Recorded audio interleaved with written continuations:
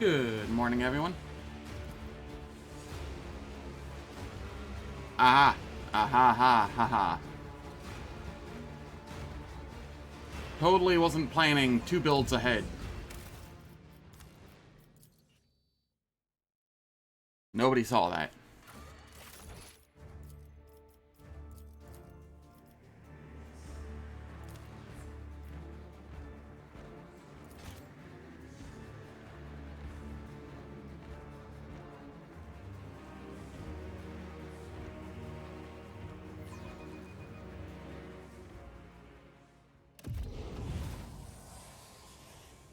All right.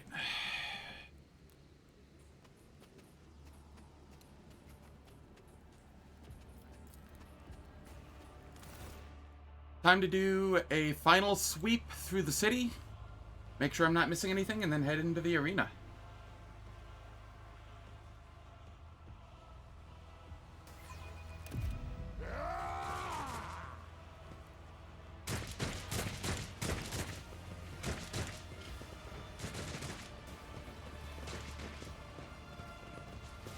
Alright, I have a lore warp here. The Inquisition taught me many things. The beggar's corpse is disfigured by bony growths. Eyes, mouths, and tentacles are constantly appearing and disappearing in the ocean of his flesh. It is difficult to mistake warp distortion of this severity for anything else.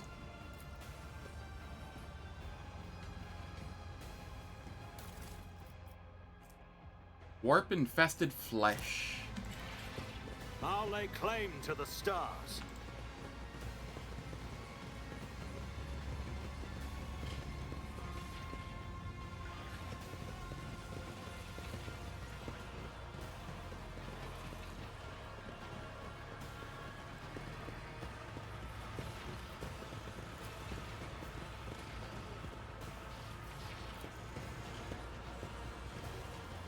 I'm glad that we have the team back together. Though I do miss the difficulty of the combats early on in Act 3.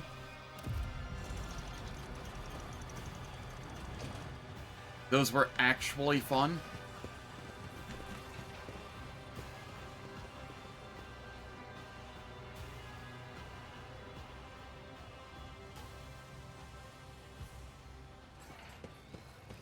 I won't tolerate weakness. How's it going, Juice-Oosterman? Hope all is well.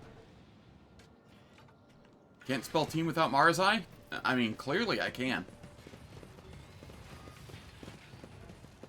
It took a little finagling, but I managed.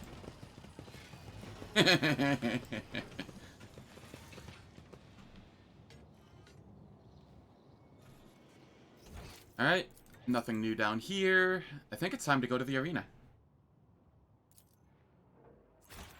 Follow my lead. Also, Eogen has decided to speed up after restarting the game.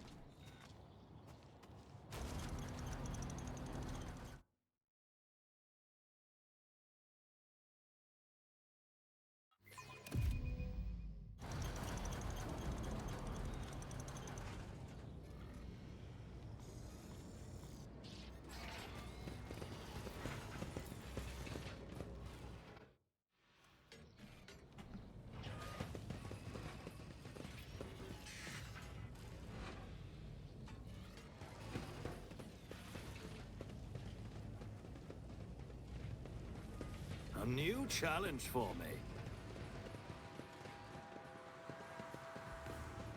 Alright. Let's do this. Point of no return. Did I lose Via Prima? I did.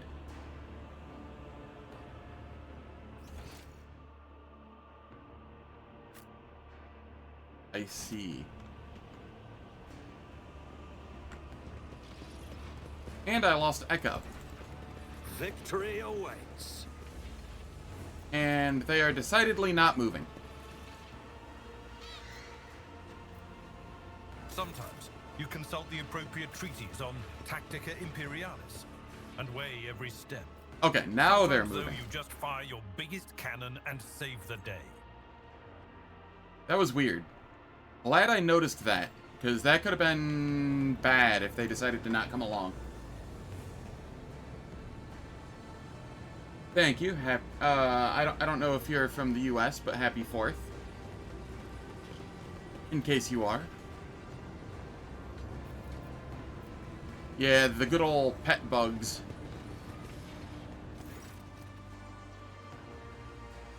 Master Tervantius sent me. Master wishes for you to send Ketkaros on a swift journey to She Who Thirsts. Do not expect a fair fight. This is your execution.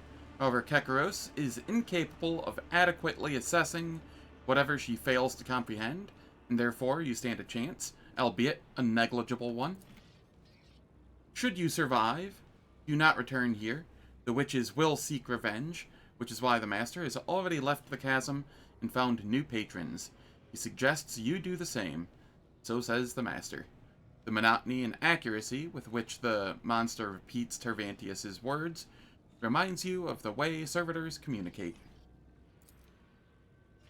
So we've been thrown to the witches. Even if we survive this fight, we will not survive the retribution of the Dark City. I hope the Arabenian knows exactly how his play is going to end. Will you go to your master now? The master doesn't need me anymore. I'll go kill someone, get their pieces, and make myself stronger. Say nothing in return, or turn away from the monster.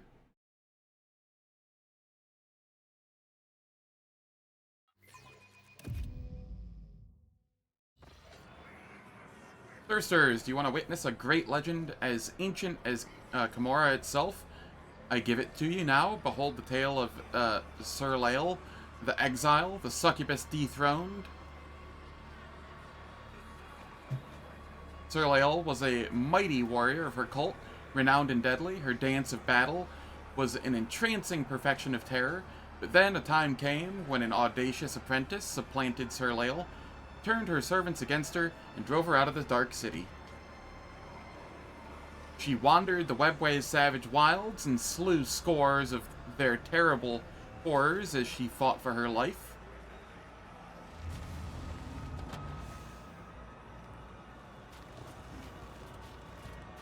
In the legend, she slew them all and pressed onward.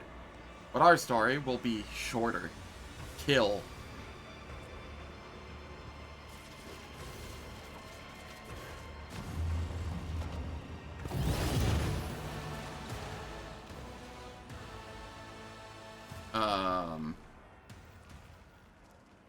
Okay, this seems very benign. I'm not the only one that thinks this looks very benign, am I?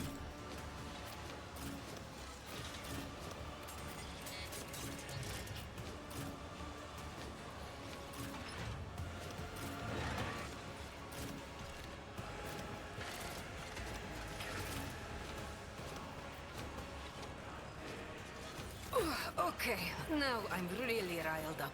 Okay, we buff up. Am I getting paid for this?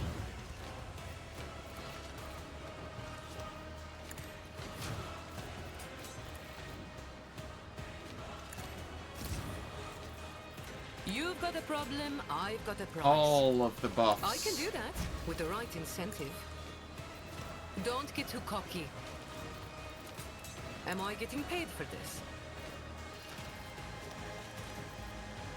I can do that with the right incentive. Let's see to it. I won't object to it. Go on, beast. Let's see to it. I won't object to it. For the throne's glory.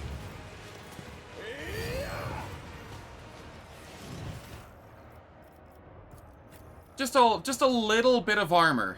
Just a little bit. God, this is so stupid. This is so stupid.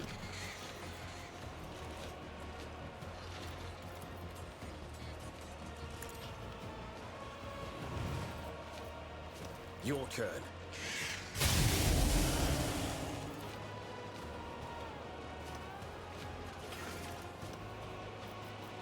Oh shit, I forgot to forewarn everybody. I need to throw this up here.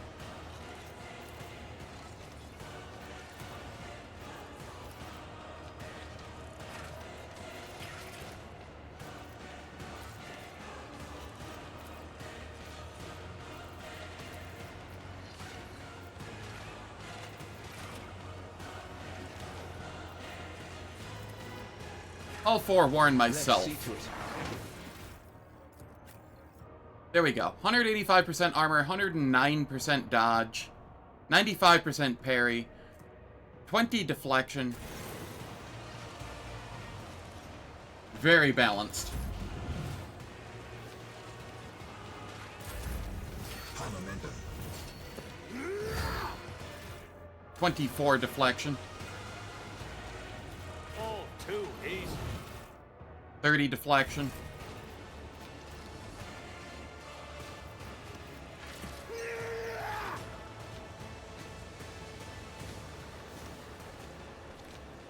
Alright, I will come up here.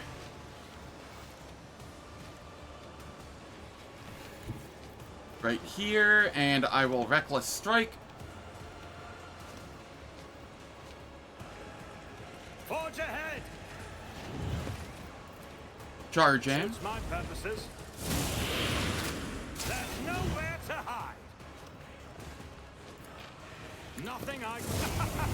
Another clean strike! Alright, and then Suits my Wildfire. purposes. Nowhere to hide. Another clean strike. And then I can Daring Breach. My time is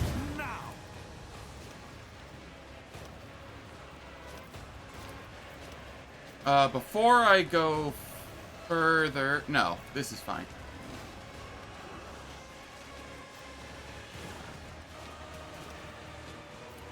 Already done. There's nowhere to hide. Watch and learn.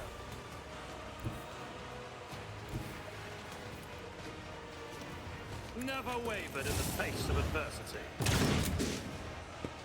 There's nowhere to hide. Okay.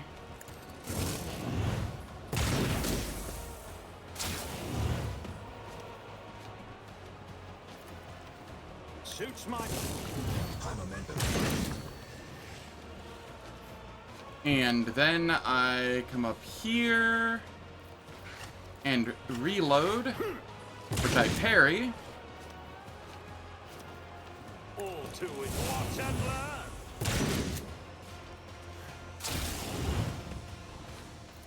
Suits mine. You didn't stand a chance. And then I can...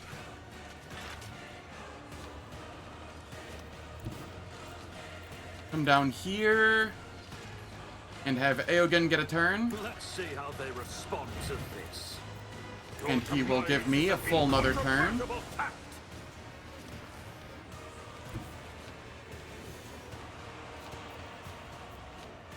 I shall not fear. I will Reckless Strike, Devastating Attack, Sworn Enemy, My purposes. just a little bit of damage here. Nothing I... There's nowhere to hide.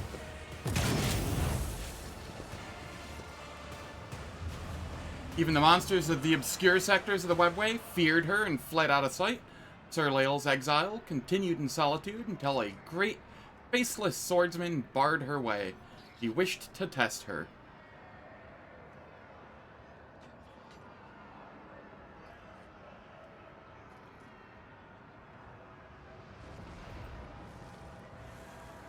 The longer a fight goes on, the higher I scale.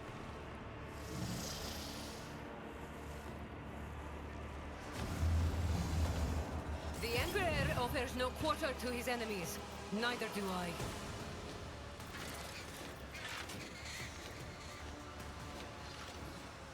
Oh, do I retain all of my buffs here? Oh, well, that's convenient.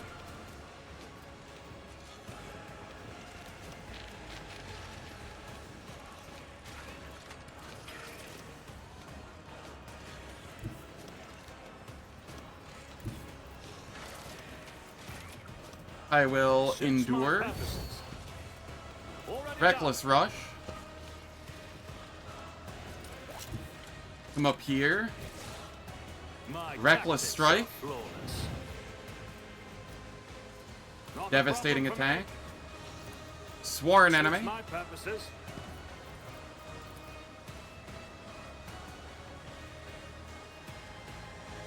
All too easy. Watch and learn. Bested by Sir Lael's hand, the swordsman knelt and recognized her skill. He was no mere mortal, but the god's creation, with respect for all things flawless. As a reward for her victory, he offered Sir Lael a gift, the way to the place where she could claim her vengeance.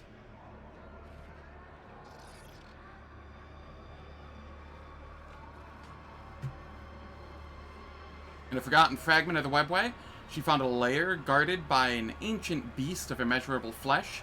Sir Lael delivered blow upon blow, and yet her strikes could not diminish the creature's body or mute its roar.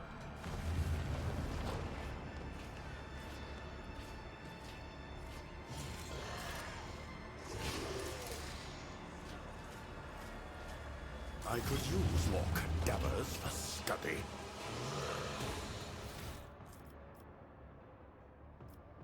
The game isn't letting me scale enough. I need to be able to do more. Perfect Specimen. Deadly Stimulants. This creature loses wounds per turn for each level of Chemical Frenzy. Natural Armor. Doesn't have a lot of dodge or armor. Once per combat, when this creature's wounds are below 60%, it restores all AP and MP and can attack again. Same with 30%. Okay. Whenever an enemy attack deals damage to this creature greater than 15% of this creature's maximum wounds, this creature gains 5 weapon skill and strength. This, okay.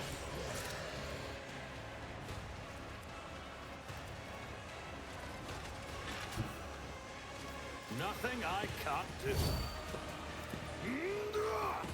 Suits my purposes. Reckless. Wildfire. No, Nothing Devastating. I can't do. Sworn Enemy.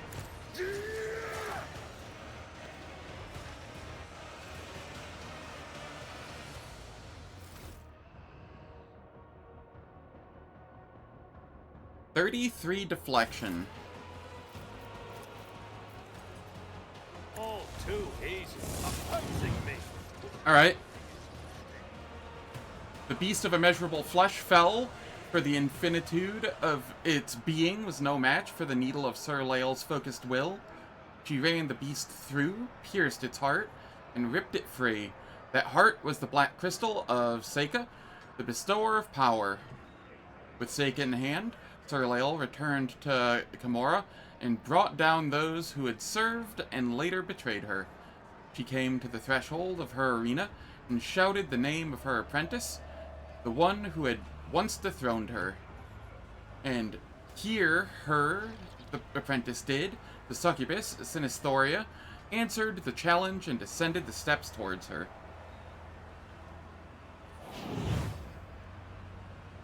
And killed her.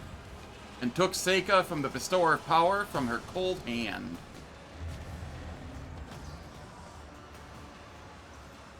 Die, inhuman scum! Alright. I am out of action points? That doesn't seem right. Suits my purposes. Okay, I have 7. Nothing Reckless I can't Rush. do.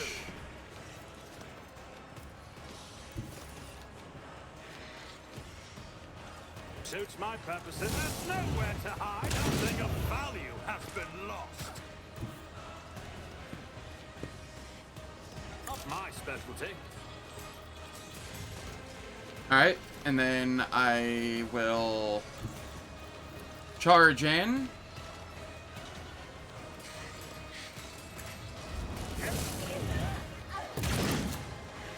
Some of those animations were subpar, even to Owlcat, prior to fight, that is. Yeah. I will come up here and Wildfire. I don't have time for this. Nowhere to hide. I will hook. You didn't stand a chance. I will come over here and intentionally reload. Ahead. There's nowhere to hide. And then reload again. Not a problem for me. Another clean strike. And reload again. Just farming parries.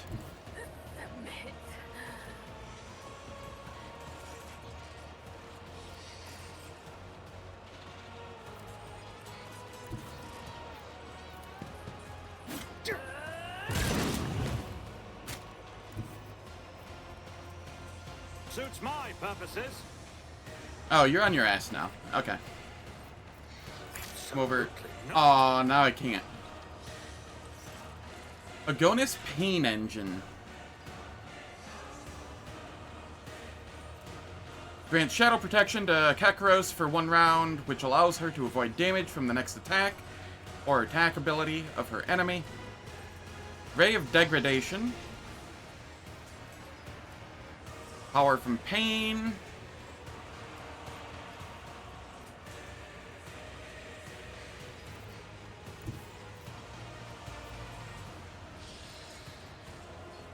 Where is this Kakaros person that it mentions?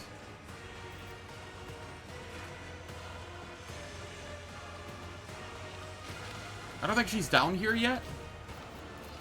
Oh no, she is. She's right here. Hiding. Dirty Trick. Performs a melee attack that deals minus 50% damage if the target fails a toughness resistance test. Reduces AP and MP by 2 for 1 round. Once per combat. Kikaros loses more than 50% wounds. She attacks a creature and restores wounds equal to the damage she dealt. If the target passes a toughness resistance test, Kikaros deals mental damage to the target equal to 50% of the target's maximum wounds. If the target fails the test, Kikaros deals mental damage to the target equal to 90% of the target's maximum wounds, and the target gains the Dirty Trick negative effect. Alright. Let's come back here, and let's give Jai a turn. Wanna see a trick?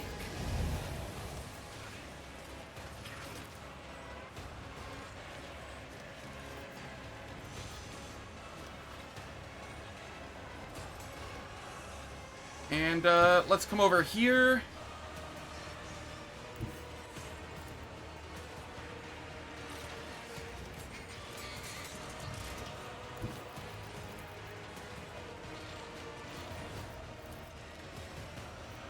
Alright, I will Reckless Strike. Nothing I can't do.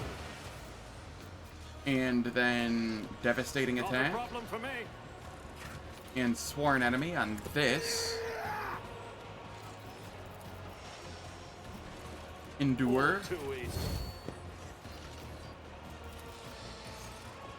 Suits my purposes. It went down.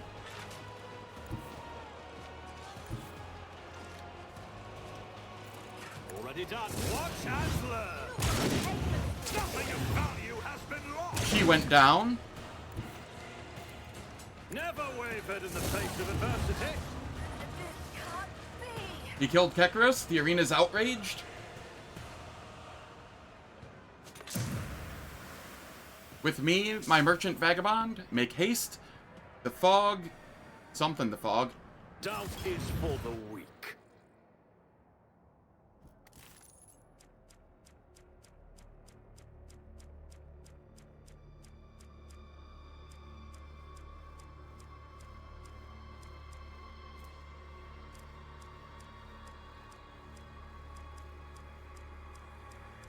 Oh my god. I just want to see what the dialogue was.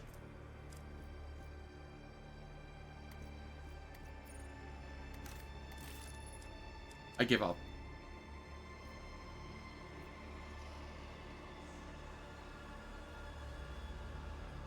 I don't know why this part got less love. Probably my favorite section of the game. Yeah, this part's really cool. In standard Owlcat dev cycle, what they seem to do is do a lot of work on the, like, parts of the game that they've put through alpha and beta. So, like, Act 1, possibly Act 2. And then anything that wasn't in that gets, like, just rushed and thrown together. It's why Alucionira feels a little less done, and why Act 5 of Wrath of the Righteous feels very underbaked. And why Act 6, like, nearly doesn't exist. It's also why places like House Beyond the End of Time, or whatever, the end zone of Kingmaker, is just, like, the worst place in existence.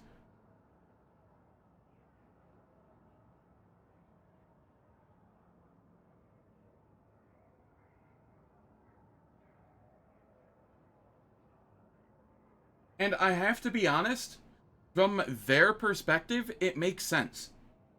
I'm going to guess, like, 2/3 of the people that play the game don't make it past the first half. Like, they just play the first half either on repeat or don't get past it. So most people won't even notice the lower quality.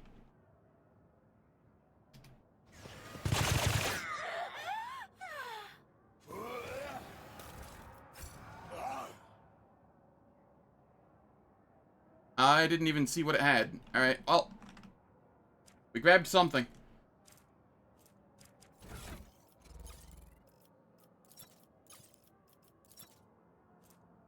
Xeno emitter? Alright, this is neat.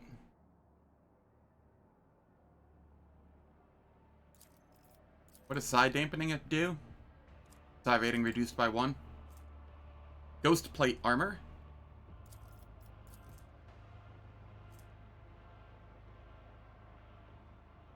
Energy bonus divided by 3.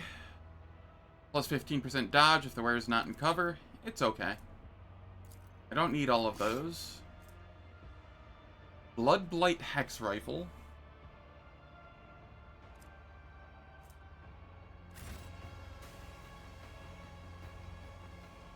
Yeah, this is easily... Early Act 3 is one of my favorite places in the game. Balance-wise. And then late Act 3, or mid Act 3, wherever the hell I am now, is one of my favorite parts story-wise. None shall stand in my way.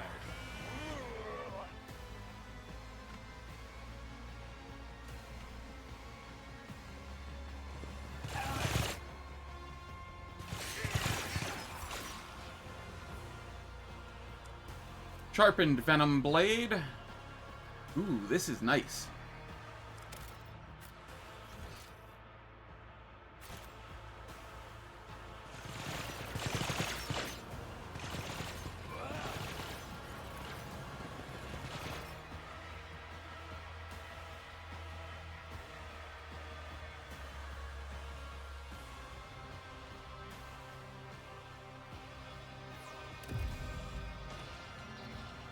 Alright, I need to...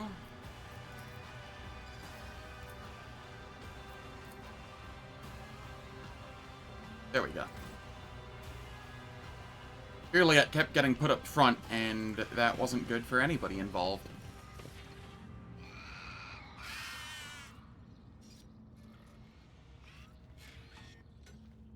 I'll lay claim to the stars. Alright, try the strange drink. Abelard, come over here. No sorting.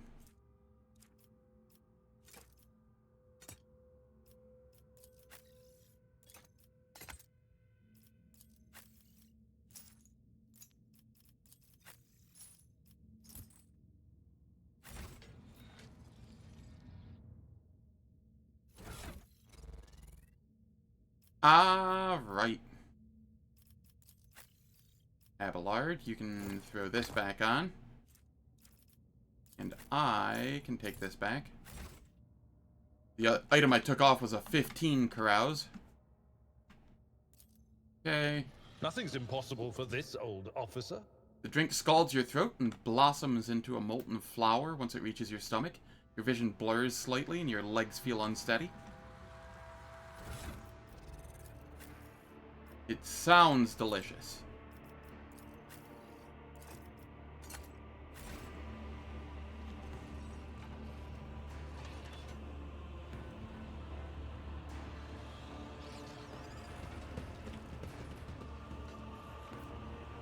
It's about time.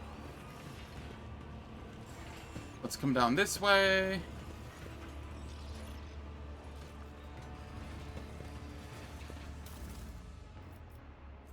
We get dark swiftness and skin patches.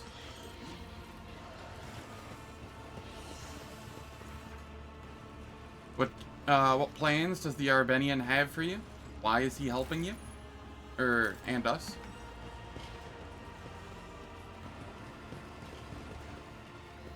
Where's that stinking jester of a Xenos? He said there would be a fight waiting for me here. A new challenge for me?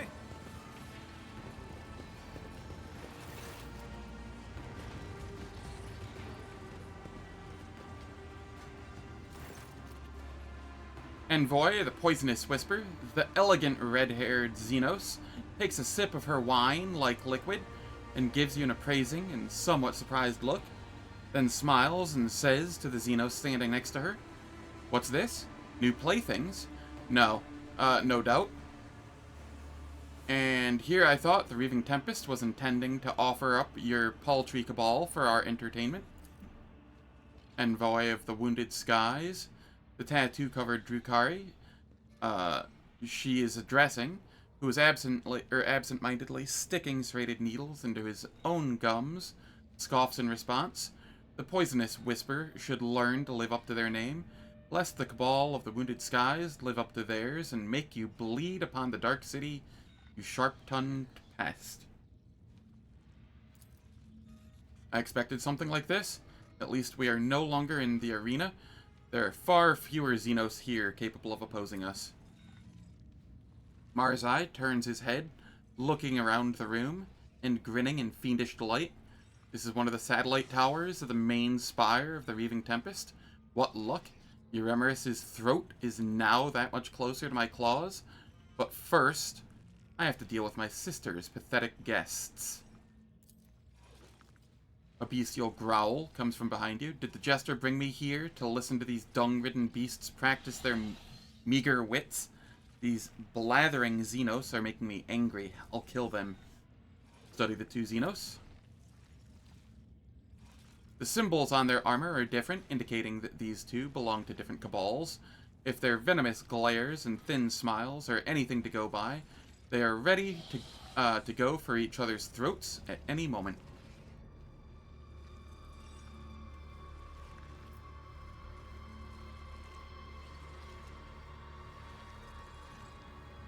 I wonder if I can do 1 and then 3.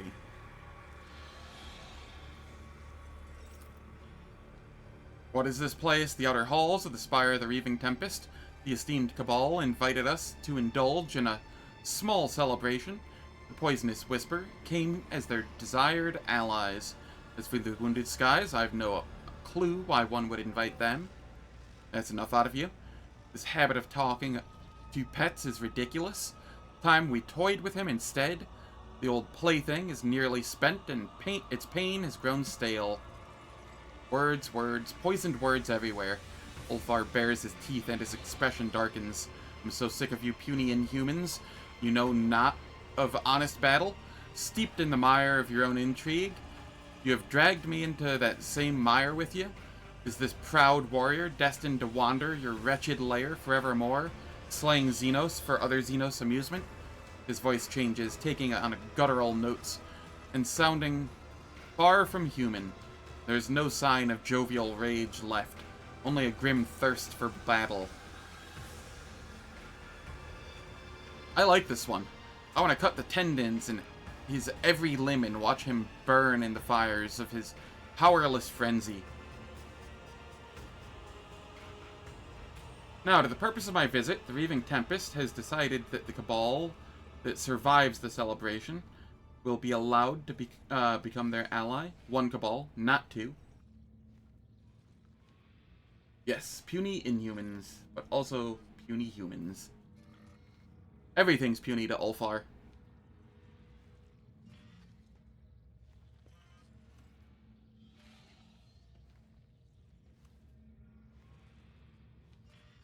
Do I go Lore Xenos or do I go Persuasion here?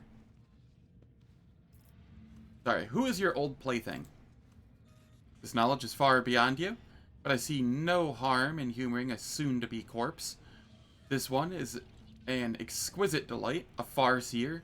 Nothing can compare to their heightened psychic emanations. Most delectable. A farseer. Euremerus had the temerity to bring a farseer to Camorra, only to feed it to some scum from the Dark City's gutters? Alright, I'm gonna go Persuasion. So which one of you is worthy of getting the first taste of my pain, and which one will have to settle for scraps? You belong to the Wounded Skies. I will help you remember the name by burning it into your eyeballs. The Wounded Skies are always so hasty and so eager to rush ahead. They fail to notice the daggers being shoved into their backs by more worthy aspirants who are offended by their witlessness.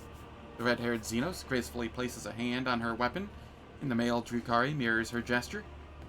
I see you've not wasted your time in the Dark City, and you have properly studied our way of thinking. Smirking contentedly, Marzai places his hands on his blade grips. Ulfar throws back his head and lets out a terrifying howl filled with longing and the cold promise of a swift yet painful demise. The sound of it leaves no doubt in one's heart that bloodshed is now inevitable. You hear the light footsteps of Xenos coming from the terrace, and their voices brimming with anticipation. Stop the reinforcements, bar the entrance. Smite the Xenos! Are you challenging me, Phil?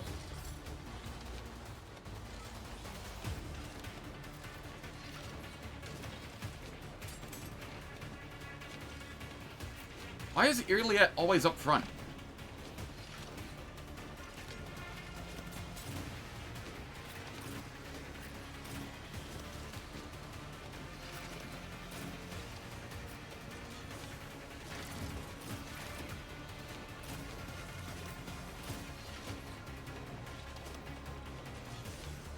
Okay.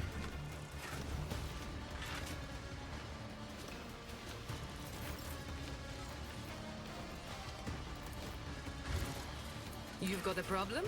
I've got a price.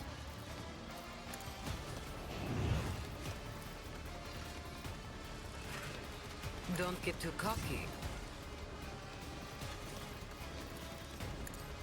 We buff. Tell me, and it is done.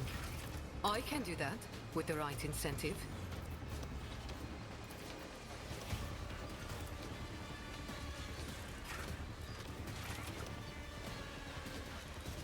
You got used to tanking when your character was a useless piece or pile of flesh? Yeah, that seems to be the Don't case. get too cocky.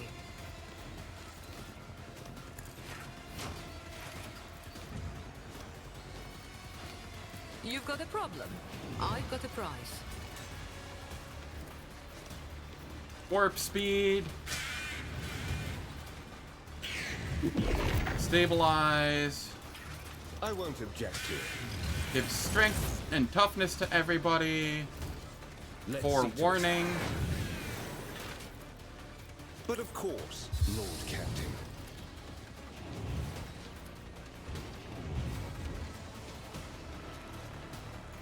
And then we can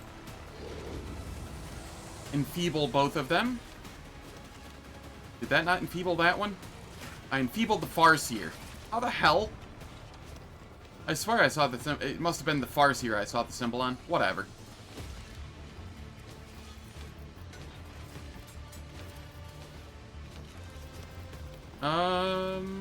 I can do this here. Do my bidding. Endure. And that'll be good. Oh, there's some stuff over here, too.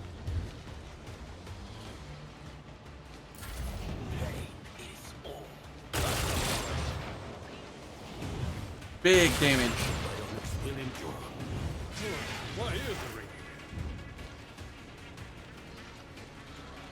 Alright.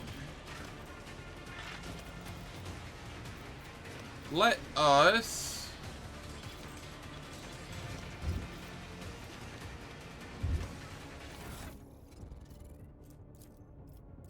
by 3 until the end of combat? What is it scaling off of? It's scaling off of something, but it doesn't tell me what. Nice.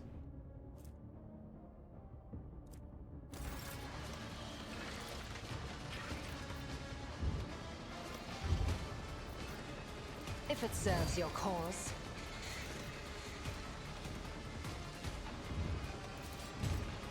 Probably not. If I must. It's hard to feel fear when I'm sitting at 177% armor, 109% dodge, you know, 115 armor, 181% dodge, 95 parry. What is there that can scare me?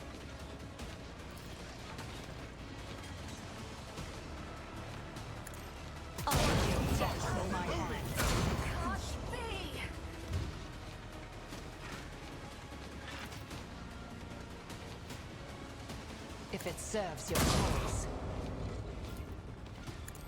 Hear you moving, no more.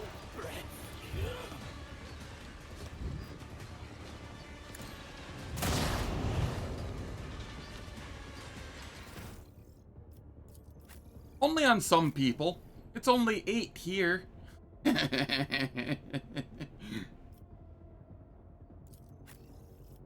You know, only.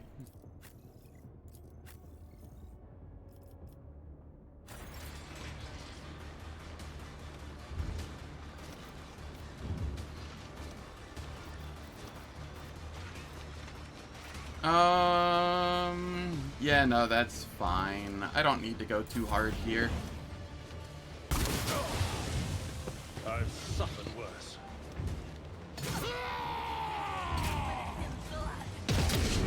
Runes out of your bones. Stop hitting me, Ashmag. I'm not happy with them constantly making me move out of my buff zone, though. Let us My creation, your assistance is required. move this here.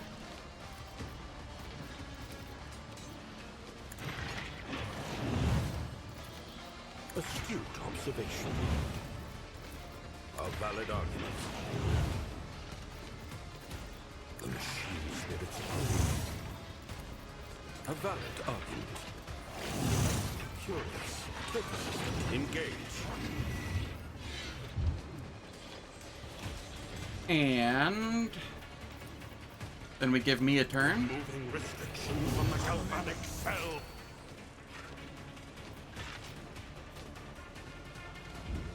I endure. Reckless rush. Reckless strike. Not my specialty.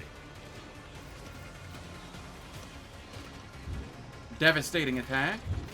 I don't have time for this. Sworn enemy. Suits my purposes. Opposing me was your biggest mistake. Did the All-Father take your sight or your mind?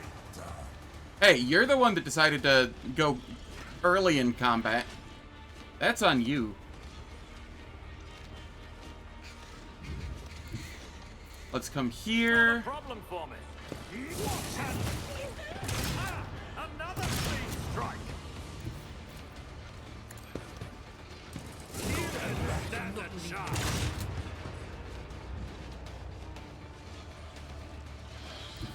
Come down here.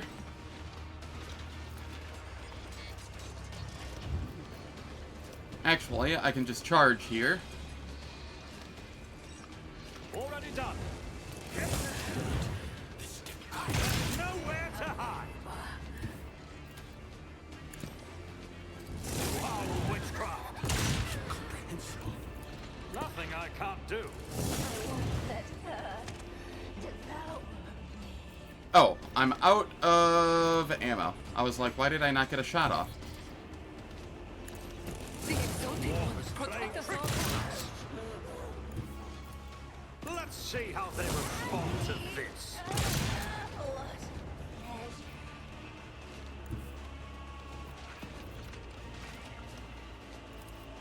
Suits my purpose. Nothing of value has been lost. Aw, so close. That's okay, I can do it this way. To opposing me was your biggest mistake. What a pleasure.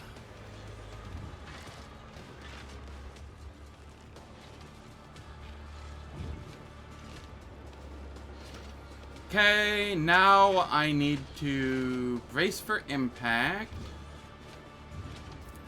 I guess. I will wildfire.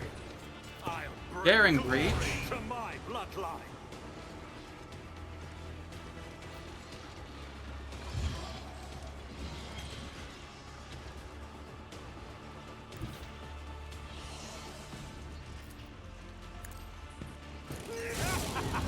Another word of value has been lost. Suits my purpose. Opposing me was your biggest mistake. Nothing you didn't stand a chance. Is here. Oh, I'm out of ammo again. Whoops. Connecting to chat. Which? What the hell? Hopefully I haven't missed anybody's messages.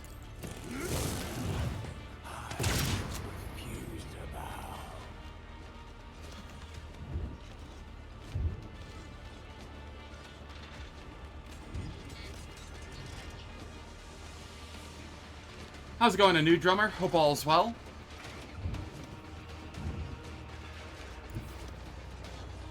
That's good to know. I can switch over to this. And then fire up here. I shall not. That gives me movement to come over here. Where I swap back to this. Suits my Very purposes. nice. Opposing me was your biggest mistake.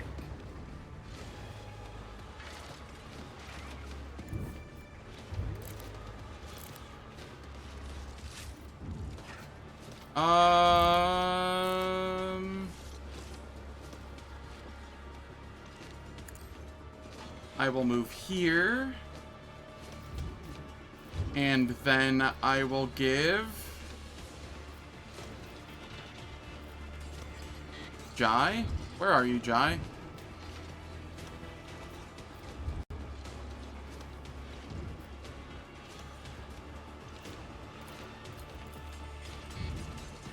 Oh, she's right next to me. That's why I'm feeling a little blind Nothing here. I can't do.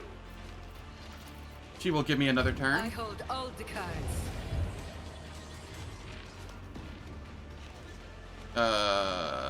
Why is it still her turn?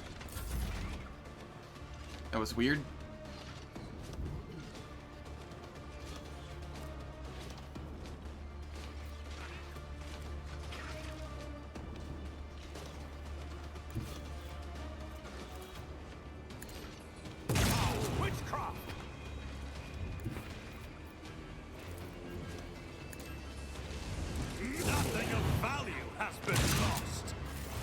Alright, that was fun and easy.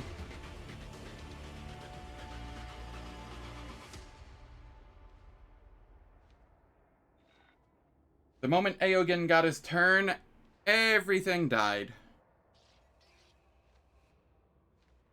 You are staring into the eyes of an animal that enjoys killing. No, it does not enjoy it. It just kills, finding no joy or delight in doing so. It kills because that is its nature. The Emperor protects warrior. From beneath the veneer of bloodthirsty indifference, something resembling a living emotion surfaces on the giant's face. You hear words breaking through the wall of bared teeth, or the Allfather. Ulfar's bristling, fiery hair lies flat once more, and the imprint of death vanishes from his gaze.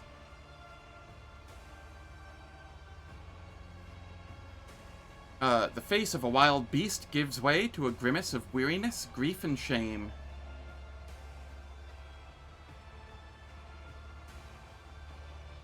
Warrior, you honorably dispatched the Emperor's enemies. Ulfar shakes his head morosely. It was not devotion to the Allfather that guided my hand, only the black malice of Wolfen.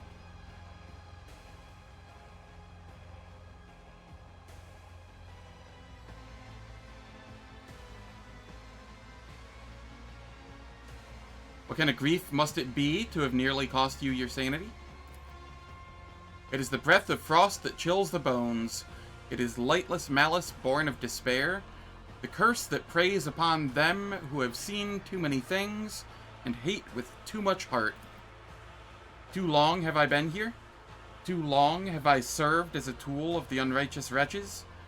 A shameful fate for the Allfather's warrior, and shame is what scorches my soul when I saw that I had once again become their plaything, that yet another Xenos had set me upon his foes.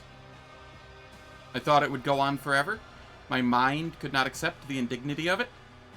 So my mind hid like a coward would. Only thirst remained. Blind destruction, no thoughts, no regrets, no purpose. To be a beast, not a human.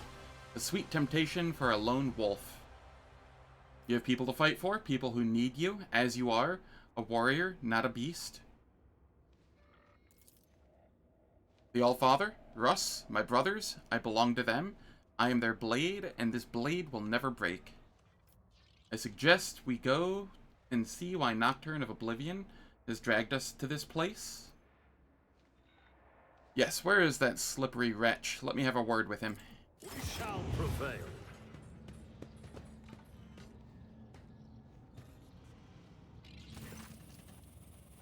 The slender figure of the Harlequin. Oh god, that is an awful noise. Slender figure of the Harlequin emerges from the shimmering haze with the grace of one performing a sorrowful dance. He approaches the dying Aldari nearby. Your dance is now tableau, and I lament.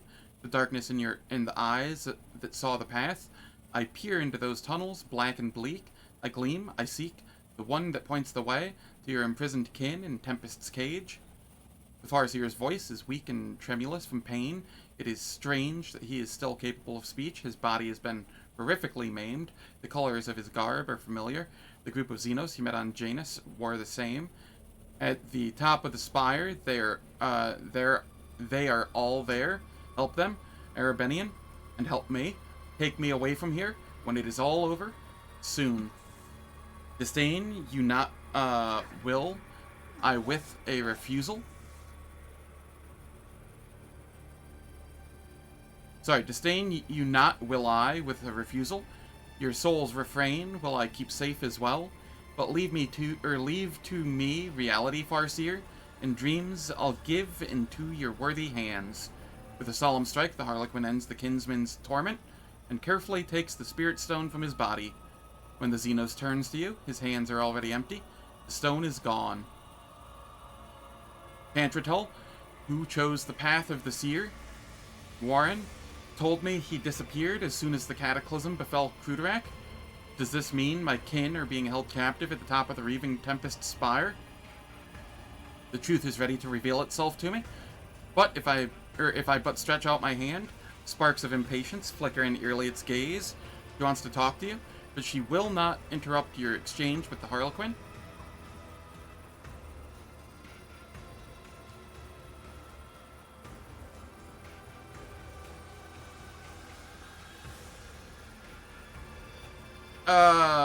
I do apologize. I'm going to mute the game while the ads are playing, so that we don't hear this jittering noise from, this guy. Unless people don't actually care. But ads are about to start playing. They last for 3 minutes. They disable pre-roll and mid-roll ads for the next hour on Twitch. I don't do anything in the meantime, so nobody misses out on any content. And I will catch everyone after the ads.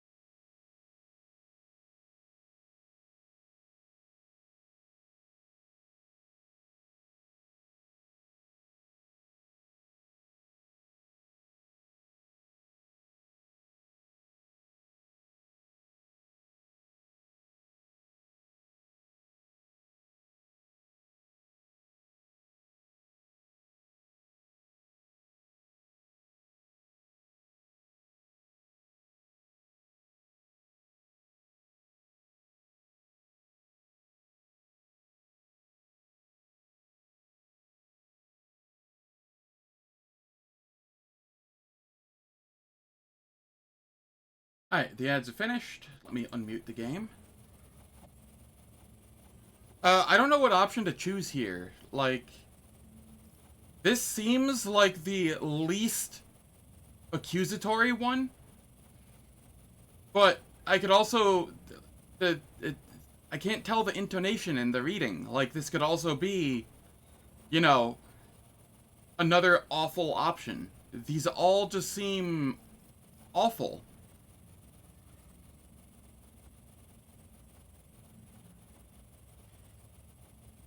What is the correct option here?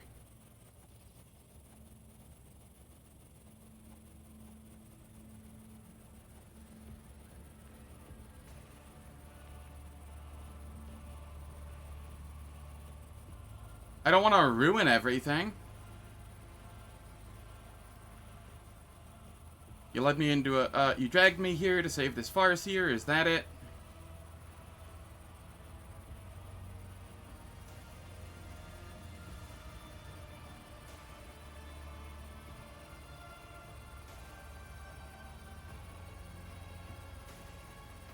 Is this your idea of a path to salvation? I don't... it's between 1 and 3, and I don't know which one's worse. I hate this. Owlcat's localization team really needs some help in instances specifically like this one. Wrath of the Righteous had a couple of them too.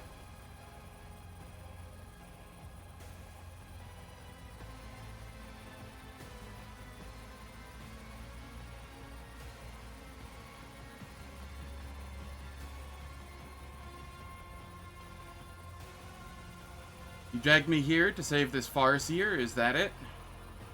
Or is that it? You listen well, O pathless wanderer. Night music's leitmotif you have discerned, and title virtuoso you have earned.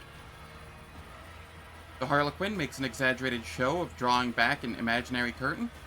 The shadows beneath the black eye holes in his horned mask once again form a mocking smile.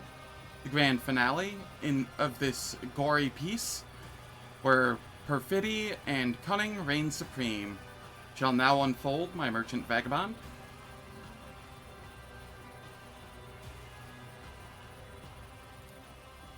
A bizarre tapestry of metaphors, yet containing a surprisingly deep meaning.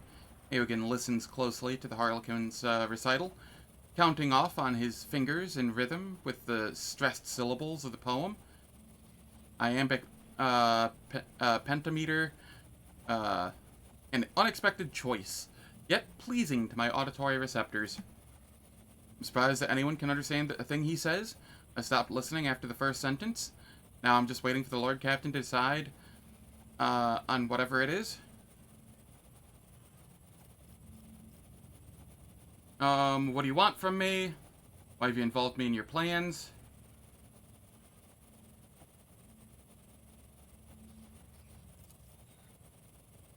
Mora's ancient law was boldly spurned, and too despoiled were Cruderac's remains, the Tempest's mistress, spurred by avarice, forbidden plunder brought to her dark nest, and though the city shrinks from those whose souls in the darkness gleam with coruscating flame, the interdict is scorned, the pact ignored. Camorra awaits, Camorra tastes its doom. To make of drama farce beyond belief, a pair uncredited assume the stage. A cutthroat monkey, a captive thief, a dancer, make strife poet, guileful knave. With a weary sigh, the Harlequin concludes, when Coda's note falls silent evermore, the last a duty will perform, and then the first will move, his exodus enact. Euremeris acted recklessly when she decided to bring captive Psychers back to Camorra. The webway is extremely sensitive to psychic powers, and the Psychers' presence could force the Dark City apart at the seams, opening gaping chasms to the warp. If the other Cabals knew about this audacious stunt, the cradle's fragments smolder dimly there. Where Tight has drawn the Tempest all together, dare you plunge your hand into the flame and drag Truth's embers out into the light? Oh, Arabenian, Arabenian. You ask if I'm too afraid to save the little that remains of my home? Now that the wind of hope fans the flame of the coming truth? The stone on Earlate's chest flares crimson, a timid glow that goes out as soon as the Eldari touches her chest plate. Even if the fire of truth burns me from within, I will follow this path to the end. Ellentalk, the Arabenian love jests, but not. This is not one. Please, before it is too late, we must save the Farseers. Allow me to go with you to the Spire, to that nest of depravity, to that haven of pain, anger, and betrayal of my kind. Earlate's voice wavers like a taut string, and her eyes are veiled with darkness. Here we go again, trusting the pointy-eared ones and saving Xenos. We don't learn from our mistakes, do we? Nah, of course not. Jai's plaintive groan is directed more at herself than you. Are the Eldari truly that important to you? If what the Harlequin says is true, we will save whomever we can.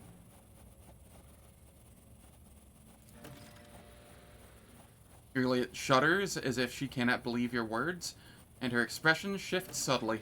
I am grateful. I find myself wondering... God, whatever is happening here is causing the rest of the game to slow down. Like, I don't know if you guys can see, but this is going at like 40 FPS. Oh, shit. Thank you. It was only up for like 7 minutes. You know, no big deal.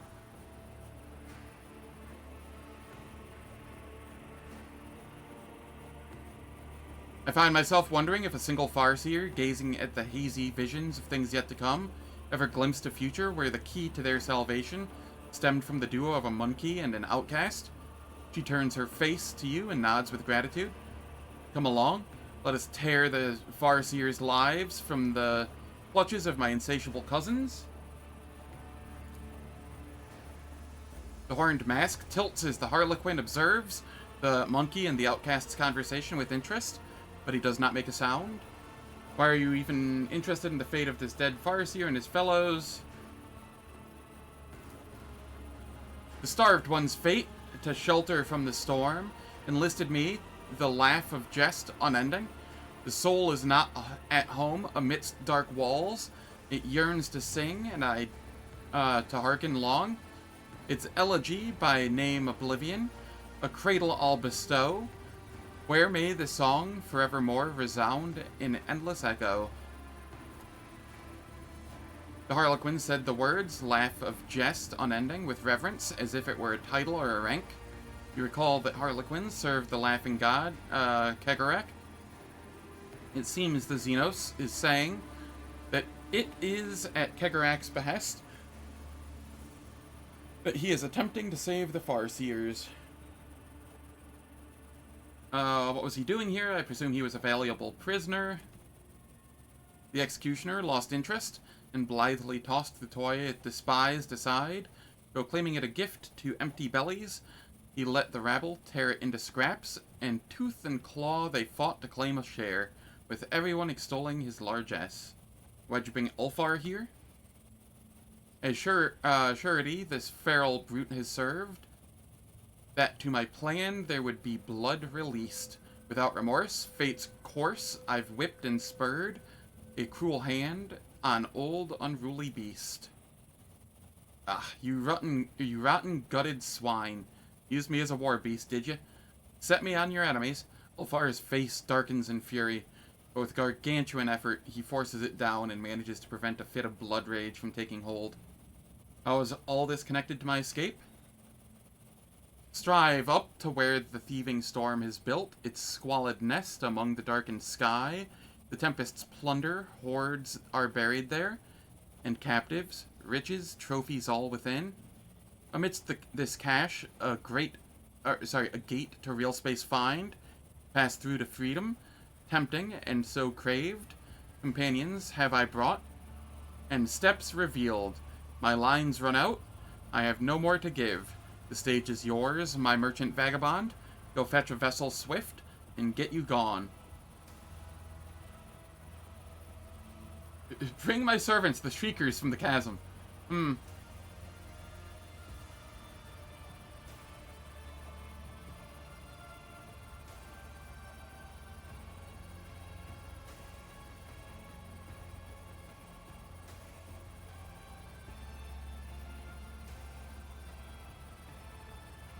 Thank you for helping me.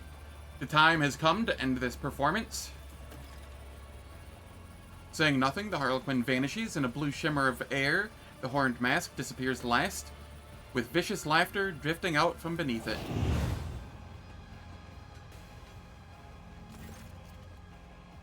Heinrich stares for a few moments, more moments, at the spot where Nocturne just stood. How much longer will we be playthings in the hand of damned Xenos? The torture, the arena, even this effortless escape, and the source of all these degrading ordeals is still alive. his eyes burning with hate shift at Arliet.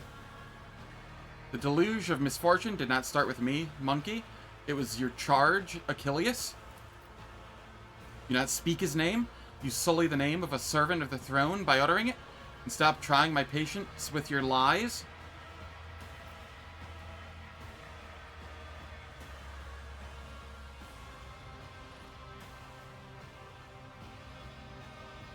Why will you not even entertain the possibility that Arliet is not lying?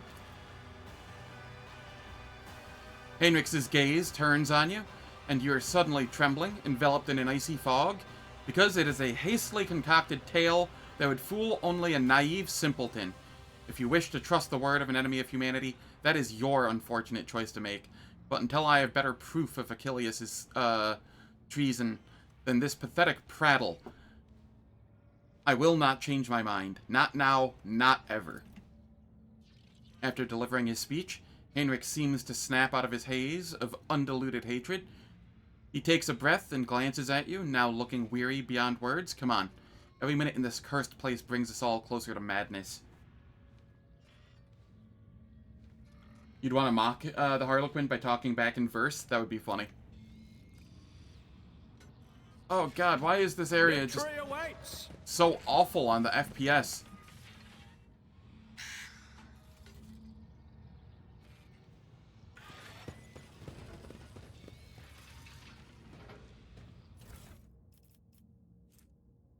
At the end of the turn, the wearer gains stacks of tactical advantage equal to the number of enemies hit during their turn. Okay, I don't have that, archetype on anybody. Whenever an enemy makes an attack of opportunity against the wearer, that enemy must pass an agility resistance test or become blinded for 1 round.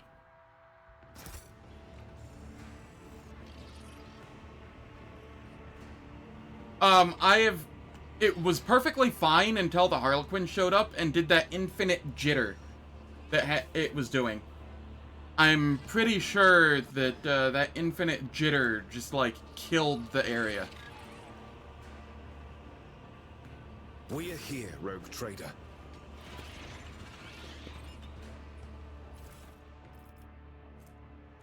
Shuriken catapults. I won't tolerate weakness.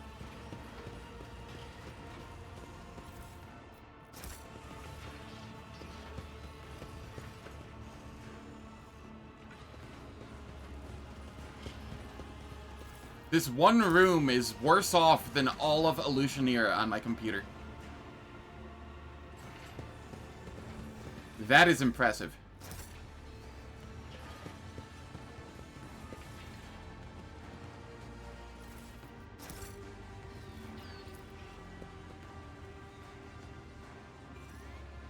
Follow my lead.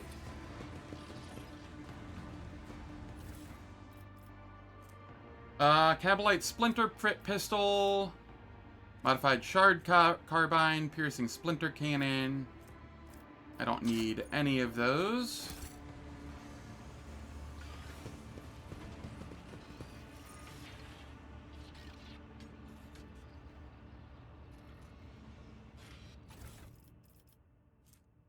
Blaster, I will take that.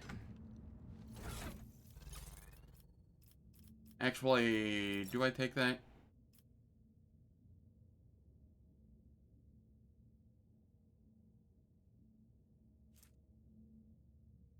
It is two-handed. No, I do not take that.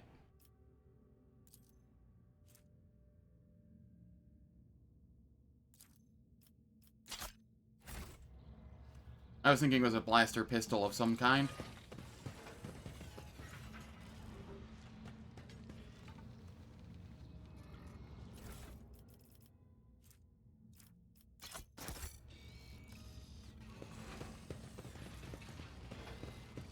None shall stand in my way. Alright, I'm gonna go to the main menu. And see if reloading this zone fixes it. Because I'm worried that whatever happened is gonna carry over into the next zone.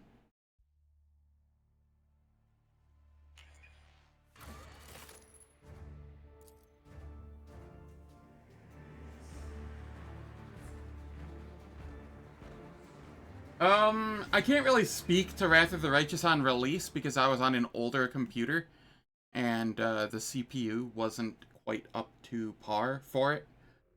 So I got like really bad FPS anywhere like remotely large. Okay, yeah, reloading fixed it. It was just that jitter that had like queued up or whatever. Nice, buttery, smooth performance again.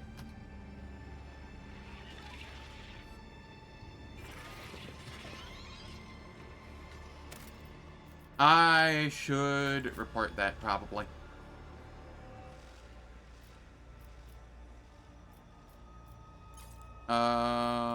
Area, outer spires. Animation.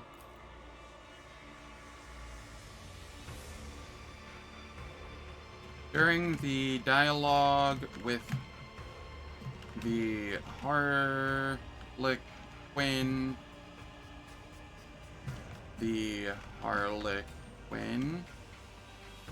infinitely jitters, causing a severe degradation in performance, even past the end of the dialogue.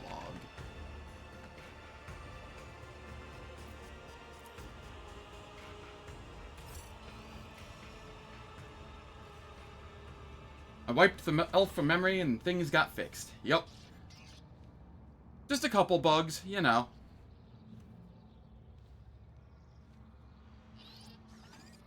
They're gonna get tired of seeing my email pop, or my email address at this point.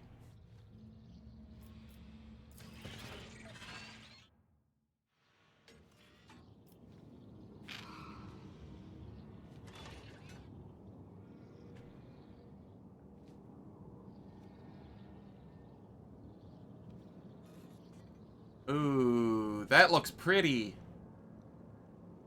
Is that the captured sun from earlier in the game?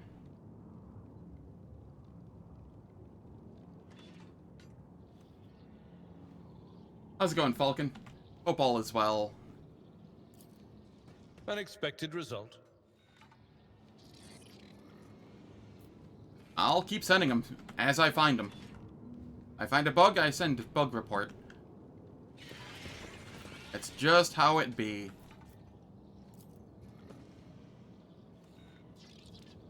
Number of containers, some sort, of some sort beyond this enclosure. I did fine.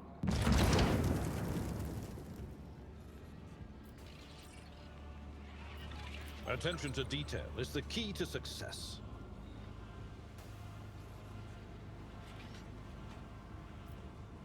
I either get a name in the ending slides or they start forwarding my messages to the trash bin. Something.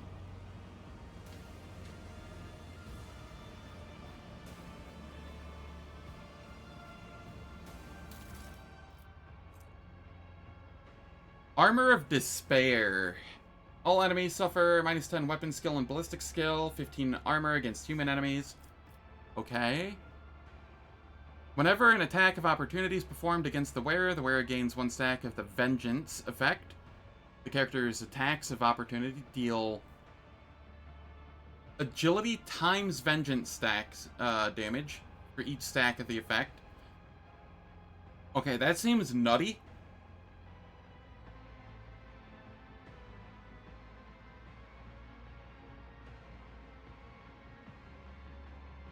But I don't get very many attacks of opportunity, I don't feel.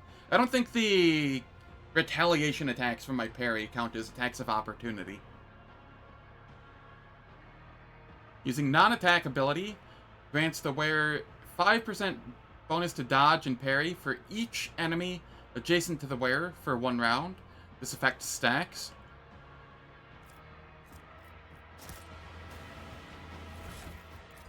Jai, what are you wearing here? Yeah, no, I'd rather that. It's about time. Yep, Mars Eye gear for the most part.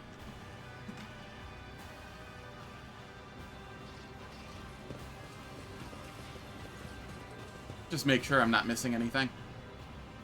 I don't want to miss out on any loot. I'm a loot goblin.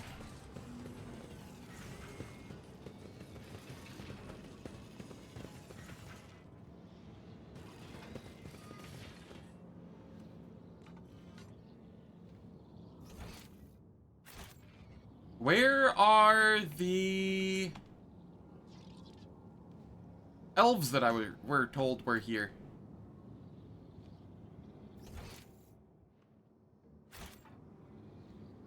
The Eldari.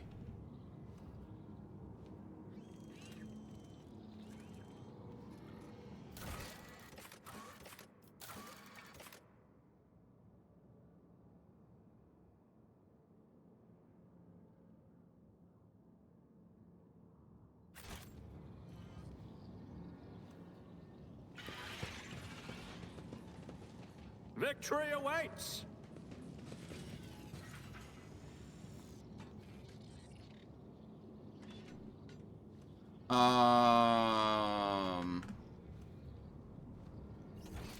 Did I fuck up her quest somehow by going in here?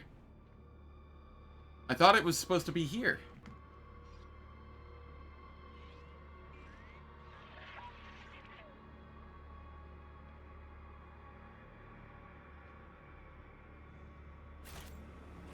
Maybe it's further forward. Challenge for me?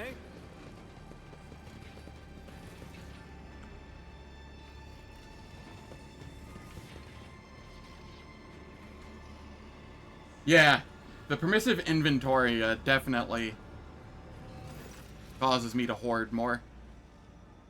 Two pilots are already disarmed and under guard by your companions. They give you a haunted look as you approach, but do not dare say anything. You take a glance at the Xenos boat. Sure, its design and certain parts appear bizarre, but you can still guess their purpose. You could probably steer it. I can steer a gondola, Elentok. We do not need these pilots.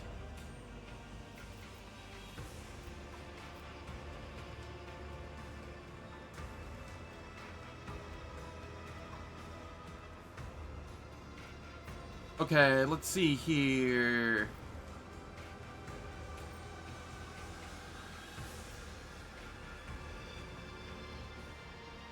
Leave while you can. Irliot, take the helm.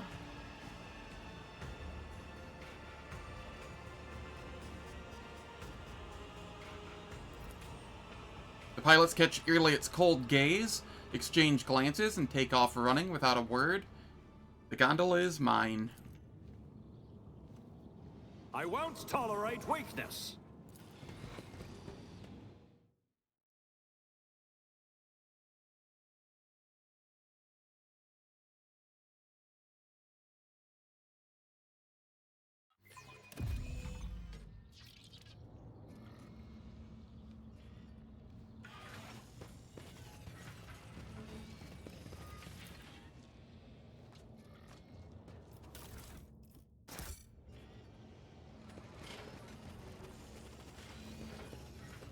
Okay, this must be approaching where we need to go.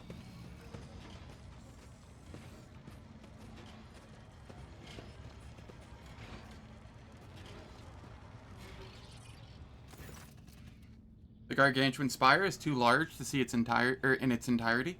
Its true proportions are shrouded in shadows, and you feel as if those shadows try to envelop and swallow you whenever you look away. Grinning savagely, Ulfar says, with an undisguised joy, I smell blood in the air, blood that is about to be spilt. I hear the echo of clashing swords and the terrified screams of Xenos writhing under our heel. Allfather, what a marvelous feast you've prepared for me. By the Golden Throne, we made it, and all in one piece. Not bad, but we can't relax just yet. We've still got a long way to go. Spire of the Reaving Tempest, the seat of my cabal. both a place to find respite from the scheming of our enemies and a deadly trap for those too weak and soft for our ranks. Mara's eye tilts his head and glances at you. The heart of the spire contains a secret, an ancient webway gate that has remained sealed for many, many eons. Euremerus kept it in case Vex noose happened to tighten around the Cabal's neck. No one, save for her and a certain other Cabalite, knows where exactly in real space the gate leads, a perfect escape route, and I can open it for you.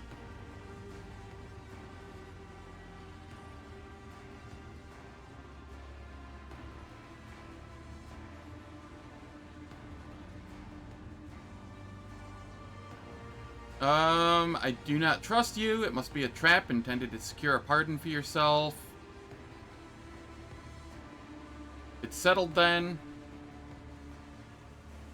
How do you know how to unseal the gate? I find such deep trust between Drukhari too good to be true.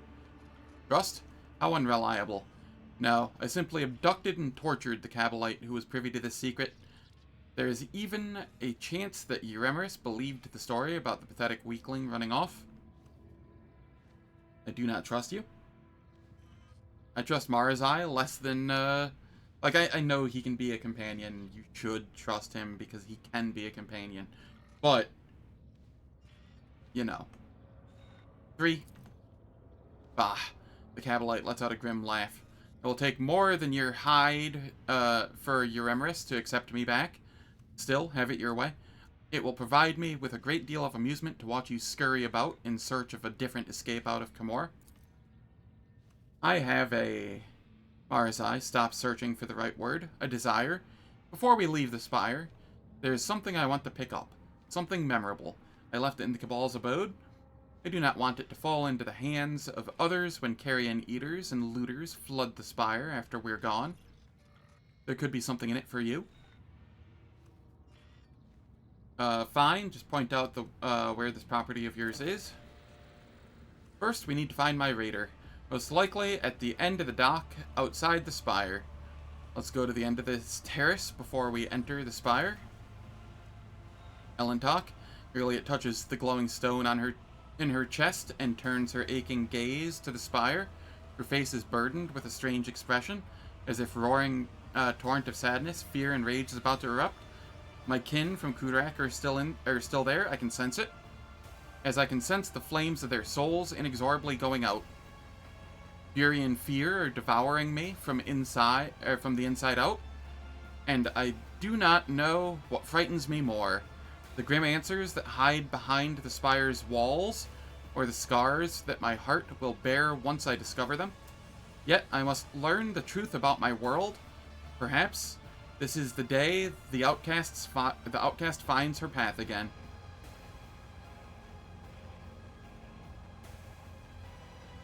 Come along. When we find the Farseers, you will have all your answers. You speak the truth, Ellentalk? Let us be on our way. We will tear their lives from the clutches of my insatiable cousins. She turns her face to you, and despite her tense expression, you see the corners of her mouth twitch. I find myself wondering if a single Farseer, gazing at the hazy visions of things yet to come. You already said that line. As for the webway gate that Arabenian mentioned, for it to open before you and let you enter the webway, you would require the help from one of our kind. Merely its brow furrows. I could try to open the gate, but to do that, I would need a certain construct, a resonance device. The master of this place must keep it close at hand. If you wish for me to use my knowledge and open a path out of Camorra for us, find this item. Without it, I am powerless to make the webway allow us entry into the into its labyrinths. Really? What is the plan to find your kin? Farseers are not easy captives to keep. Whatever the Dark Ones are using to repress my kin's powers, those tools will be noticeable. I will find a way to them. Marzai, what should we expect to find inside the Spire? Cabalites, witches, incubi, at Euremerus' side, He pauses for a moment, an expression of concern flashing across his pale features. That is all. Venture into the depths of the Spire. Spire the Reaving Tempest welcomes you with muffled noises seeping from its dark walls. Distant voices, footsteps, and screams of pain. Hey, we have a level up. This is level 42.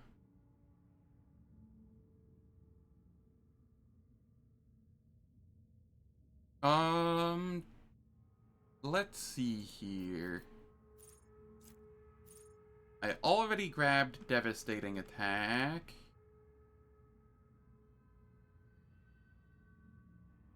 So I suppose I can grab Cautious Approach now.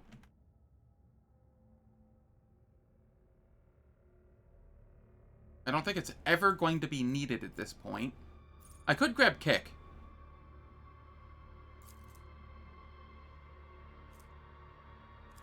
It is a toughness bonus plus strength bonus, which I don't have a lot of, but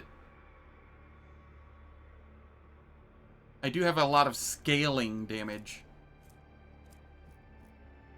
So it might be fine at, like, the end of a turn if I have, like, action points left over. Let's go Kick.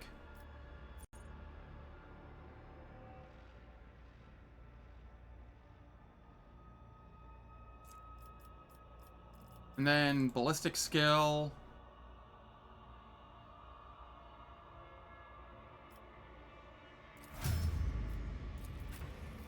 Really it.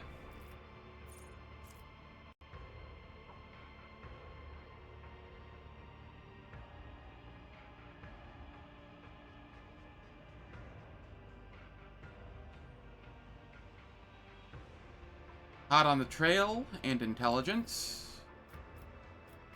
I already have that. What did I take before that I wasn't supposed to? Ah, Ensnare the Prey. Alright.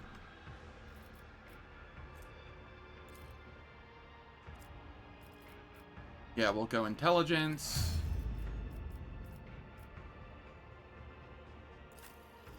Abelard. I have Wall of Rockcrete and Toughness for you. I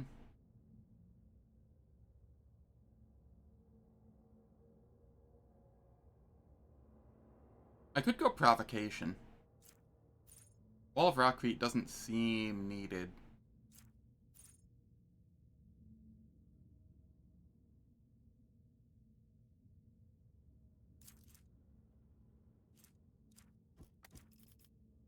Yeah, let's go Wall of Rockcrete, I guess.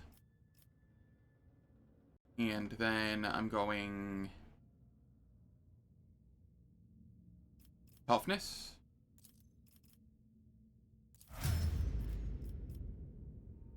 Over here, Jai.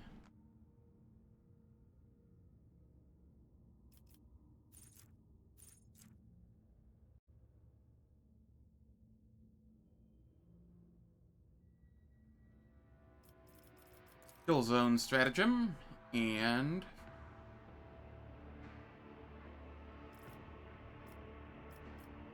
what have I been giving you outside of Fellowship? Fellowship, Ballistic Skill, Perception. Okay.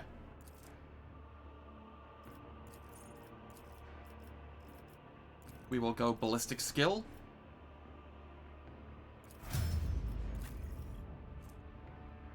Then, how's it going, Angavelmar? Hope all is well. Aogen.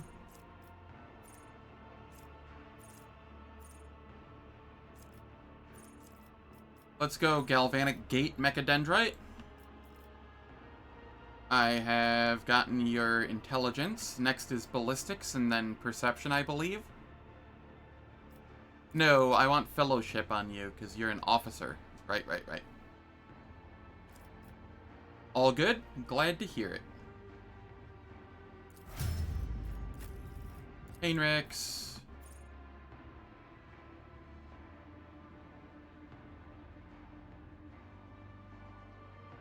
Prescience and willpower.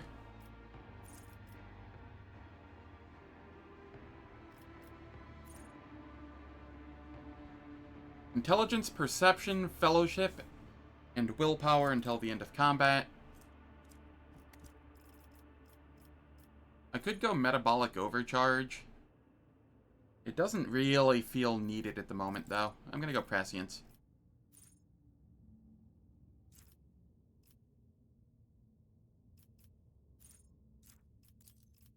Is there a better option? Regeneration could be funny, but, like, combat's not lasting long enough.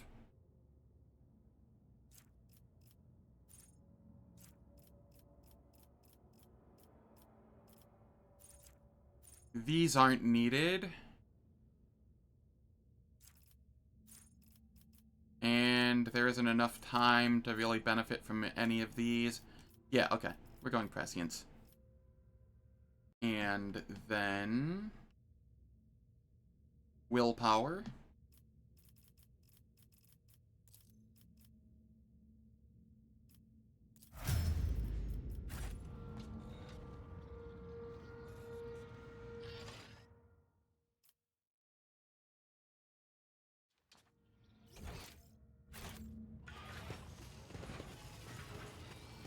I'll lay claim to the stars.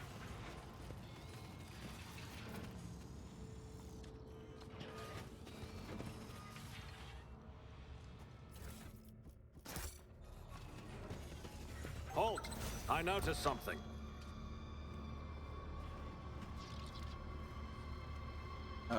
Halt, I noticed something, but what did I notice?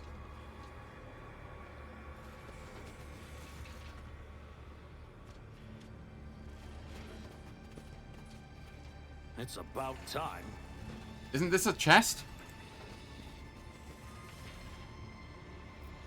Speak, Elantak. I understand your intent. Something of interest. Oh, okay, the goods were behind it. I see, I see.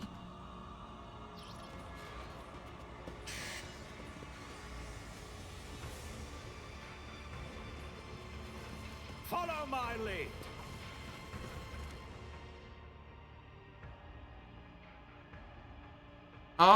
I could get rid of Abelard for Marzai here. I don't think Abelard's going to have much to really do here. So I will do that.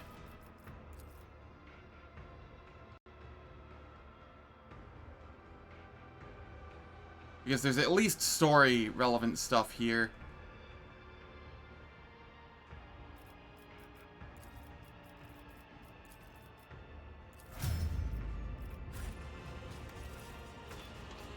And I will come to the front. Heinrichs will be there. Guy there. Okay. Victory awaits.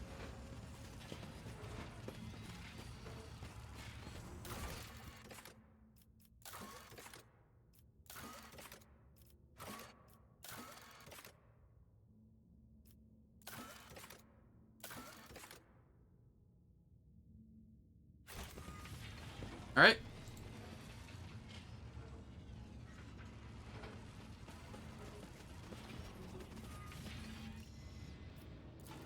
In we go.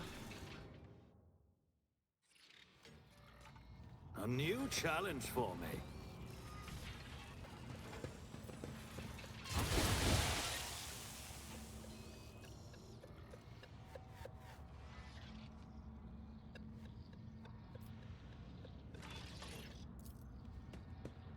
A job for me? Shireen, if it pleases you, Shireen. Ah, too bad I never leave that unpaid. This is such a weird zone. What the heck?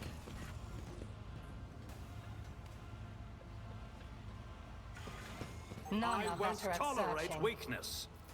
I see, I see. We come back this way. I like how I somehow got a fresh injury off of that. Of idleness, let's move. I stand in recognition.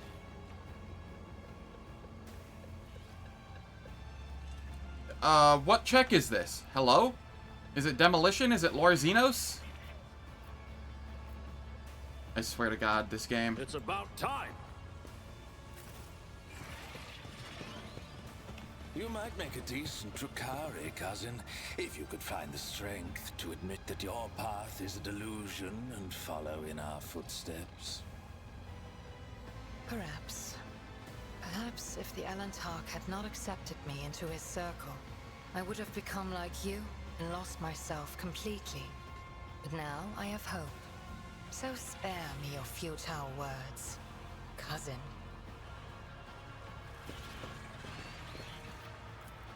Excellence matters. Okay. Follow my lead.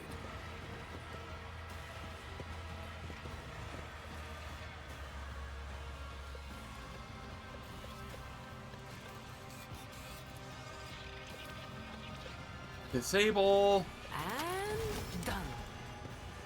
An exhilarating discovery. I see. Also, every time I gain any XP, I'm gonna hear the level up noise for right now, I guess. That is remotely annoying.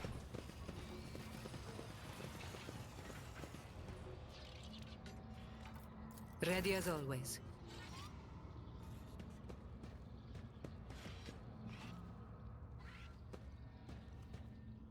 Where's the profit in this? My pleasure. None shall stand in my way. I should have leveled up all far out there so I didn't have to hear the level up noise every time I did anything.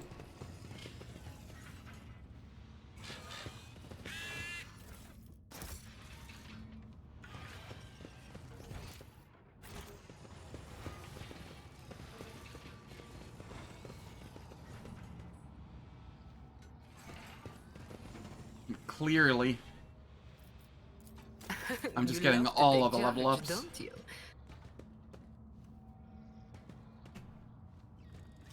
One and it's done. I'll lay claim to the stars.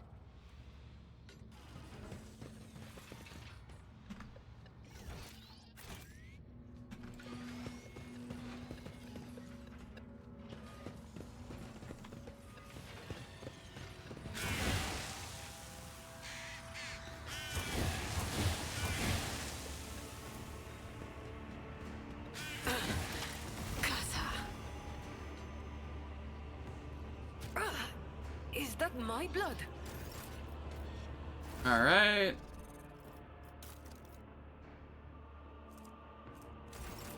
I see. Okay, now I'm really riled up. Need a little morale boost? I owe you a debt.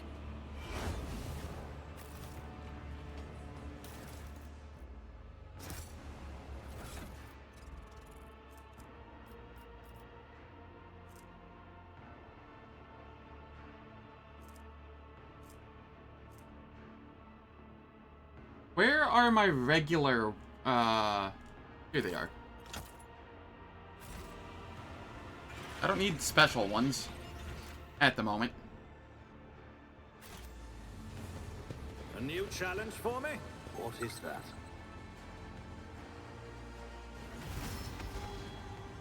A job for me. Halt. I noticed something. And done.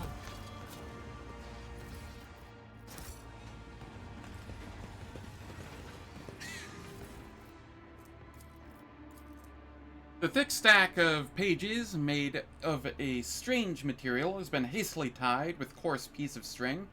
The pages are covered in sharp, uneven handwriting and have brown stains on them. Goal, several-fold increase in veil energy. Note, enhancing the veil connection will require merging the minds of 4 specimens. 4 individuals, 2 male, 2 female, selected from among Kruderak Farseers. Aside from their veil connection, specimens have no common traits. Merging process expected to be fascinatingly painful. Parts of 3 Aldari placed inside the thorax of the 4th, the most resilient among them. Redundant original heart removed. Other internal organs preserved. Specimens conscious throughout the surgeries. Despite the blockers, the partial brain transplants were accompanied by several energy discharges, resulting in equipment damage. The potential is amazing. The integrated subject was punished by an intramuscular injection of an acidic solution that erodes soft tissue from the inside. Subject stable and controllable, undergoing significant physical and psycho-emotional distress as the Eldari minds are becoming aware of the situation. The energy discharges increase every time the blockers are eased or pain receptors are directly stimulated. Confirming the expected result. In order to intensify the pain experienced, the subject will be nourished by essences of its own torture. The Eldari consciousnesses are trying to consume one another, perhaps in order to lower the net pain awareness. Curious. The subject must continue to be saturated with its autogenic agony, with added psycho-tranquilizer injections. Enhance the subject's physical suffering with internal bone tissue disintegration. That sounds pleasant. It's about time.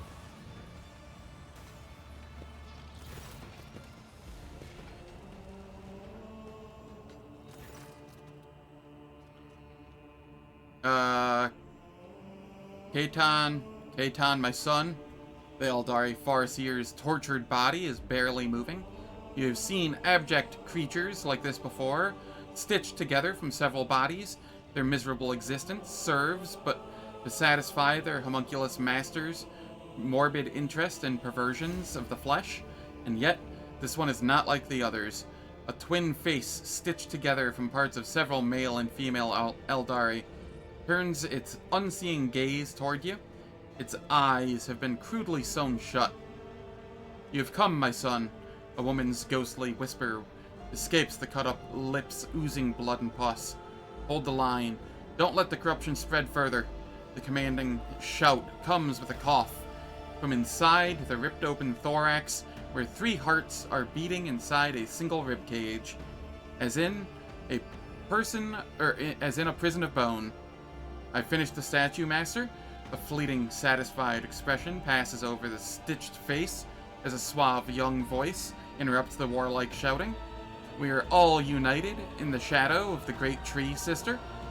Until Kayla Mensch, Cain claims our heart. Your elucidator discerns yet another voice, soft and profound. O Isha, mother of all life, may your blessing protect the children of Asuran from the abominations of bodily and spiritual torture. The Eldari's hand twitches as she reaches for her weapon. What are you? Forgive me, Kaitan. Ever since the founding of our craft world, I took upon myself the duty of caring for Kruderak's children, yet my own son. Oh, my Kaitan, why did your path have to take you so far from home? Today, Cain bloodied his hands again, with our blood and others. You must learn to accept your fears, to tame your anger. Laenartha, my love, I dedicate my last statue to you. Don't cry. My path of the sculptor may be at its end, but I have a different path ahead of me. Will you walk it with me? Today we mourn those we've lost, our sons and daughters, and brothers and sisters, and parents and lovers whose souls the wind took. I doubt they can hear you. The homunculus's experiments have twisted more than their bodies. Their minds and souls have been remolded into something wrong. All of this is wrong. It must not be.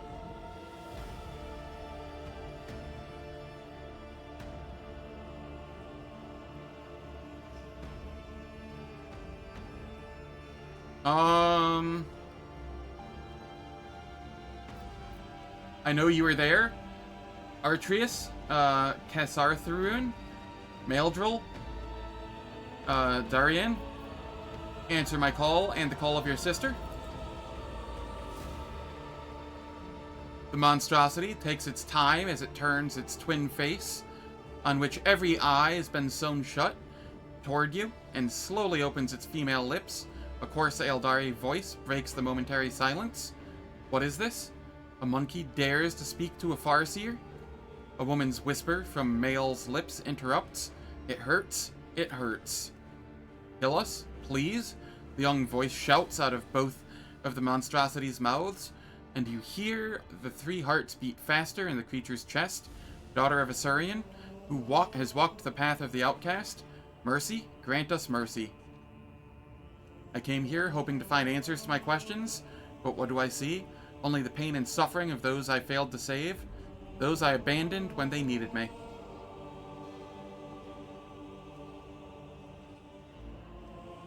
Your presence on Kudarak would hardly have changed anything. You would most likely be dead now. You cannot know that? No one can? Iliad shakes her head in sadness and turns her gaze to the motionless monstrosity. What am I to do with them, Elentok? You've been asked for mercy. Grant it. Iliad winces, then draws her weapon with resolve. You are right, Elentok.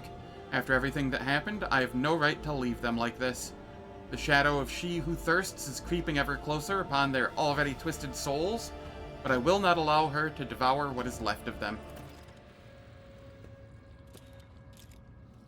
Will no tears for me, Isha. Any good loot? No.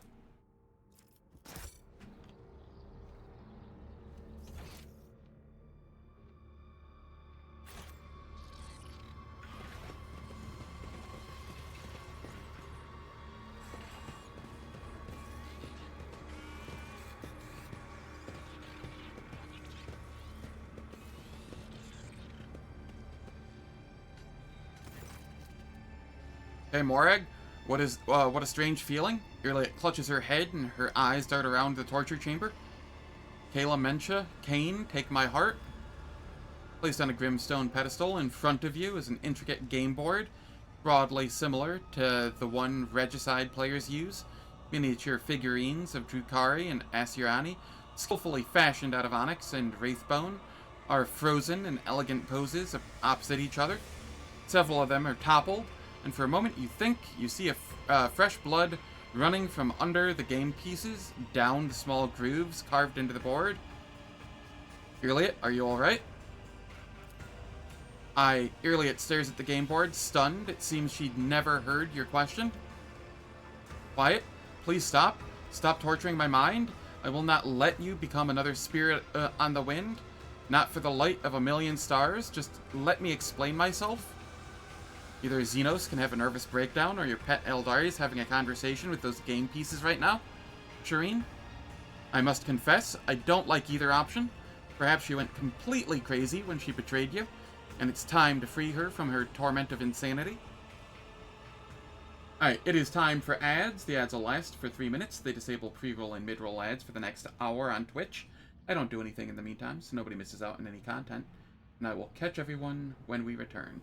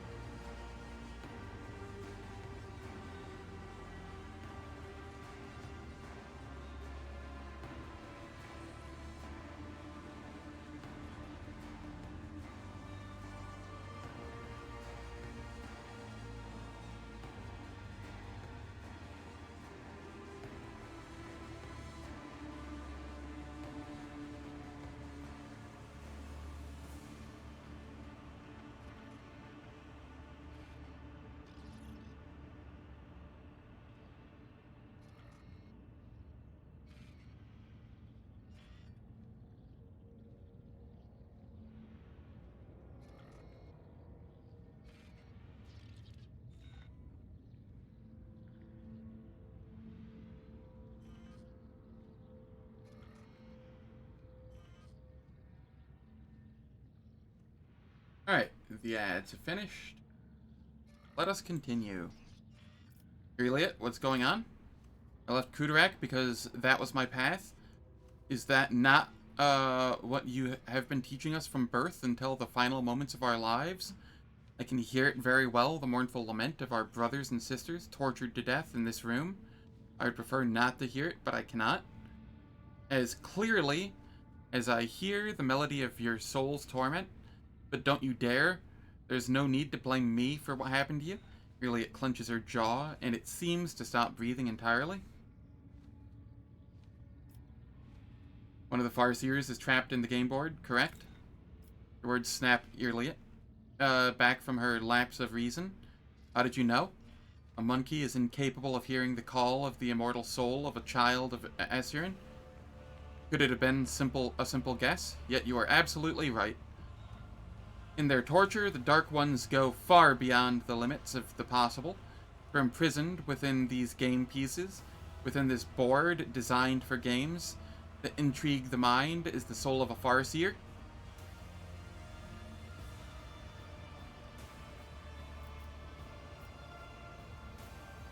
Why would the Drukhari imprison a Farseer's soul in a board game? Why does the wind blow and the rain fall? Why does starlight illuminate our path and darkness dismay us? It is their nature, for that is the way of the world. The Dark Ones feed on despair and suffering, while the Farseers are powerful beings of unbending will, whose souls, however, are brittle. Every move on this game board causes the Farseer nothing but pain. She sees everything, or she feels everything, sees everything, and is aware of everything. She dies with each piece taken, and is resurrected at the end of a game.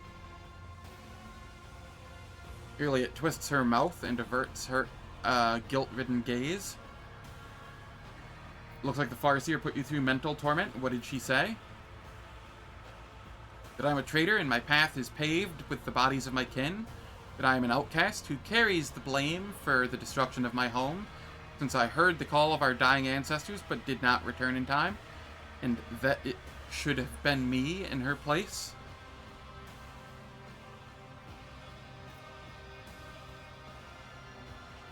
The pain and suffering have damaged the Farseer's mind. You could not have saved Kudarak alone. But I could have protected my home and met my end alongside the others. Merely its own words make her shudder as she stares at the flayed bodies of her brothers and sisters. Still, for as long as at least one child of Kudarak is alive, its memory will not vanish, and I am yet to reach the end of my path. The seed planted long ago is yet to grow and bring forth the flower of truth.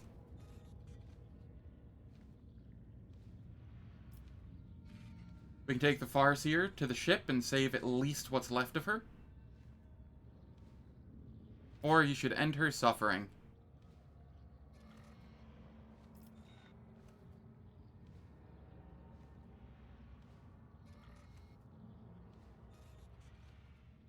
Ooh.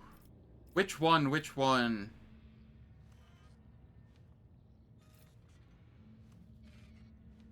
I'm going to say one. We can take the Farseer to the ship and save at least what is left of her. It is hard to say how much more suffering her soul has yet to endure before we leave the city. She may even be devoured by Slanesh on the way, as forms like these make our souls very brittle and defenseless.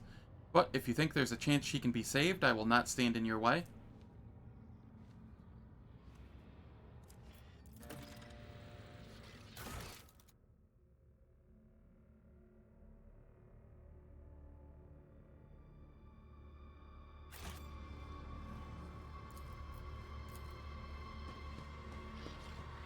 My pleasure.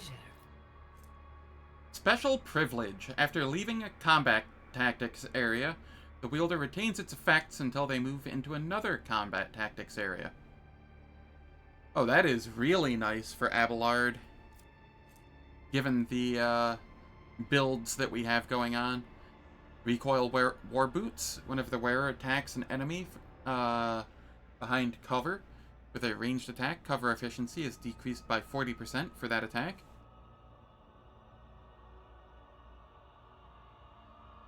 sorry, is decreased by negative 40% for that attack. So, cover efficiency is improved?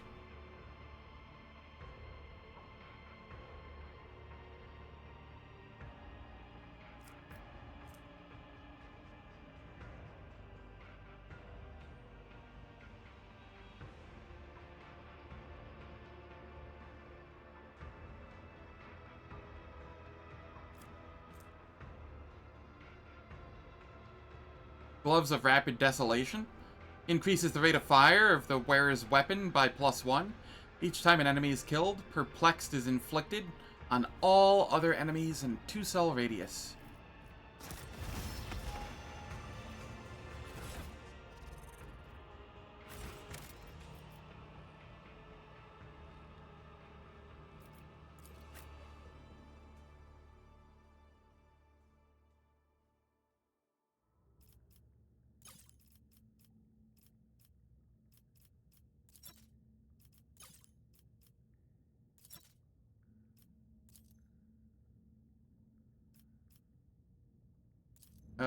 What is it called? It was boots of recoil war boots. Okay.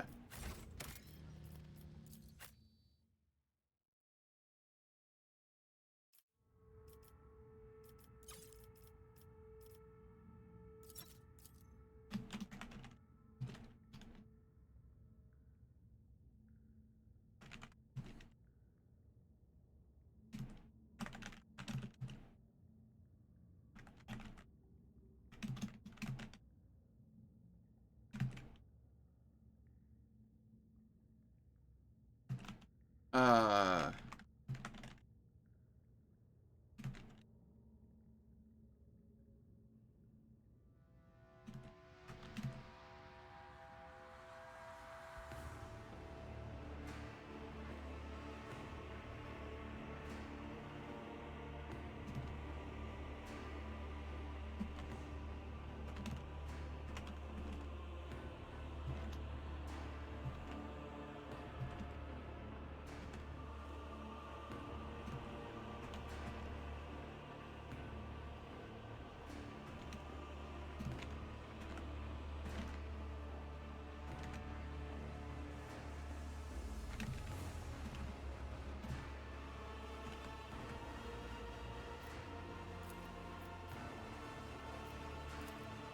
They're really gonna get tired of seeing my email.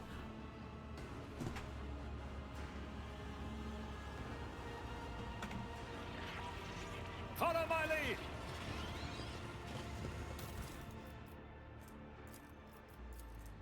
Deliverance as the activation order code word. Excellent. 43. Sequential joint removal. Starting with the fingers, the process resulted in death. As in every previous instance, the body will be reformed and regrown. Internal organs excised and placed into an alkaline solution without severance from the nervous system. The subject is observing its dismemberment and experiencing the pain at its full intensity. The agony strengthens the connection to the veil, but the body is weak and inevitably perishes. The subject's body disintegrates faster with each new assembly. Thermobox introduced into the torso for alternate cooling and heating with constant electrical stimulation. The subject survived for 4 minutes longer compared to the previous resurrection. Physical torture discontinued. Audio-visual headband placed on the subject's head to broadcast images of its suffering kin into its consciousness. Cardiac arrest recorded 19 minutes later. Subject in possession of all previous knowledge, including memories of pain and death, and therefore fully compliant. Phenomenal strengthening of the veil connection observed, but the body survives for no longer than 3 minutes under any set of conditions. None shall stand in my way.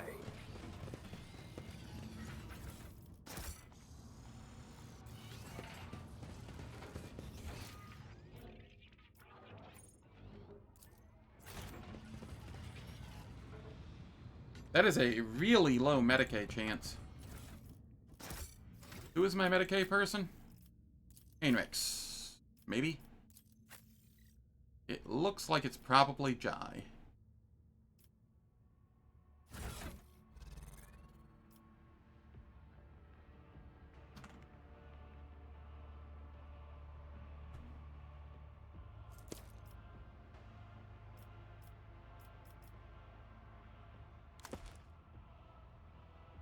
Okay, we throw Medicae there, and I will throw Medicae here.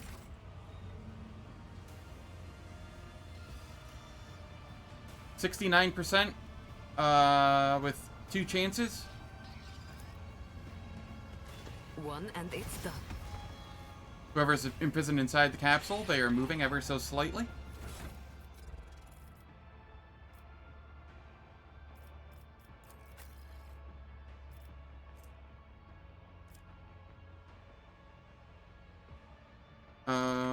Inquiz.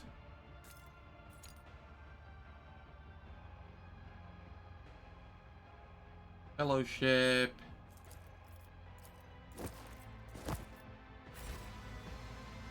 There we go. I'll lay claim to the stars. A young Eldari's body is floating in a murky glass vat filled with acrid acidic sludge. If the built-in xenocogitator's changing readings are anything to go by, the Eldari is alive, or at any rate, not quite dead.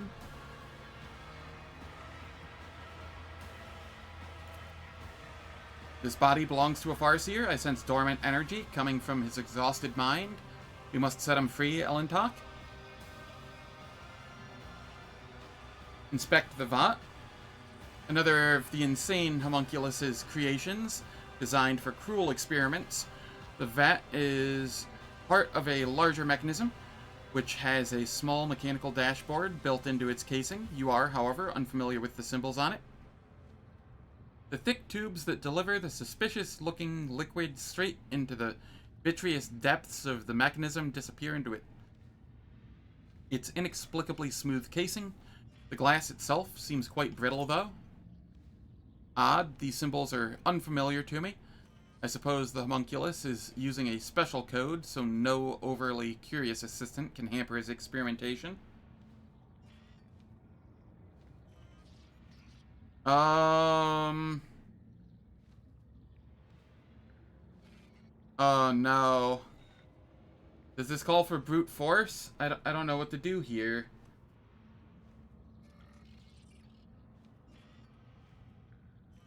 This calls for some good old brute force. I don't want to hit every button. I worry that would just torture it. Careful, watch your step. Can you hear me? Clearly it helps the Farseer out of the prison, avoiding the broken glass. The Eldari is completely disoriented. His wandering gaze shifts between you and Irliet, then returns to the vat from which he just emerged. My purpose is to comply. Yes, I am born, so I may die. My pain is your delight, Master.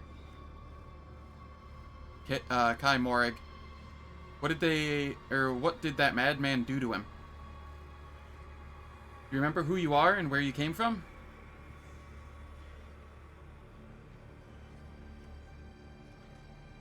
Ah, right. Homunculus's order, deliverance.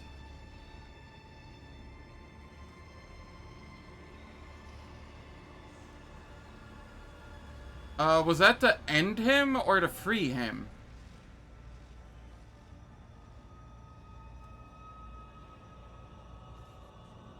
Do you remember who you are and where you came from? Do you remember the taste of pain and the smell of pain and the color of pain too?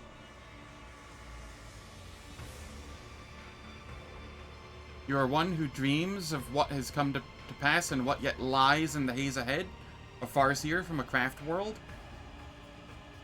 Let's utter the homunculus's order. Deliverance. Farseer looks askance at you, with apprehension, only for his face to turn completely impassive a moment later. Yes, Master. The Farseer folds his hands in an unfamiliar gesture, screws up his eyes, and clenches his teeth tightly. Look out. Oh god.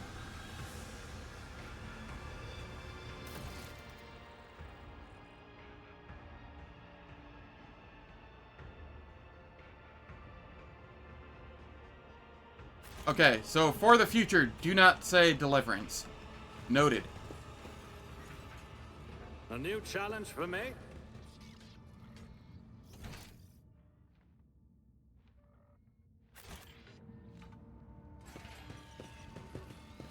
Nope, nope. Don't want to go this way yet.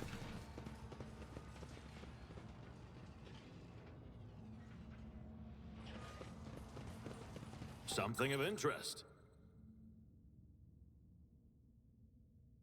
You couldn't save that one either? Alright, cool. Good to know. How's it going, Zalaro? Hope all is well. A job for me. What is that?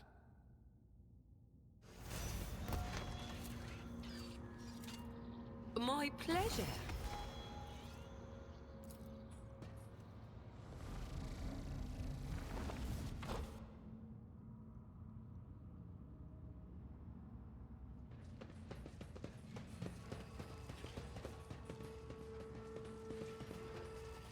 We need to investigate. One and it's done.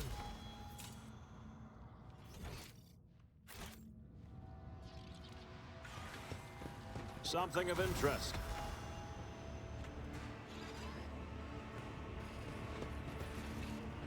Activate? Oh, hey, goods. Desolation Blast Pistol. Okay. Okay, I want this.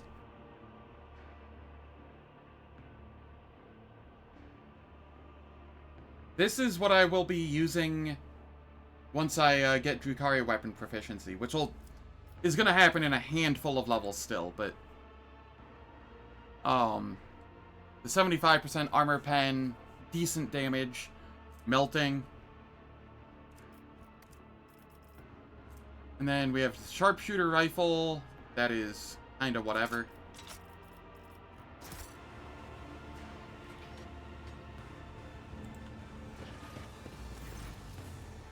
Arzai strides among the mysterious Xenos devices and presses his palm to one of the strange pieces, resembling a pedestal.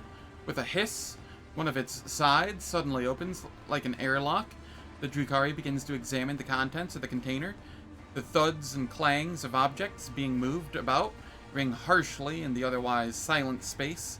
Meanwhile, your eyes are involuntarily drawn to the peculiar devices that fill the room.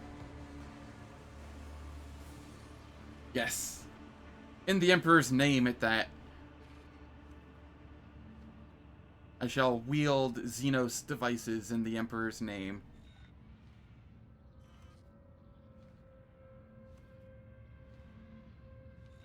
Look around. After the anatomical opera, you have not the slightest doubt about the purpose of the devices around you.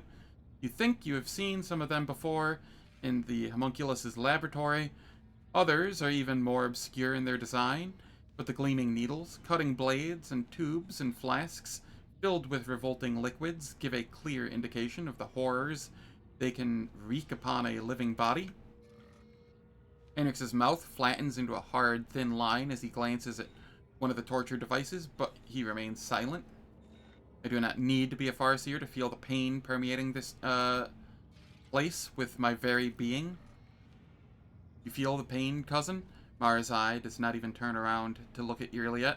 Your re-education has clearly already borne fruit. Step closer to the torture devices. As you gaze upon the machine's strange articulations, the tubes that end up in sharp-tipped needles, and the instruments of the most bizarre shapes, you begin to have a slight suspicion about what these devices do to their victims. Chemical injections, dismemberment, mental torment. For a moment, your stomach churns at the thought of what it means to be subjected to these tools. The Chamber of Satiation. The Drukhari turns to you, holding something in his hands. A place of reflection and pleasure. This is where Racks do their tinkering, working on new captives in anticipation of a hungry Cabalite who will appreciate their artistry.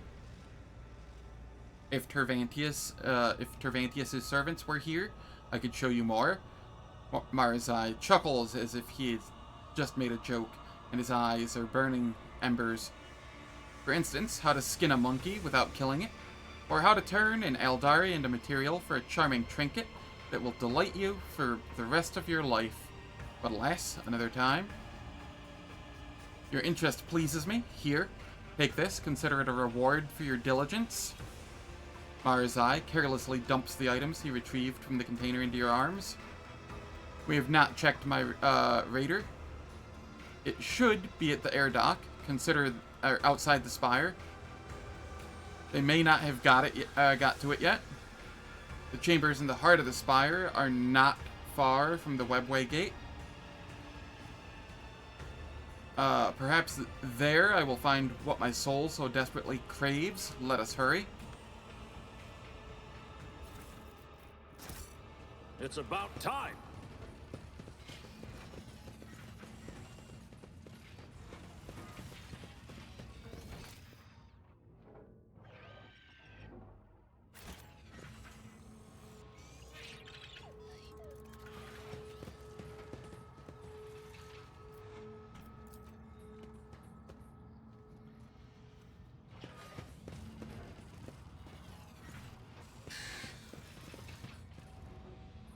Alright.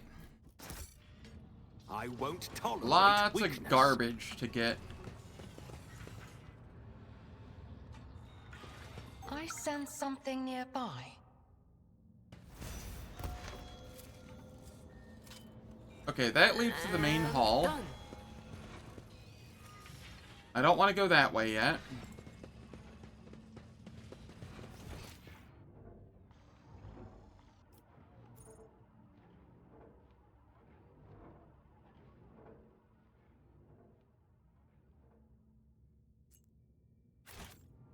Oh? Why do you think it posed a threat to me? Or have I not reached that None yet? shall stand in my way.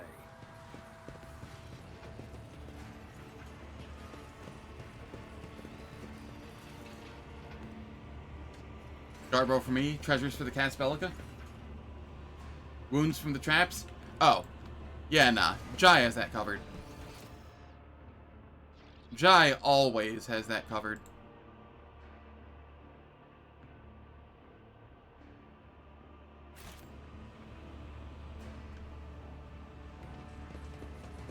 Trap or treasure?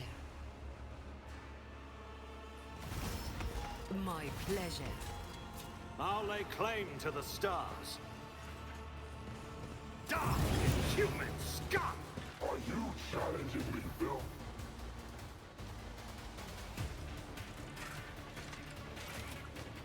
The choice of character pathing in here was garbage for you? I see. Alright, I go here. Marzai, you go here. Irliet, there. Heinrichs. Aogun. Priya. Jai. Herb.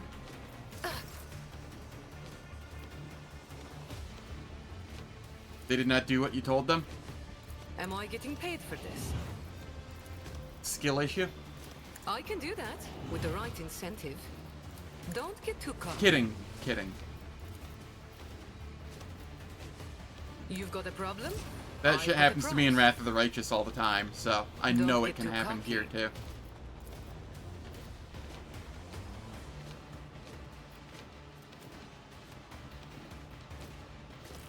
What did I just use? Combat Locust Stratagem? Okay. Tell me and it is done.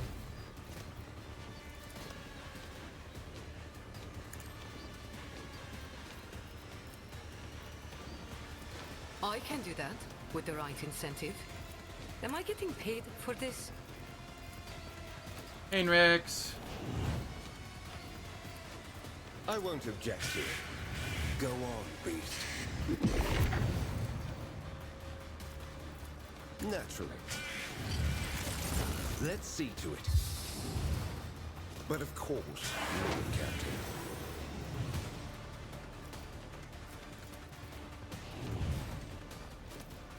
I won't object to it.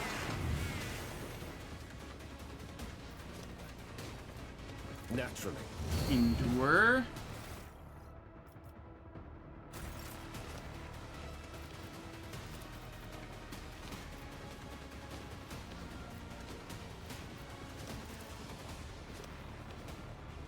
Move Burb up here. Your turn. Do my bidding.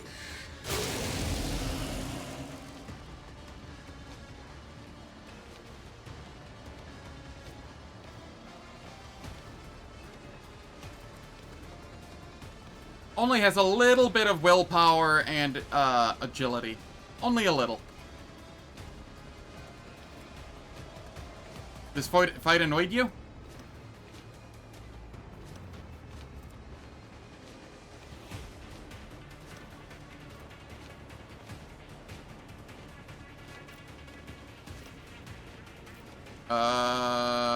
Wait, what did I just read? Grants the creature the ability to make 3 attacks per round and makes it completely immune to damage.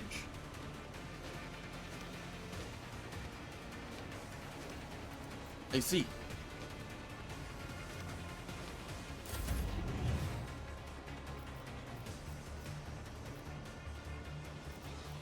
And they get to go. Nice.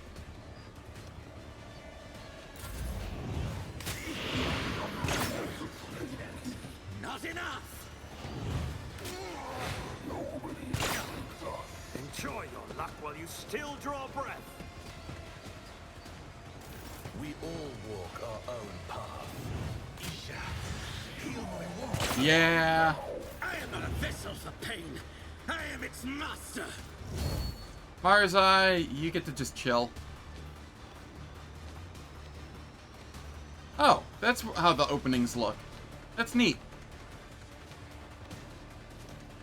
Yeah, I don't need to use Marzai. I will not fail the craft world. Oh god, what the shit is going on?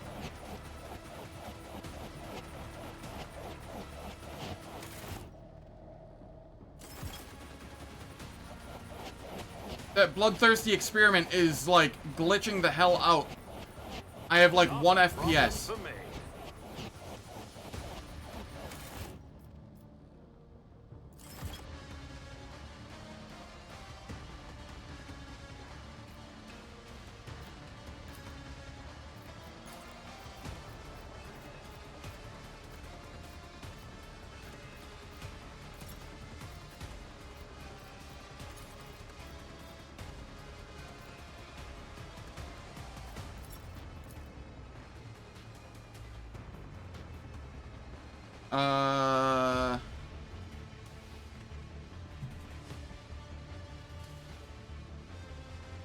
Well, yeah, the animation is glitching out. That's what's going on. It's like activating like infinite amount of times per second.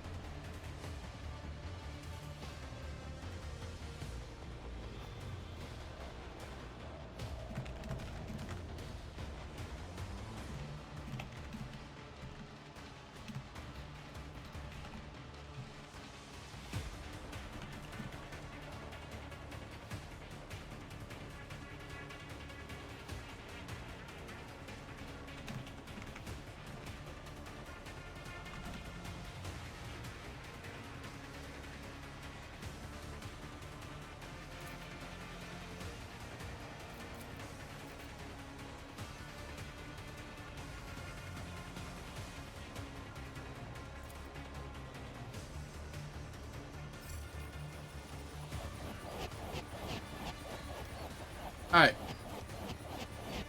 Are you immune to damage?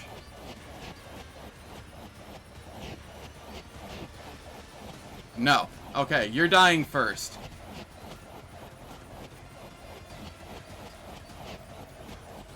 If I can. Nothing I can't do.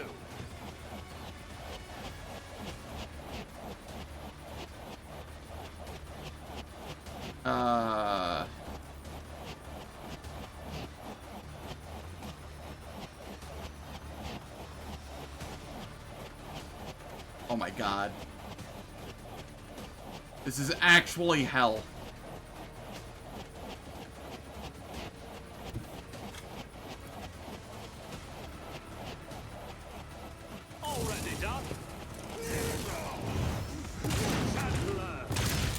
Oh, thank God. It fixed itself. That was awful. Oh no, it's perfectly fine now. I just had to kill that one dude who was glitching the hell out.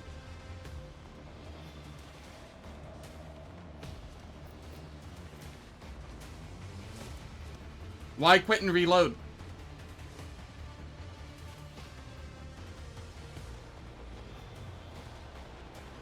I don't understand.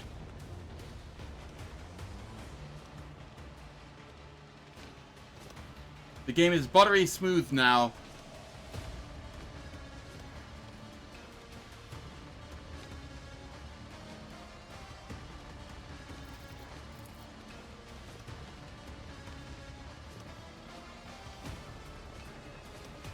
Ah, it might have helped. Maybe. Suits my purposes. We made it through it, though. All too easy. I know. It's the darkness.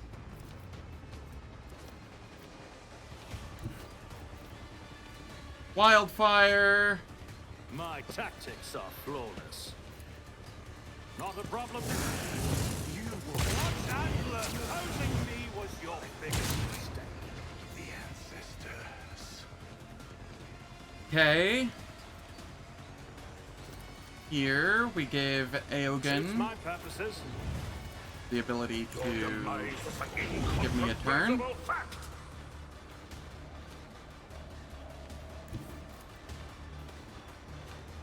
How is this one damaged if it was immune to damage?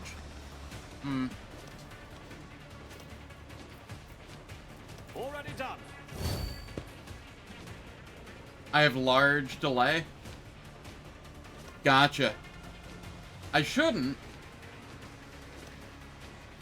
I have minimal delay turned on for OBS and Twitch.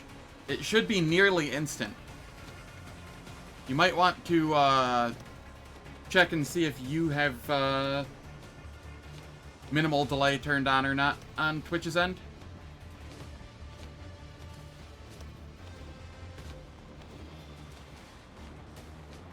Ah, okay.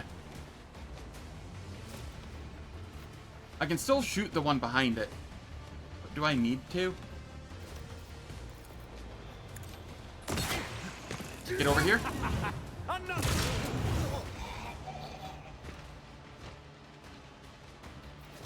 Nothing I can't do. Nowhere to hide. A pitiful attempt.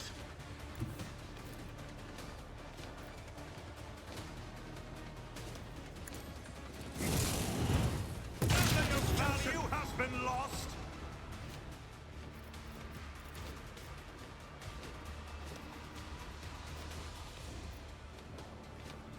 Okay.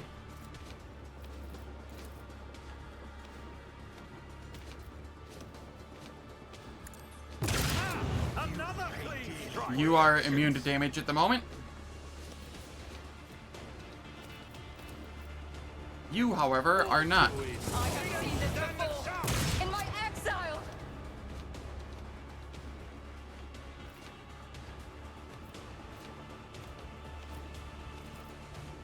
Okay, I will Daring Breach, I guess.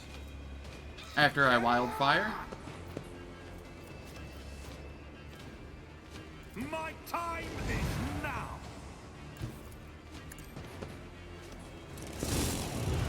Nothing of value has been lost.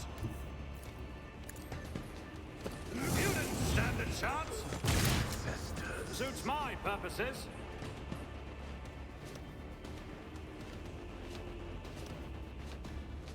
Alright, and then I'll come back here. Because I can't actually do anything to these at the moment. And I will... Oh, the Disciple of Pain is still here. With whom I can do something still. Nothing of value has been lost. Now I come back here. All too easy.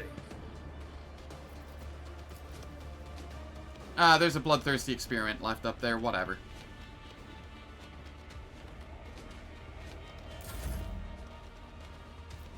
Aogen. Executing command. Astute observation.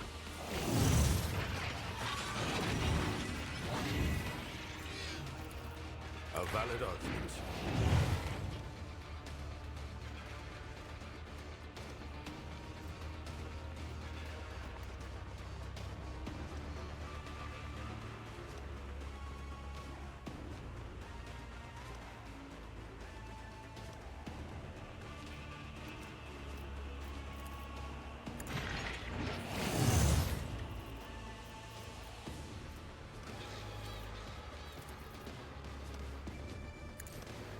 Lucius and Relay.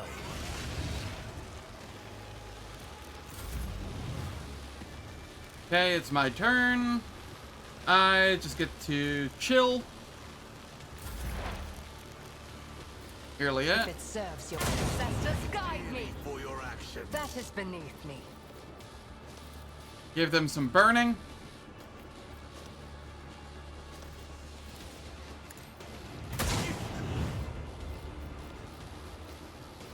This tedium is beneath me. I am not your... You will pay dearly for your actions.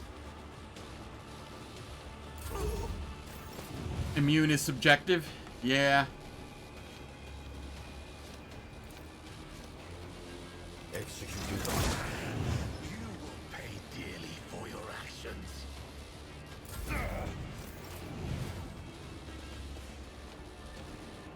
How long does it last for?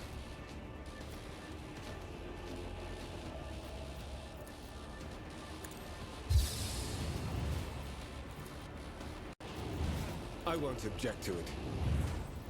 Your turn. Oh, oops. Go on, beast. I'll return this favor tenfold.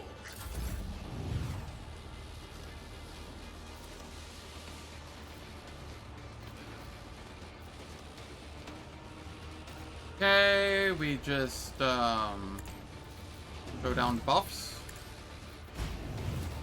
You've got a problem, I've got a prize. Tell me, and it is done.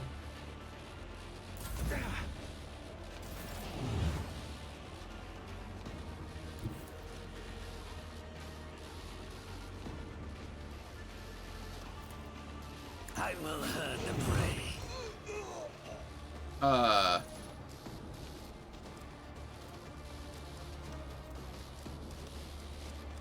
Lots of random little bits and bobs of damage there.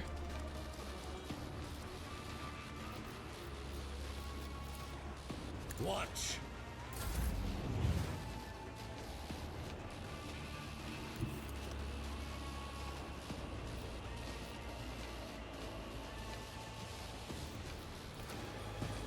Move up here, use this. Suits my purpose. Nowhere to hide.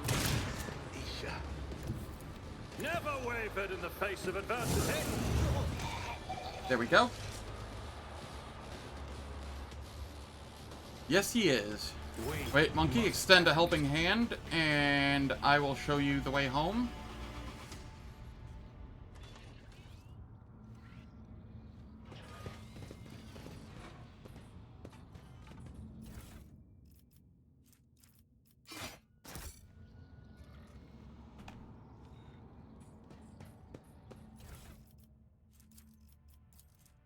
The journal entries are written in an angular but surprisingly tidy hand, as if the writer deliberated meticulously over every word. The notes are supplemented by diagrams and formulae. The Farseer's mind is aggressively resisting external interference. The mind maggot perished instantly upon being introduced into the system, which has never been observed before. Interesting. As punishment, the subject was placed in vibra shackles that chipped away at limb and bone. Mind maggot enhanced with power implant. Subject placed in a red-hot metal capsule during the introduction of the parasite. Despite the pain and the parasite in its system, the subject succeeded in addressing the veil. Parasite destruction detected 2 minutes into its presence in the subject's body. Mind Maggot enhanced with poison that suppresses the host's psychic functions and placed successfully inside its victim. The parasite's vital functions persist, yet with no sign of compliance on the part of the host. Unacceptable. Subject punished by partial skin removal and suspension by the detached areas of skin. Experiment finished. Result negative. For as long as the subject remains capable of combating the Mind Maggot's presence, pain is the only available method of suppression. Subject to be placed in a capsule with slowly rotating blades until further instructions.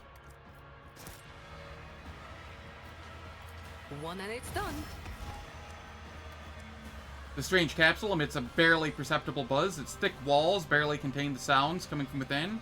The sounds of a living and tormented creature.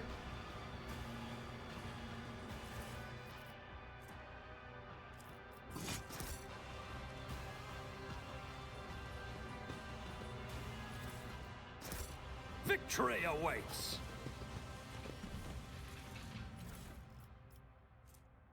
Webway resonance device.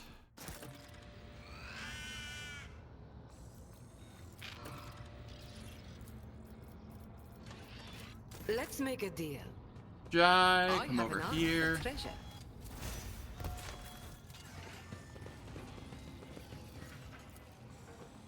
A job for me? Set of symbols looks unfinished, as if you only have half the mysterious message in front of you.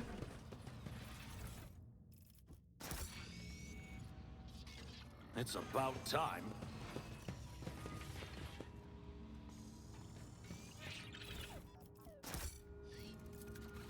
Must be my smuggler's instincts.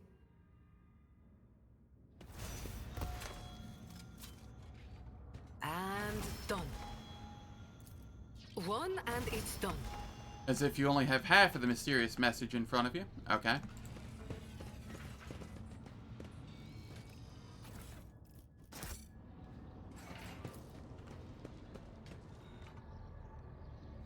I won't tolerate weakness. What do we have? Wraithbone Woven Battlesuit. Restores 1 wound each round when the wearer has any number of the following damage over time effects.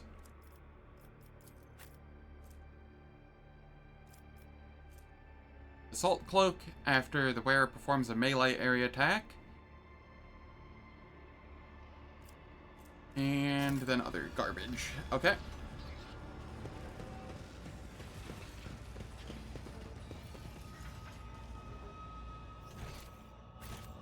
I'm going to try activating the mechanism.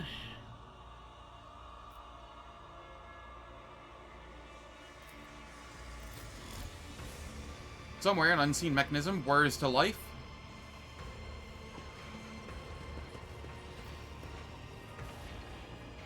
A new challenge for me.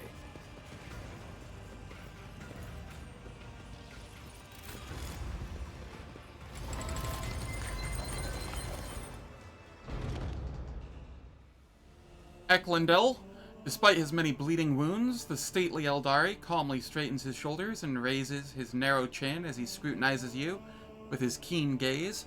Mysterious blue light glimmers in his emerald green eyes. A monkey and an outcast have found their way into the heart of the Dark City to save what little remains. The universe is full of cruel surprises, but this is an outcome I managed to foresee. You have foreseen our meeting, but could not avoid being captured? What is the point of your prophecies, then? Irliet glares daggers at her fellow Eldari, but he does not look away. I'm glad our paths have crossed again, my child. It is a great relief for me to know you are alive. But what is this? The Farseer frowns and concern surfaces on his face. Your soul wanders in the gloom, entangled in the brush of a despicable connection. I see that it grows from the seeds of solitude, doubts, and fears, and this thread of fate stretches between you and a monkey. His keen gaze darts to me. O Irliet, may Esurian spare you from ever facing the Farseer's judgment, for our kin are intolerant of such aberrations that make our souls fade. You know this?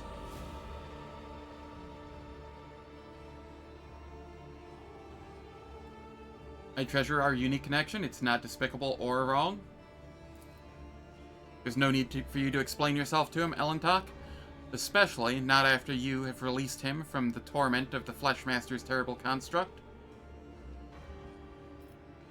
Make an Eldari greeting gesture with your hands. You've got yourself a most amusing monkey to keep you company, Irliet. He understands our language and even knows a thing or two about customary greetings. Not that any of it makes him a worthy companion for you who have on your path. It is the Elentok who keeps me at his side. Were it not for him, my soul would have long left this body, or else I would have been devoured by a minion of She Who Thirsts, and I would never have learned the truth of what happened to Cruderak. Perhaps we should start by introducing ourselves. Of course, Elentok. One forgets one's good manners all too easily in the Dark City. Really, it can barely contain her fury as she gestures toward her fellow Eldari. Standing before you is Eklundel, who walks the path of the Farseer. He is the all-seeing eye and timeless sentinel of the Cruderak. He was, that is.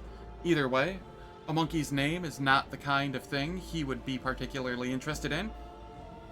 In case you were expecting me to introduce you in turn, you will forget your name as serenely as one forgets a troubled dream in the morning.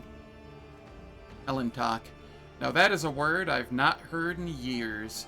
The Farseer does not even look in your direction. There were other Farseers beside you in the Spire. Between the homunculus's tortures, I was able to glance inside my kin's desperate minds. I saw every soul that was extinguished in this Spire. I sang a lament for every brother and sister sacrificed by the Dark Ones.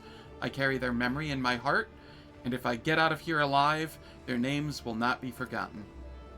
Your senses fail you, Eklundel. Many died, but not all. I was unable to save her, but you could have tried. The Eldari recoils as he looks at the bloodied game board piece. What is this? Explain yourself, monkey. What in all the gods' names made you decide to torture one of my sisters? Are you aware that a Farseer's soul is imprisoned in this object, and that your every touch causes unspeakable pain to her immortal soul? Can you really help her?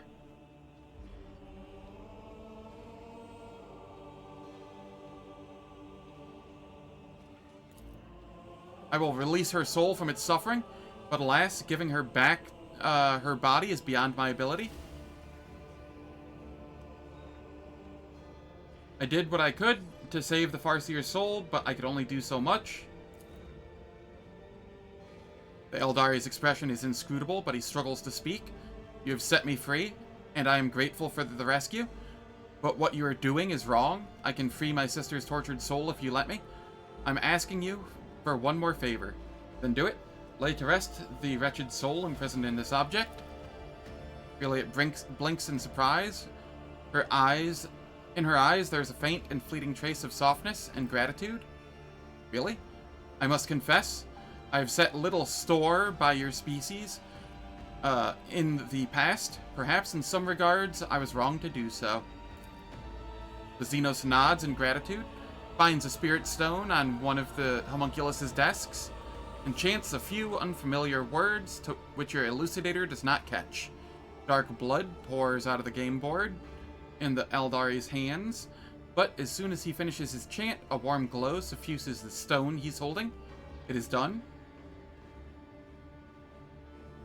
You said you would help us find our way home. What did you mean? The countless hours I spent in the homunculus's cage were not all spent in the throes of agony. I listened, I observed, I absorbed, and I soon learned that an age-old gate built by our ancestors is hidden in the heart of the Spire, a webway gate connected to the world outside.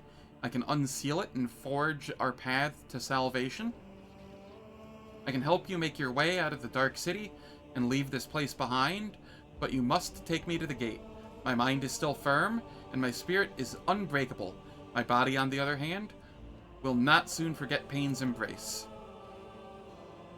What is the point of your questions, Elentok? I can guide you to the gate myself, but not before Eklundel, who walks the path of the Farseer, the all-seeing eye and timeless sentinel of Cruderak, pours the light of truth into the bottomless well of my fear and doubt.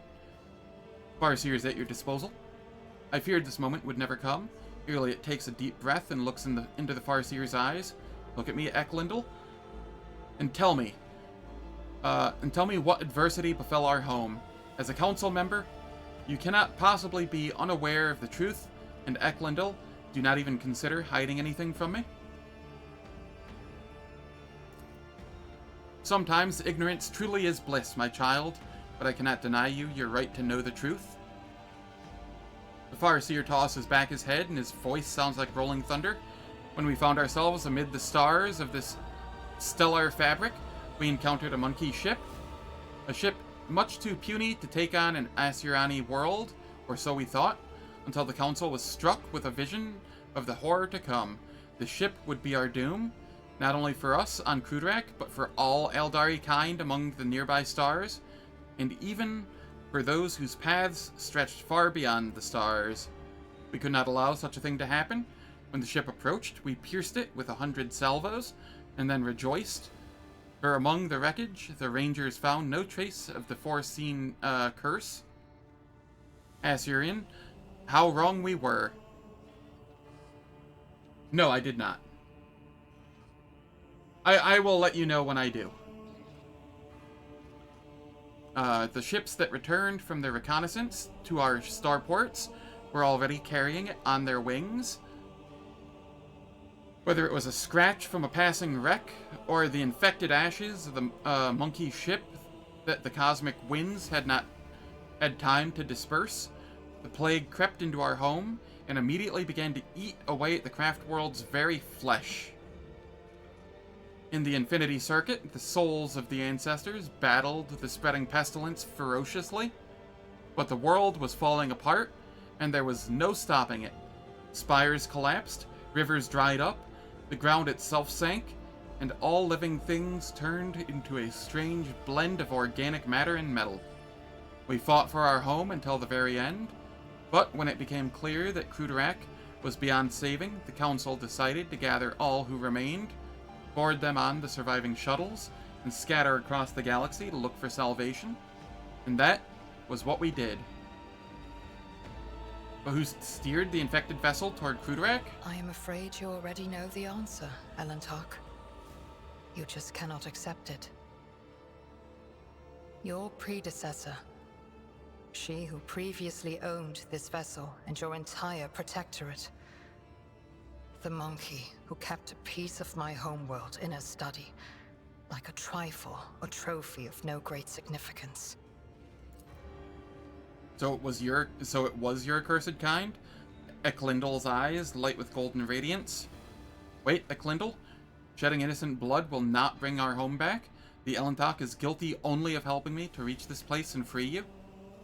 The blood of the executioner of our people flows through the veins of the one you long to save. And what has the monkey done to deserve your mercy? You said a disease broke out aboard your ship?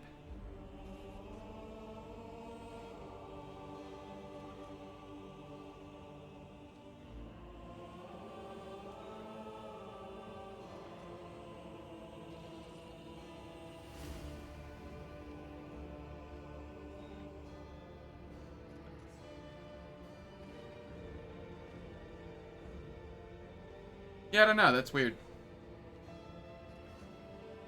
You said a disease? You want to know how your kinspeople destroyed my world so you can follow their example? Answer the question, Eklundel. Not for the monkey's amusement, but for the sake of those whose souls dissolved in infinity. At first, we thought the monkey were in the service of the greatest enemy of our kind, the one who lurks beyond the edge of reality, but the world's affliction manifested itself differently, distorted the Krudarak while avoiding encounters with the souls of our ancestors. We were waiting for Slanesh, the destroyer of souls, to burst her way in through the gaping wounds of the world, yet her gaze was directed away from our suffering. No one ever managed to identify the nature of the curse, even as we watched it destroy our home. And so, having lost all hope of saving it, we fled. If your kin fled Krudarak, how did you end up here? Our twisted cousins found our arcs in the Void's cold embrace. At first, it seemed they were going to save us, to extend a helping hand, and so we told them what had happened to the Kudarak and where to look for it. But our cousins' souls are dark and thirst for blood. My arc was one of the first they seized. The Drukhari massacred hundreds of thousands of their own kind for fleeting pleasure's sake, and enslaved the Farseers for their accursed experiments. And that monkey was how I ended up hanging in this cage. Is Kudarak completely destroyed? That's hard to believe. The Arabenian took care of what remained, but that is none of your concern, monkey. Iliad is silent for a while and then says coldly, but Eklundel, how did Kudarak end up in the Expanse? This close to monkey ships and the Dark One's hunting grounds? That was the path chosen by the Council, my child. We had charted Kudarak's course among the stars for years, and no one had an inkling of the terrible fate that would await us in the place that promised us salvation. Perception test, no one knew. The Farseer looks away for a mere second, but an itching sensation immediately burrows its way into the base of your skull. Something is wrong here. Alright. It is time for ads once again. They will last for 3 minutes. They disable pre-roll and mid-roll ads on Twitch for the next hour. I don't do anything in the meantime, so nobody misses out on any content. And I will catch everyone when we return.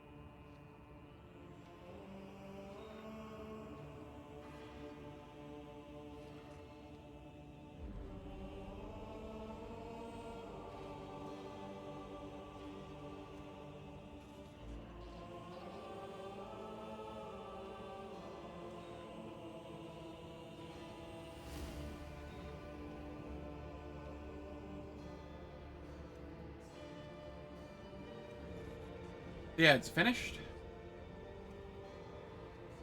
The paths I have walked have taught me a great deal to see the truth where it is concealed and not to hesitate to cut off the head of a lying snake that tries to coil around my heart. Iliad stares unblinkingly at her fellow Eldari, fury gleaming in her eyes. If the entire Farseer Council failed to foresee their world's doom, then everything the children of Assirin have been taught about paths for centuries is a lie. You are hiding something, Eklundel. Speak. Speak now. How dare you take that tone with me, outcast? I am not obliged to justify myself before you, let alone protest my innocence.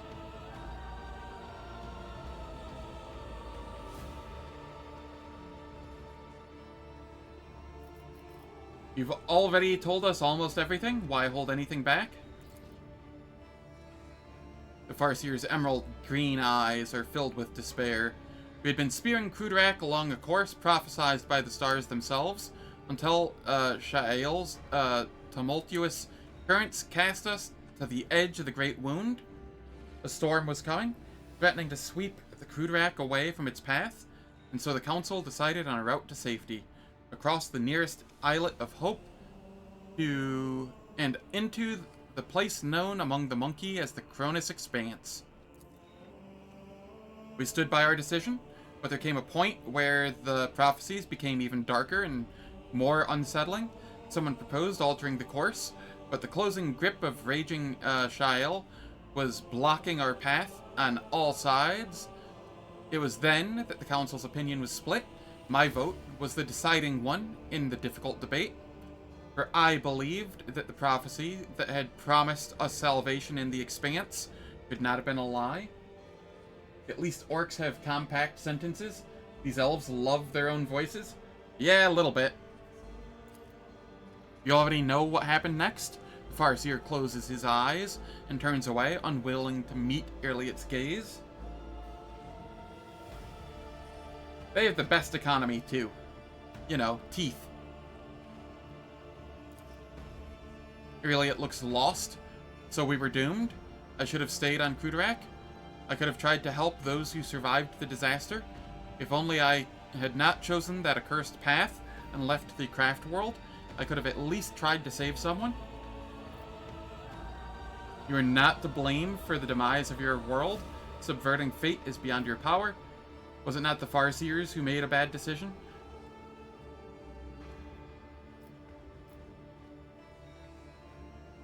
Sorry, yes, teeth. You're right.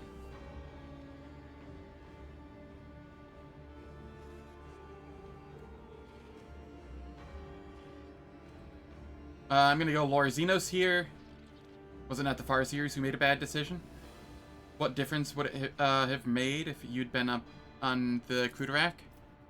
Really, its mouth twists in displeasure. The Farseers, it was not beyond their power. They led Krudarak to prosperity for years, only to become too blind to what was going on around them. Had they not followed the prophecy as the old customs required, had they changed course instead, Krudarak might still be whole. There's no bringing back the past, but you can try to change your people's future.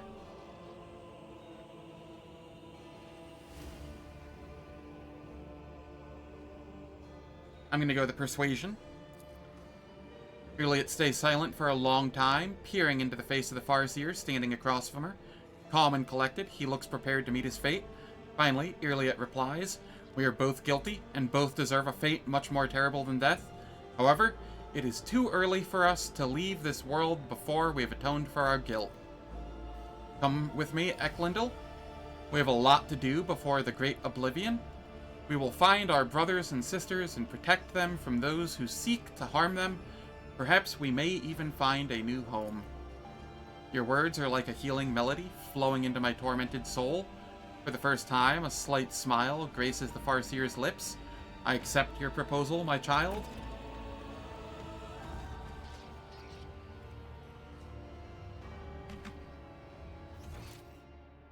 None shall stand in my way.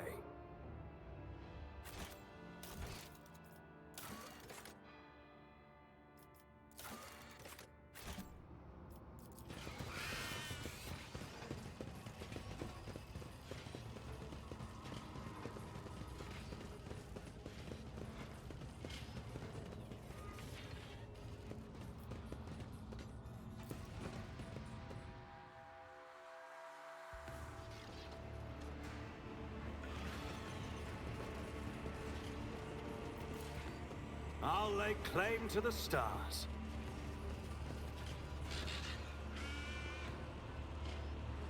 Didn't Marzai want to do something out here?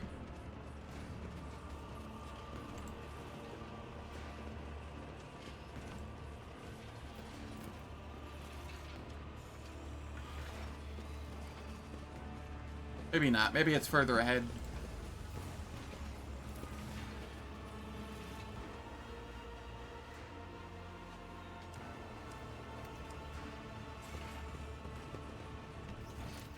Follow my...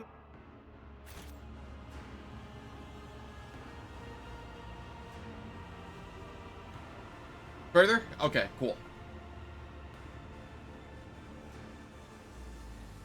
How many elves are you collecting on an Imperial vassal or vessel? As many as I can.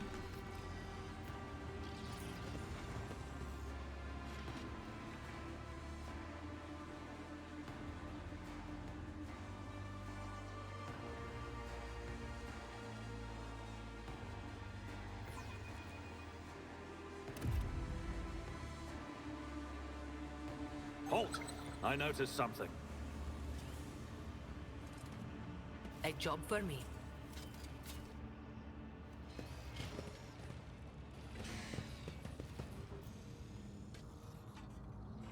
Something of interest. Okay. Sherry. Jai.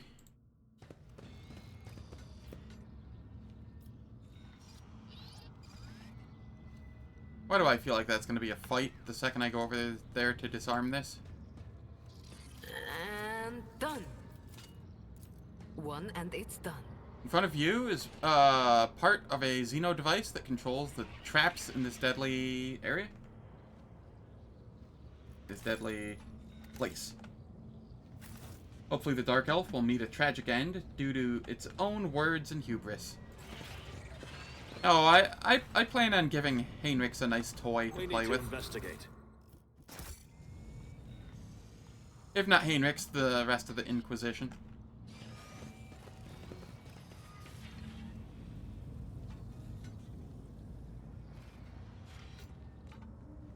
Hecatrix.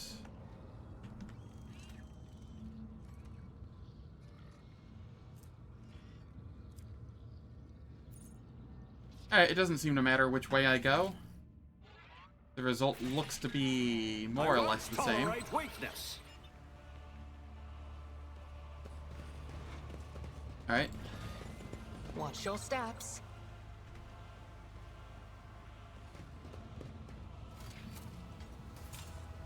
My pleasure. I'll fight you on the face of the galaxy. Ooh, I don't like the angle here.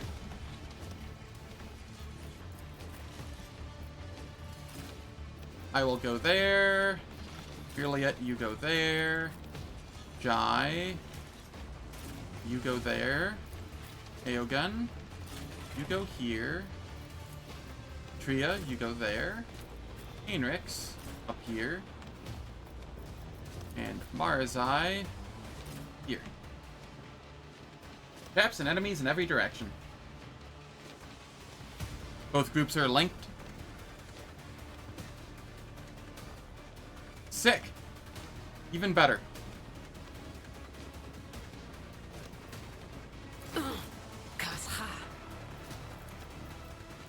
I can do that with the right incentive.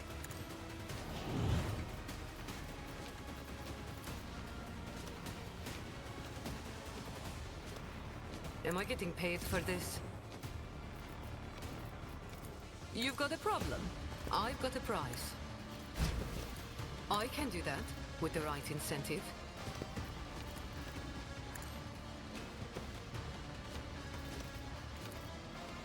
Don't get too cocky. Am I getting paid for this? Okay. But of course, Lord Captain. The bird has so much HP. Why does it have so much HP? It doesn't even have that much toughness.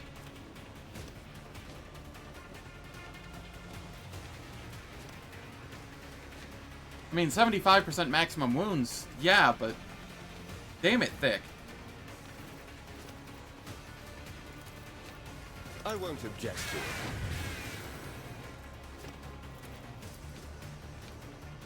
it. Naturally. Let's see to it. But of course, Lord Captain, do my bidding. For the throne's glory. And then we enfeeble.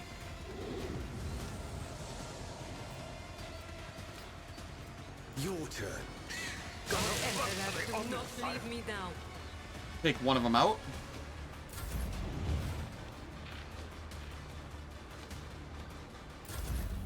High momentum. Alright, I endure. Already done. Reckless Rush. Charge in.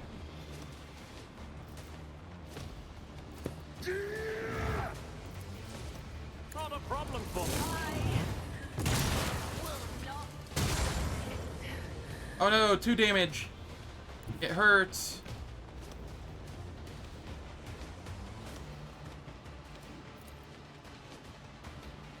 Why does it say I'm doing so little damage here? All too easy. Opposing me was your biggest mistake.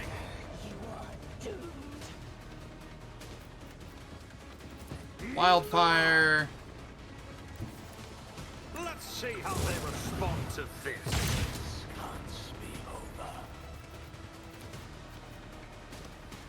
AO gun. I am a conduit of the machine god's will.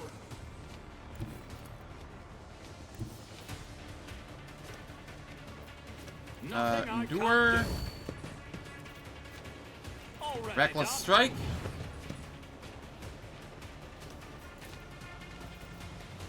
Not a Devastating problem for attack. me. Watch and learn. There's a playing tricks on us.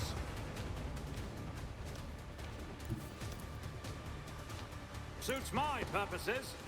You didn't stand a chance. Nothing I can't do. Watch and learn. My revenge. I shall not fear.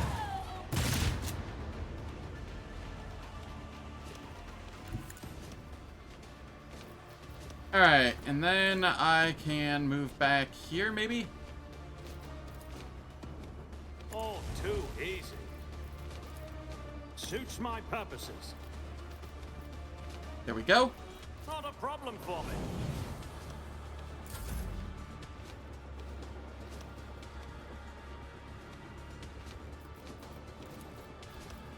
The machine's Just gonna spirit- buff.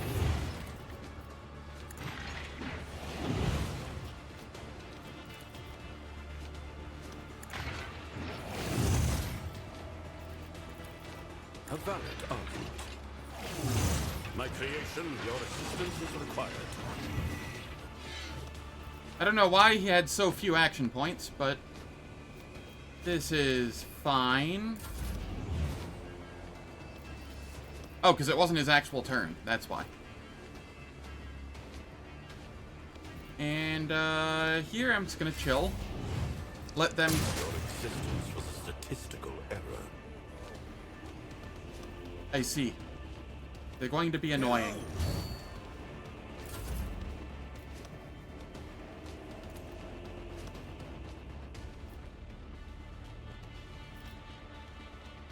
If it serves your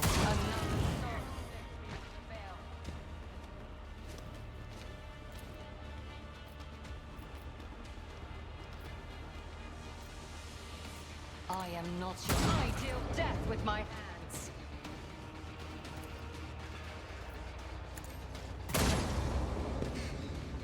Miss. This tedium is here you move no more.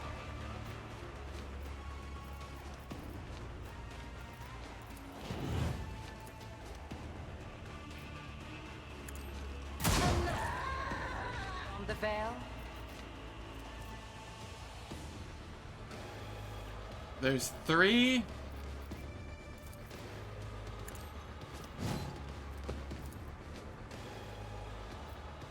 am not your pet monkey. If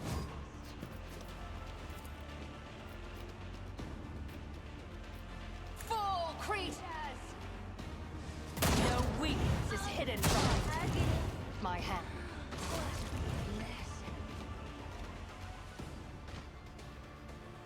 Okay. I think that's sadly all I can do with her now.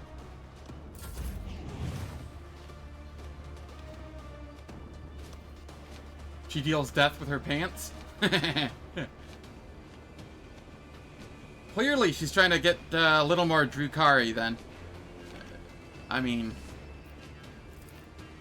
Let's see to it. Go on, beast. I won't object to it.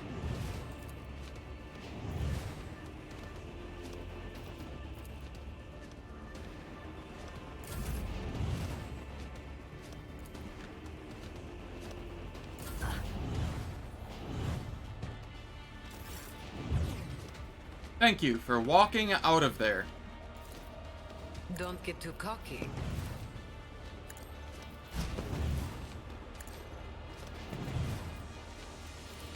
You've got a problem, I've got a price.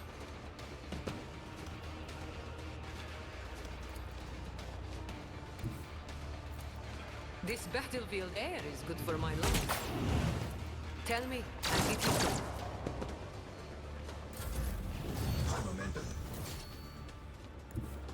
Hello. For my purposes, nothing of value has been lost. I align my path with yours. For now.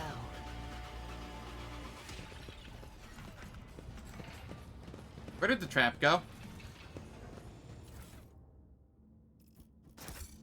A new challenge for me?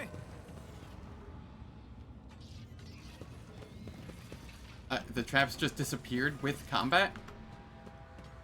Faintly visible field lines on the smooth surface. Probably some sort of power system.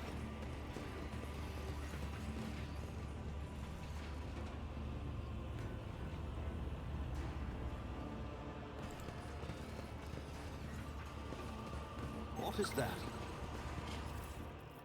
This is what I'm looking for. Blood Drinker's Staff.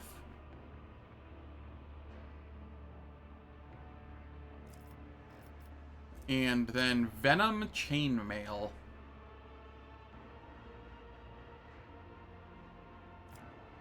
And then Blitz Boots.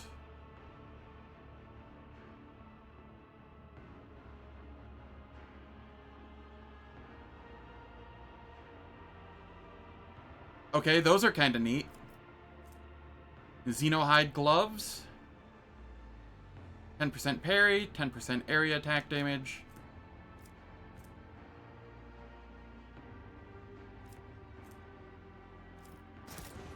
Xenos biology is different from human biology. I wish I had the opportunity to study firsthand what causes the greatest pain to enemies of humanity. You hide behind duty, but in reality, you crave others' suffering as much as I do. How does it feel to know that you and I are alike? No need to answer. I can sense your agonizing rage.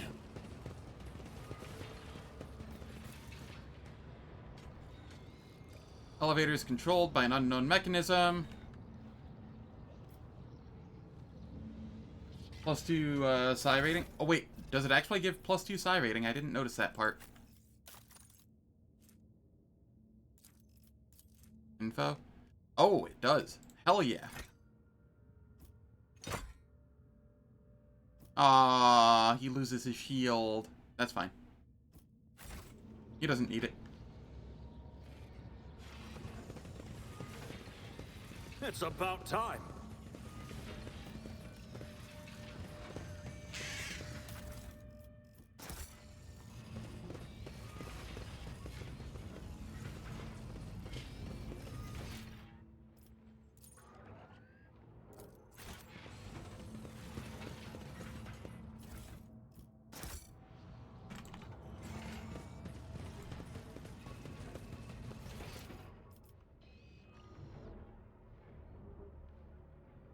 The last staff that I'll care about.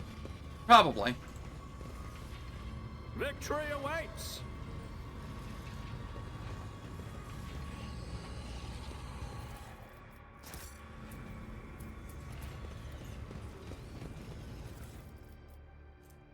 Oh, what a nice hidden cache.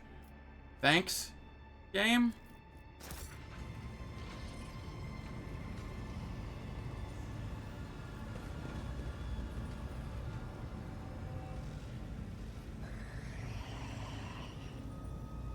Cervantius, the Arch-Machinator again. Hello again, friend.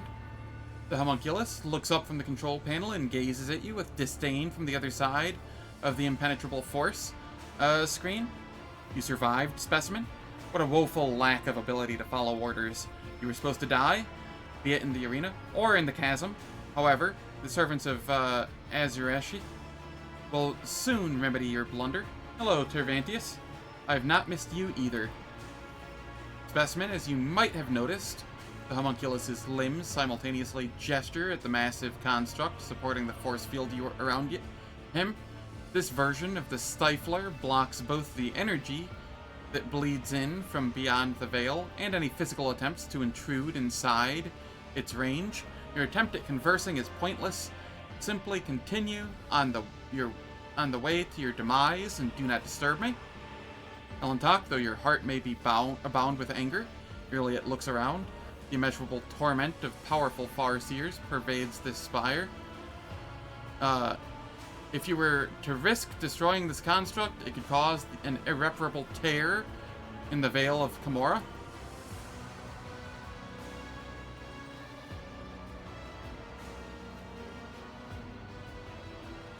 Aenrix laughs, but his laughter sounds morbid and disturbing.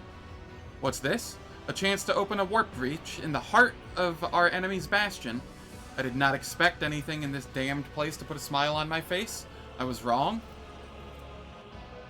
Holy Lord Xenos requirement. It's a minus 70.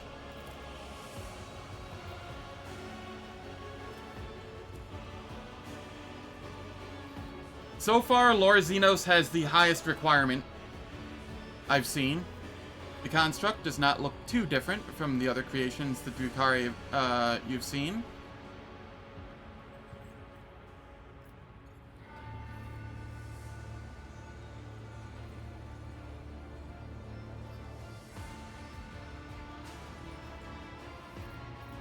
Destroying it will be for another time. For now, I leave the Stifler intact.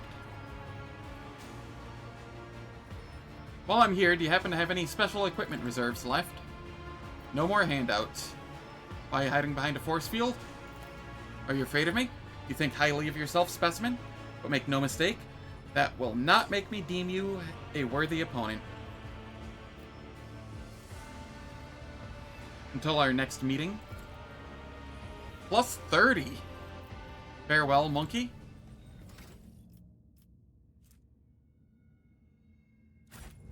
I'm glad I chose that. I feel it will be needed.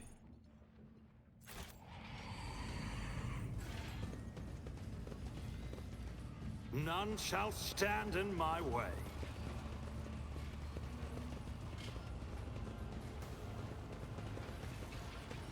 You did something else? Nice.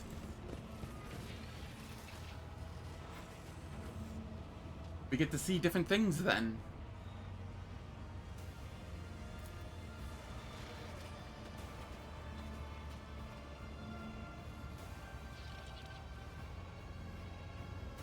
$900 out of 500 at the end? That's funny.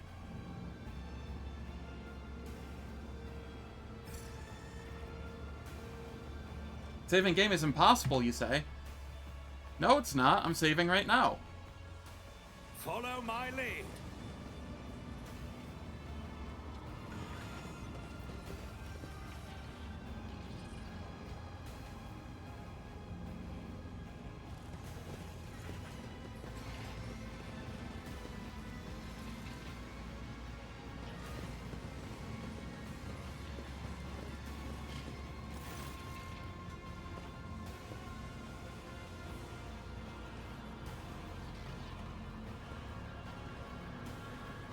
Iconoclast being rewarded for doing nothing checks out.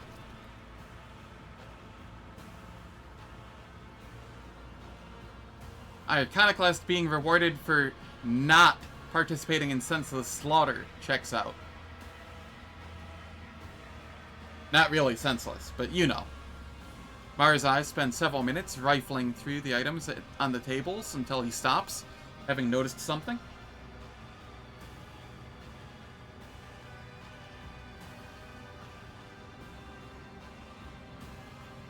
With a satisfied growl, he draws a long, pliable, spiked whip from the pile.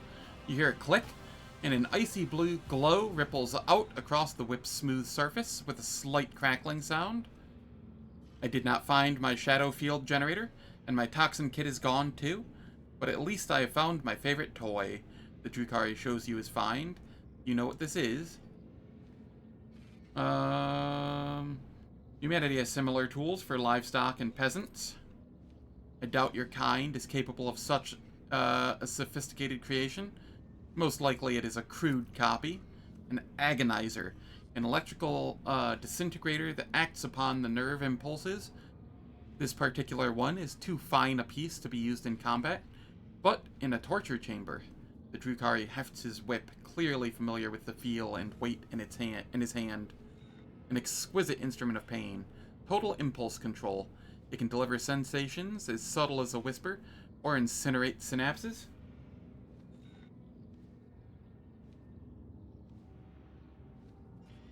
Why is this thing so important to you? Why? It is a priceless artifact that belongs to me. And I have reclaimed it before my kin managed to steal it. It is the property of the Reaving Tempest that must not be allowed to fall into the hands of the other cabals. And when we dispose of Euremerus, Spire will certainly come under attack. And lastly, I can indulge in a little sentimentality, can't I?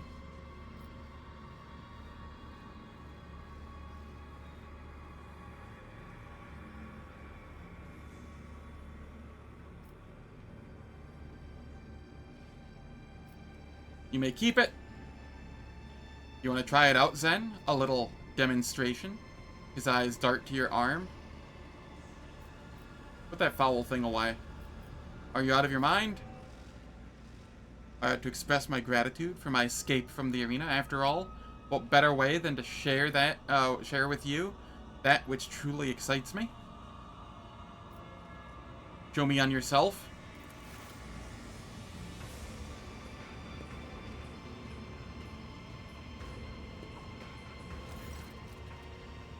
Mara's eyes half closes his eyes, and with a flick of his wrist, he twists the agonizer's flexible tail around his arm. A moment later, a wave passes through the Drukhari's body, sending his eyes rolling into the back of his skull and making him arch his spine and throw his head back. Spasm after spasm courses through his body, until finally a stifled gasp claws its way out of his throat. The agonizer's tail slips from Mara's eye's wrist, and he looks at you with unfocused eyes. I am accustomed to pain, unlike you, Zen. You detect a glimmer of interest in the Drukhari's gaze. I would like to see you endure something like this, but not now, another time. Let us go. I no longer have any desire to wander this spire. I'll lay claim to the stars.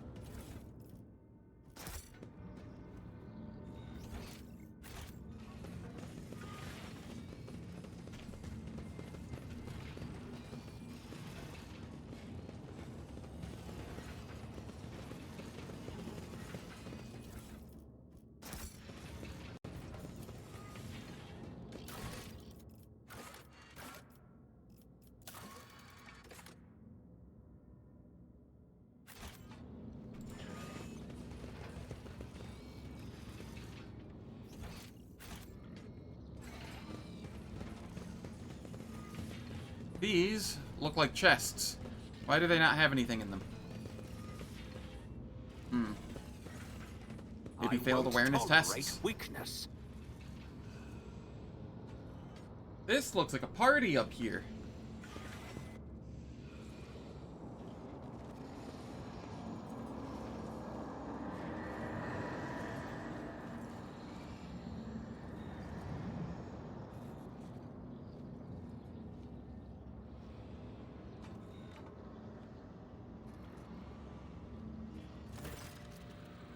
Eurymerus gazes at you.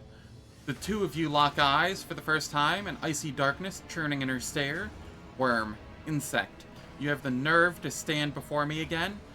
You should have gasped your last breath long ago. Very well, I will rid this arrogant monkey of his final breath myself. The Archon's gaze shifts away from you to Marzai.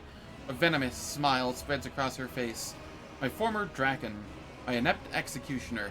Have you found yourself a new master? Marzai draws his weapon in a single fluid motion. Before your soul perishes in the maw of she who thirsts, I will teach it pain. The kind of pain you have never known in the whole of your existence, sister. What about you, child of Krudarak? How does it feel to know that you could not save yourself, your family, or your precious craft world? Irliot's spirit stone flashes on her chest, and the ranger's hands tremble on the grip of her rifle. Your death will give me no joy, Archon Eurymerus, but it may give peace to the spirits of my kin.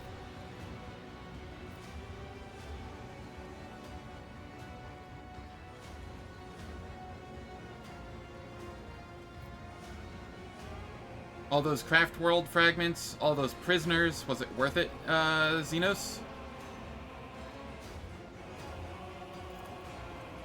Spare yourself the struggle of comprehending the meaning behind my deeds, wretched creature. Krudarak was to be my key to power the likes of which the Reaving Tempest could only dream of. Majesty is mine alone to claim, and I will claim it. No, Archon, you're destined for retribution. Blood for blood. I cannot destroy your entire cabal as you destroyed Krudarak, but I have the strength to cut off the snake's head. Poor little outcast. Eurymerus leers at Irliot, staring into her eyes like a predator. The suffering of your brothers and sisters nourished us for a long time. Now you two will give me your pain. I see you've taken Tervantius under your wing again. The homunculus may play as many of his little games in the arena as he pleases. I'm satisfied with what he provides for the ranks of the Cabal.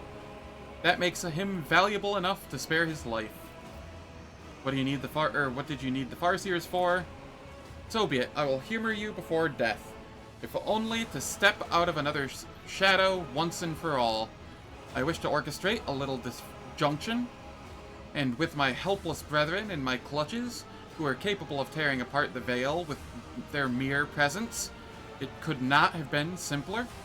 When the time came, the Farseers would be my weapon against the Reaving Tempest's rivals.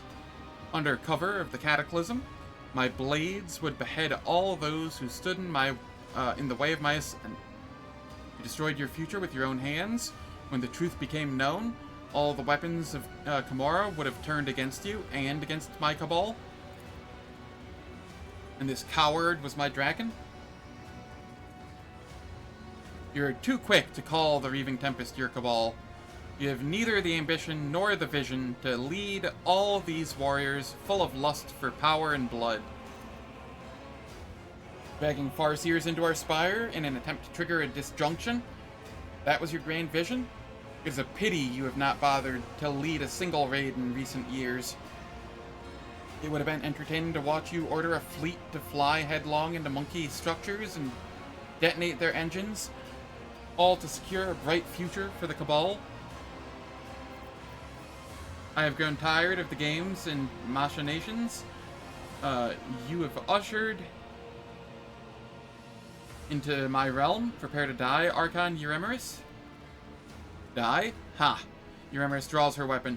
You are the only one who dies today, and after I'm done with you, I will pay a visit to real space to observe the terror and ruin wrought by my Cabal.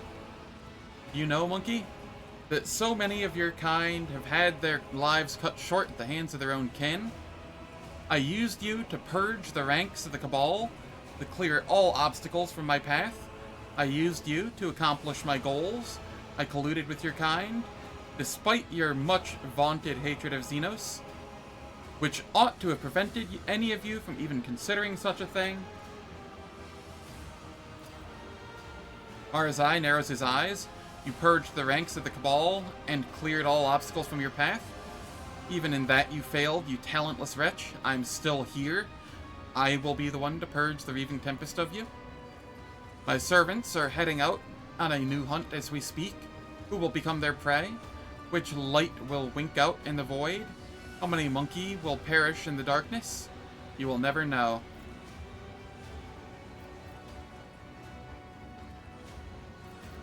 Arzai, do you have any last words for your sister? Now you speak only with the permission of your pet monkey. My insignificant little brother, you never should have crawled out of our mother's womb. Your existence is a disgrace to our blood. Arzai's lips stretch into a saccharine smile. My poor older sister, you still cannot stand the fact that I was born. But how can I be surprised? It is hard to think of more glaring proof that our mother considered her first attempt to continue the line of failure. Eurymeris stiffens, and a moment later bares her teeth in a furious hiss. The Archon of the Reaving Tempest raises a hand to signal to her underlings.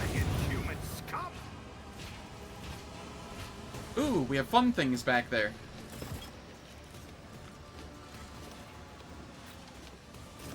I go here, Jai goes here, Irliet goes here, Marzai up here, Heinrich's up here.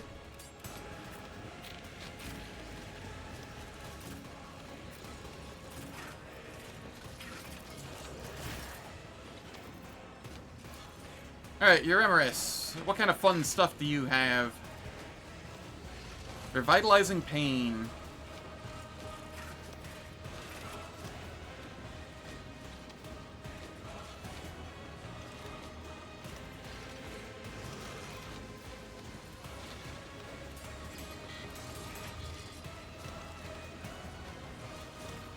The Natophobia Zone.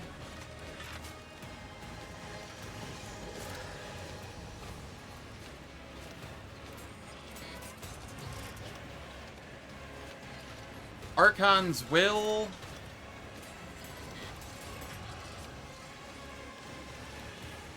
Alright.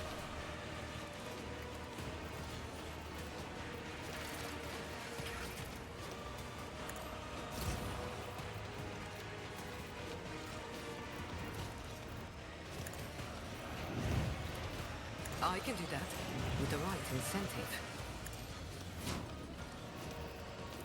You jest, surely.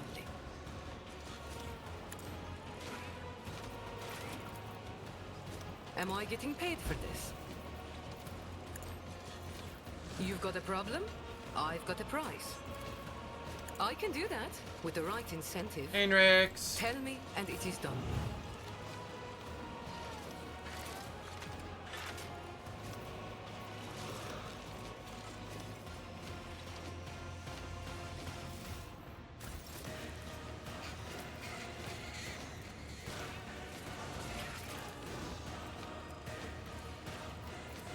Alright. Verb. Let's see to it. Strength and toughness.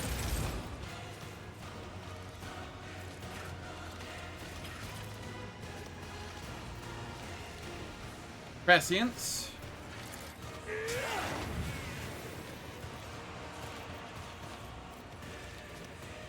Forewarning. I won't object to it. Word of the But of Emperor. course, Lord Captain.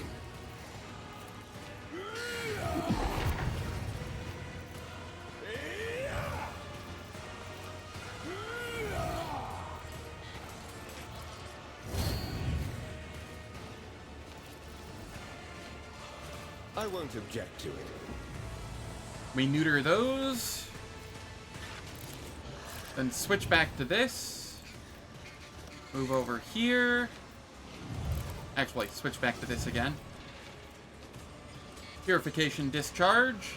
Do my bidding. And then we switch back to this.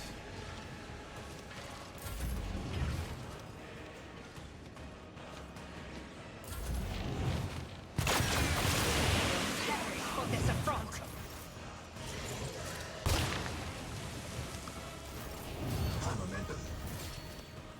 Marzai. Endure. And taunt. And that's all I'm gonna have him do. He doesn't need to do anything else.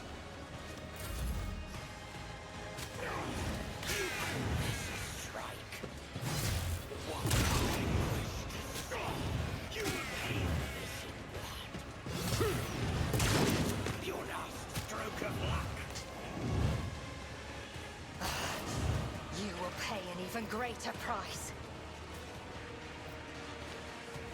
Alright. Perfect spot.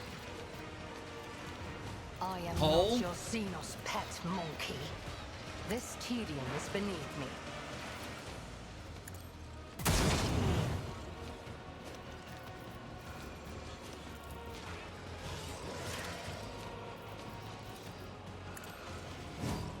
We will grab that. If it serves your cause, another soul slips beyond the veil.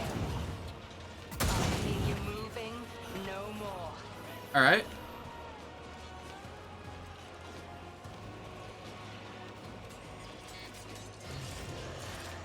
Somehow gained a bunch of action points. Not entirely sure how.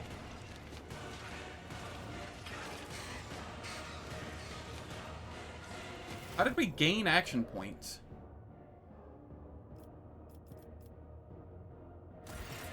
Whatever.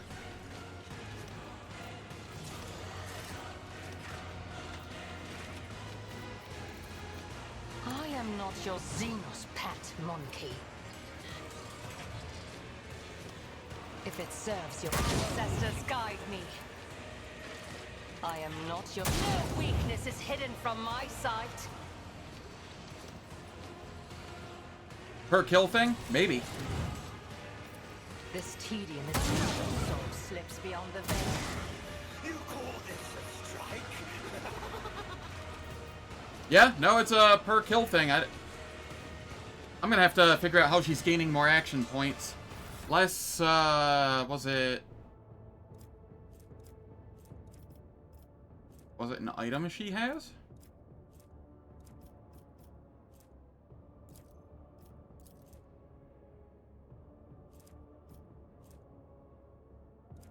No, I have no idea. Whatever the case, can't do anything else with her at the moment. You cannot force me, Alantak. I don't know why that's unavailable at the moment.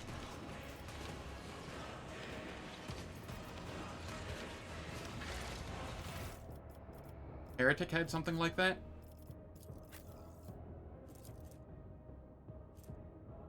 For the first round of combat, everyone in the Rogue Trader's party gains a 25% chance to gain 1 AP after killing an enemy.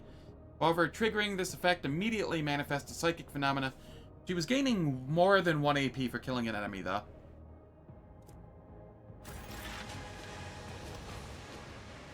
I don't know. I am not your Xenos pet monkey. Also, we weren't getting psychic phenomena either. She did work, though.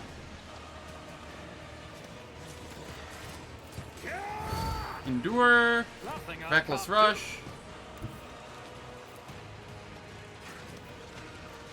Reckless Strike. Before I do that, Brace. My tactics are flawless. Devastating Suits Attack. my purposes. There's nowhere to hide.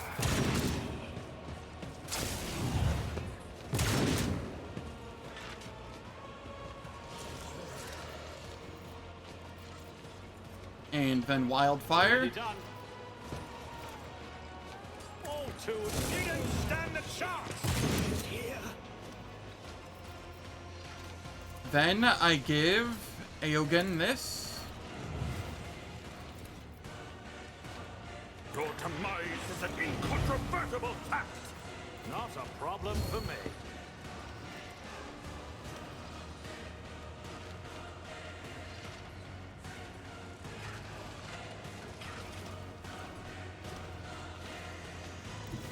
I will come over here. Reckless Strike. Nothing I can't do. Devastating Attack. Sworn enemy. All too easy. Charge. Not a problem for me. Nowhere to hide. I ran out of ammo.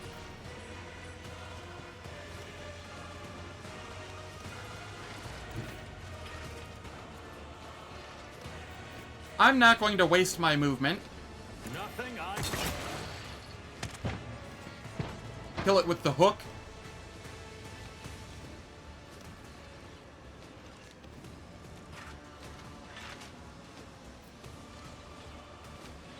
Alright, we'll come up here. I will wildfire. And then I have to Daring Breach to get more movement. I'll bring glory to my bloodline.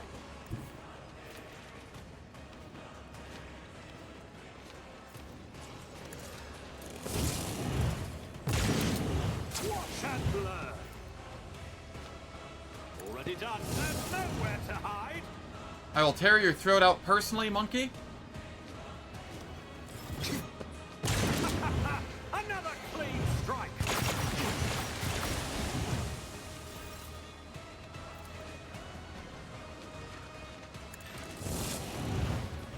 Nowhere to hide. Suits mine. Watch and learn. Was your biggest mistake.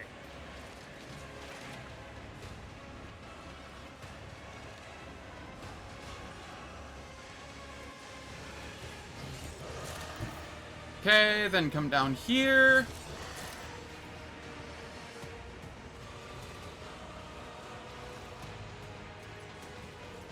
She's a cheater.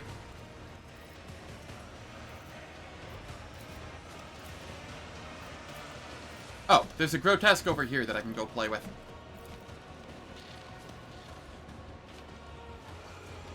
Not a problem for me. You didn't stand a chance.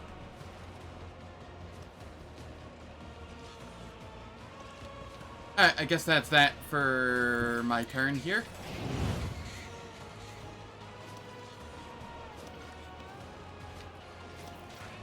Suits my purposes. And I will reload, because I can. Is there even a purpose in doing this now? Executing command.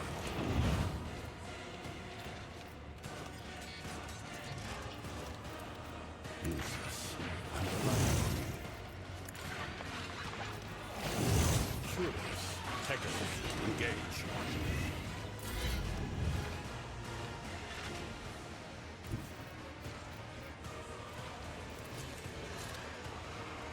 All too easy.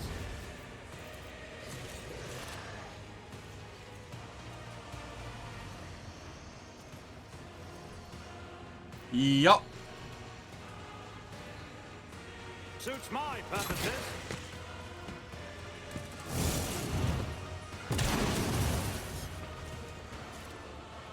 Forge ahead. I love this hook. It's so fun. I won't go down easy. Heinrichs, you can just chill. Unless... How much do you do? Not nearly enough. Yeah, you can just chill. Naturally. For the throne's glory. But of course, Lord Captain. Nowhere to hide.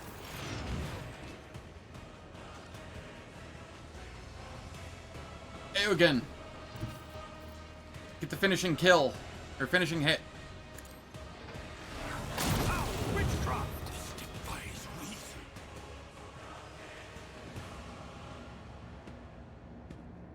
Yeah, it's very fun.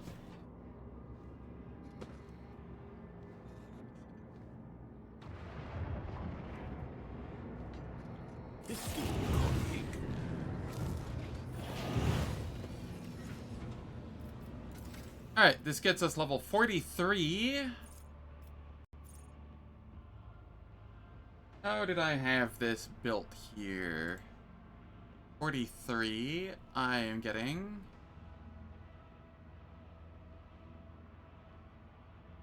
Whatever the upgrade to kick is.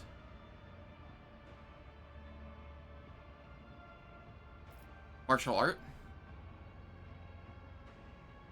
Nah, I don't care about that.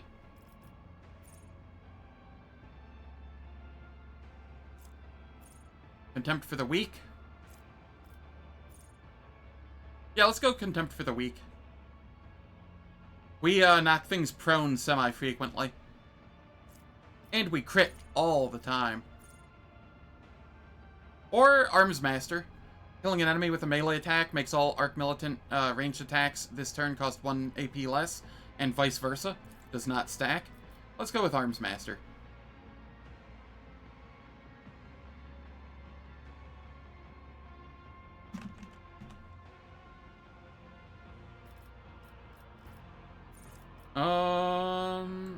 I have it set for me to get base skill Demolition here, but I don't even know if it's needed. I'll grab it anyway. Just for safety's sake, since this is my first time blind going through, Unfair. And I don't know what skill values I need. But my Demolition is a little lower. Alright, over here.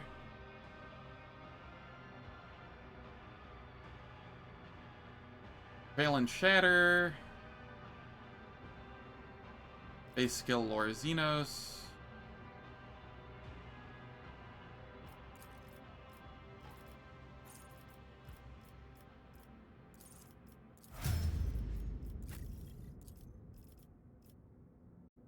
Jai.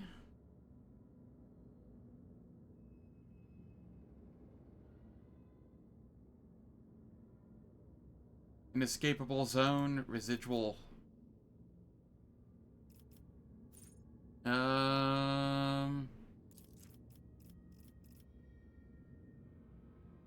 Residual. Power.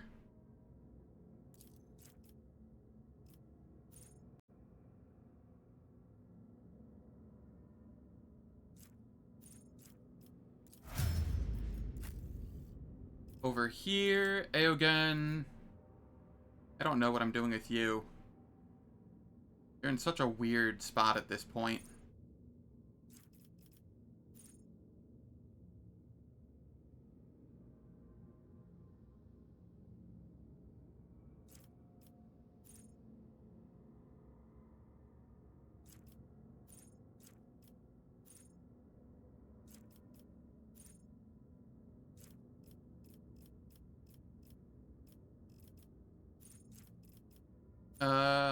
Common talent, class talent. Let's get the whatever class talent we can here.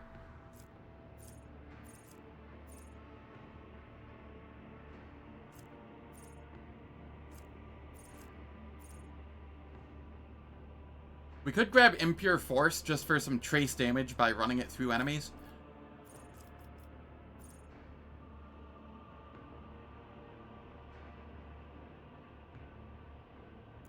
Kinetic Module. Let's go Kinetic Module. Sure, why not? And then here we will grab...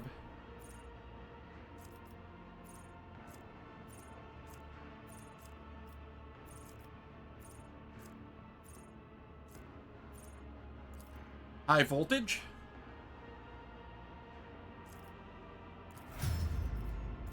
Heinrichs.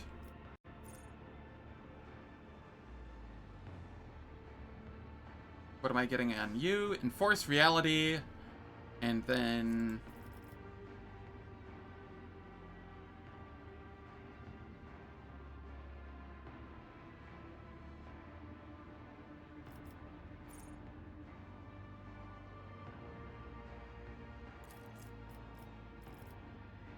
then we will grab...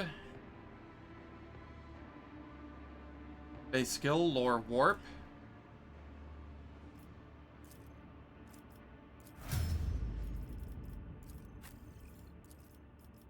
Over here, what are we grabbing?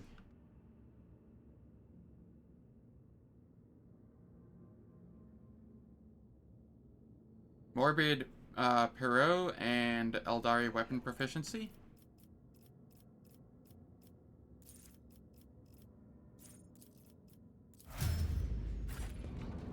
There we are.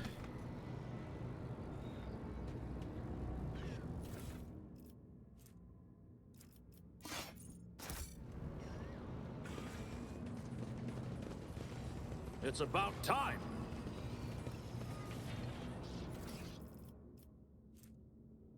Agonizing Splinter Pistol. I don't care about that. I'll hold on to it. Is it better than what Jai is using? No.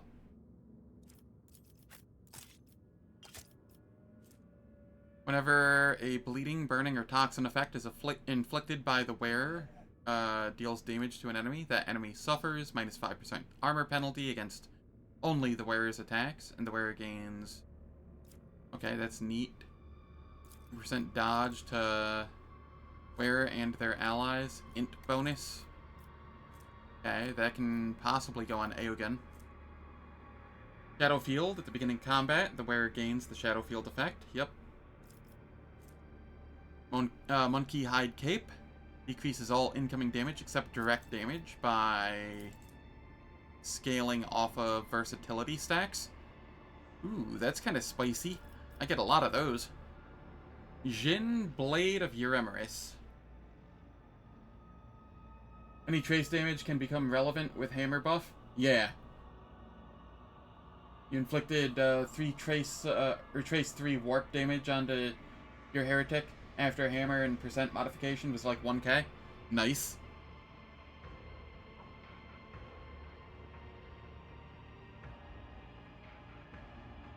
But yeah.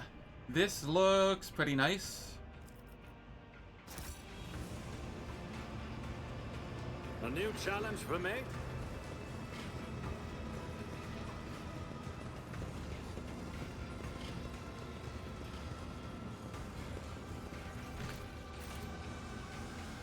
Alright. It is time for ads.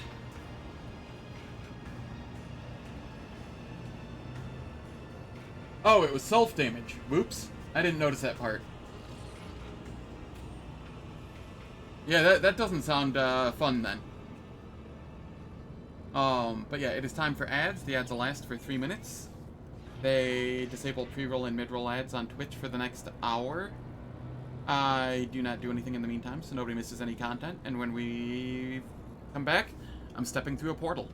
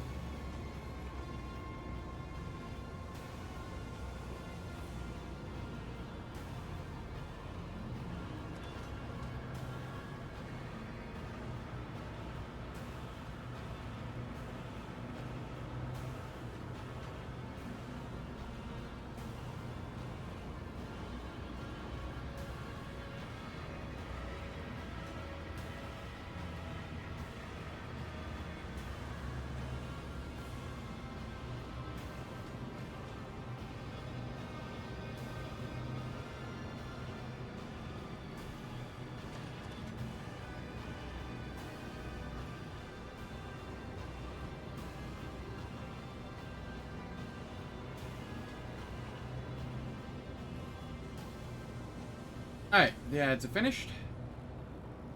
Let us step through this portal. Into the webway.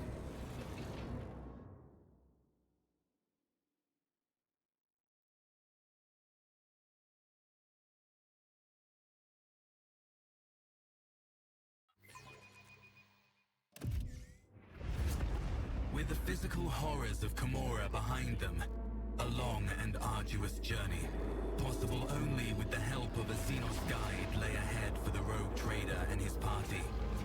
From one strange destination to the next, through unknowable Short but fun. environments, the mere sight of which could drive one to madness. I wish it retained its difficulty from the early part of it, though.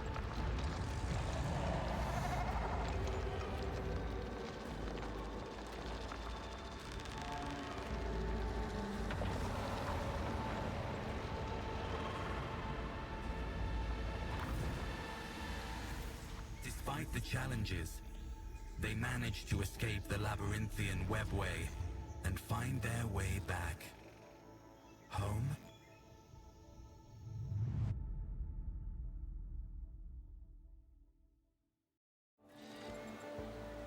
Hey, we're on Janus.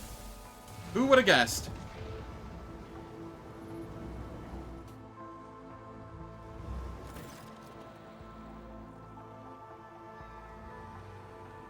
A poorly shaved commoner in worn coveralls eyes you with suspicion. He is clutching an autogun that looks like it is one careless reload away from falling apart. The man narrows his eyes and inquires, "Oi, who are you lot? You're not bandits, are you?" One moment, I need to change my title to Act 4.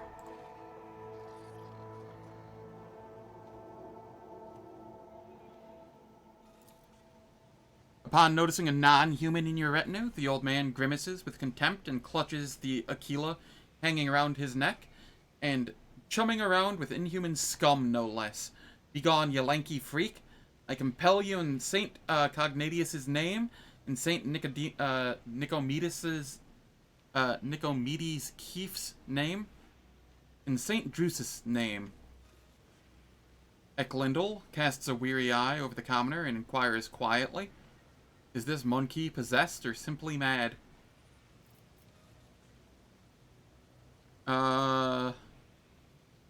Shame I don't have Abelard with me in this exact moment.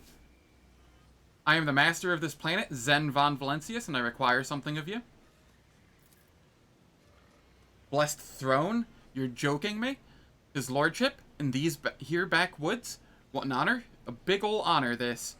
The man drops to his knees and tries his best to hide his travesty of a firearm, pretending that he was not just pointing it at your chest a moment ago.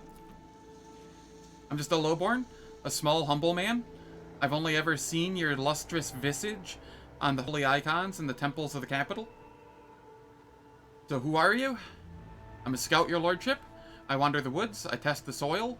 Taking great care, the old man reaches into his sack and pulls out a scratched auspex with a long spike wrapped in a muddy rag.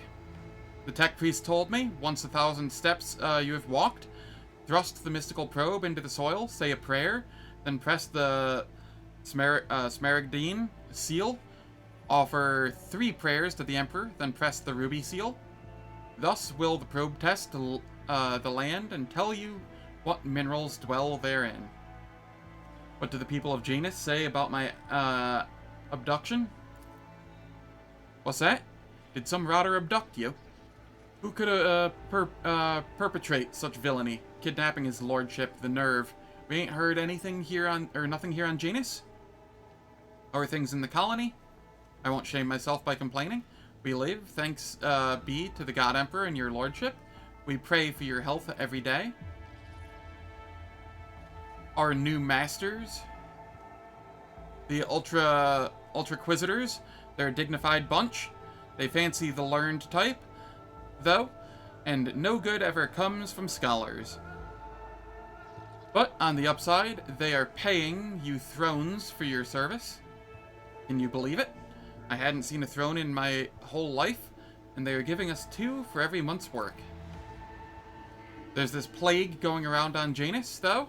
Makes your hair fall out, your skin go pale, and your voice disappear. Turns normal. Emperor-fearing people into right freaks, scum of humanity. We call folks like that wretches. Scary to look at. Better to put them all down. Well, we do, little by little, with poison. Is the governor well? Can't say I have the foggiest. We've never even heard the governor's name. But it still beats living under that accursed heretic Vistenza, the bloodsucker. I need a shuttle and some means of contacting the astropathic choir so I can summon my void ship here. In a jiffy, your lordship. Please be welcome to our flying ferry. It's right over yonder, in the bush. It's also where our expedition's Vox wizard is staying. Icklindle shoots you a keen look and asks coldly, will your capital offer protection? I do not wish to exchange one prison for another. The old man glances at the farseer suspiciously. Will that there chatty mug be flying to the capital with your lordship? He's got an awful big mouth. He looks like trouble. Yes, the Xenos is coming with me, as my guest.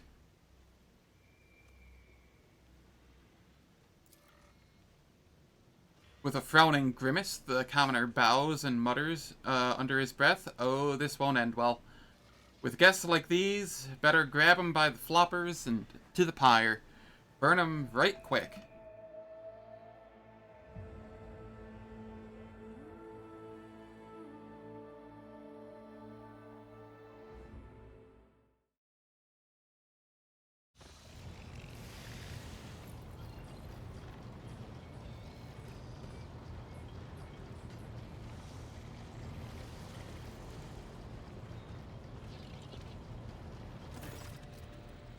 The high-ranking officers beam with genuine happiness. Danric steps forward and solemnly says, welcome to the bridge, Lord Captain. Like the rest of the crew, we are overjoyed by your return and thank the Emperor for it. The crew stares in awe and terror at the giant towering over the crowd. Some make the sign of the Aquila on their chests, others collapse to their knees with a prayer to the God Emperor on their lips. This wave of pious shock does not seem to discompose Ulfar in the slightest. He just chuckles into his beard and glances around curiously. Marzai's presence alone is enough to elicit gasps of dismay and whispers from the crowd. The Drukari ignores all monkey reactions to his person and surveys the ship's bridge, examining every detail with ostentatiously cool interest. His markedly casual posture is belied by the subtle and unusual tension in his body. The decks overflow with dazzling shades of yellow as the crew welcomes its lord, and I join them in this greeting. Cassia nervously brings her thin fingers to her lips and lowers her eyes. I am particularly gladdened by your return, Lord Captain. I hope that you can find a moment once you have seen to your duties. Damen-Zen, the flagship, without you was like a body without a heart, its blood frozen in its veins. We welcome your return and stand ready to serve. Bella devours you with her eyes, anxiety writ large on her usually impenetrable face. As your shadow, I must personally make sure you are well. Wait for me in your quarters. Lord Captain, I'm so glad to see you. I nearly lost it when you up and disappeared on me. I was getting by on stimulants and recaf. I barely slept. Also, I could keep listening to the whispers for any clues on how to find you. The only other time I felt so powerless was when Lady Theodora... She stops. Pardon me, Lord Captain, I'm talking nonsense. Sister Argenta greets you with burning eyes. Welcome back, rogue trader. No trial could break the will of the Emperor's chosen or stop him from returning to those who have put their hopes in him. Pascal offers you a respectful bow. The return of the Master of the Temple is an event honored by every spirit that dwells within the sacred systems and machines of this abode. First off, how much do you know about my abduction? Not much, Lord Captain. All contact with your party was lost shortly after the supposed pirates boarded the ship and abducted your companion's kinspeople. We immediately sent shuttles with boarding parties to your aid, but we didn't find anyone on the ship save for the crew, all of whom had either been butchered or driven insane. Juliet's expression is inscrutable, but her eyes are fixed on you and you alone. Since your lordship's body was never recovered, we hoped against hope that you were still alive. Alas, even our most alert auger operators never spotted anything suspicious, and thus our ignominious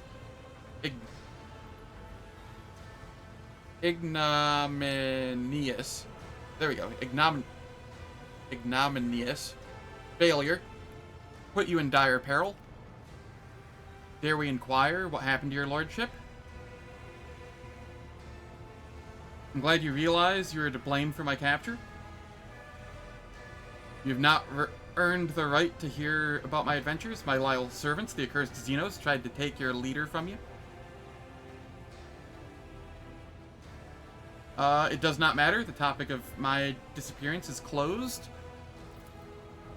As you command. Where's my ship been all this time? The Officers' Council decided to take the ship to Footfall, where one can hear the gossip of the entire expanse. Our agents tirelessly searched for information about your lordship. Had we heard even a whisper of where you were imprisoned, we would have immediately launched a rescue expedition. While you were absent, Lord Captain, we made every effort to find you. That resulted in a number of modifications to the ship that have significantly upgraded it. Thanks to a favorable deal secured by the esteemed High Factotum, the ship is now equipped with state-of-the-art auger systems and direction finders from Kiavagama.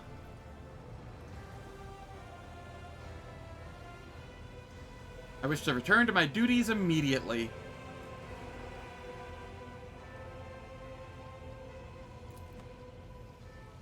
But the crew is overcome with joy and gratitude to the God Emperor. Nonetheless, your will is absolute. Lord Captain, the senior officers will report to you shortly. In your absence, we received a number of astropathic messages and dispatches that demand your attention. The group of servitors suddenly stirs, their movements frighteningly identical, even for automatons. They stare at you and say in perfect unison, "Hello, Nomos have come to welcome you back."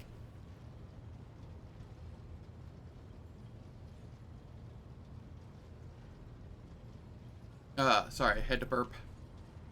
We sense that a great deed has been done, a vivid imprint on existence. You did something very important. What was it? I escaped from a dark city of the Xenos and showed them mercy. It suits you. What we see in you, light and connections, without the urge to destroy. Did Nomo say it correctly? The servitor chorus, which sounds as a single voice, falls silent. Nomos appears to be waiting for your response in eager anticipation. I'm glad you are learning to understand me, Nomos. Nomos are glad to. We must go now. We will come to speak with you later. Another pause follows, so long that the silence becomes more piercing than a scream. Then the servitors finally break it. We felt sadness when we could no longer communicate with you, and we were worried about your fate. One can detect with the naked eye the moment when Nomos leaves the bridge. The servitors stop moving in sync and slowly shuffle off to their posts.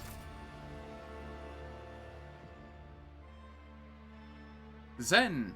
Cassia whispers the moment she finds her breath. Her pallid face is flushed, her hair is disheveled, and her delicate shoulders are trembling with agitation and barely contain tears. It really is you? Cassia reaches out her clawed hand and gently touches your cheek, but then, startled by her own impulse, immediately jerks it back.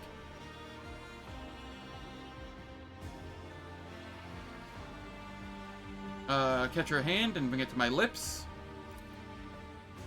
Flinches, but instead of recoiling, she grips your fingers tighter. I was afraid that I would never see you again. When you disappeared, all the worlds and stars of my dreams ceased to matter. All my thoughts were of finding you. I knew. I could feel that what happened to you was far more frightening than death. And now you have returned from the Dark City in one piece. By the gold of the throne, I am elated. But how did you...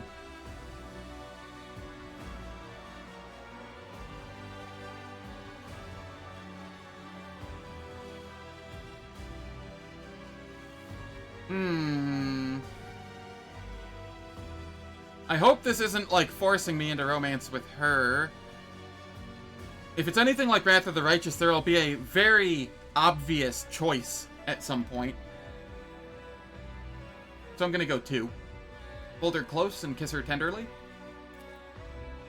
Cassia freezes as your lips join together in a sweet kiss. Then her body relaxes and her eyes close. He reciprocates slowly, uncertainly, gently.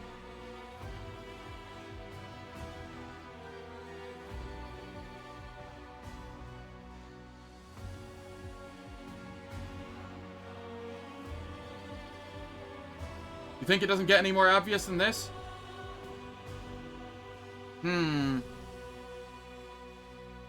Because in Wrath of the Righteous, it literally just has everybody kind of confront you. Unless you're allowed monogamy in this one. I haven't actually looked into that. Or sorry, polygamy.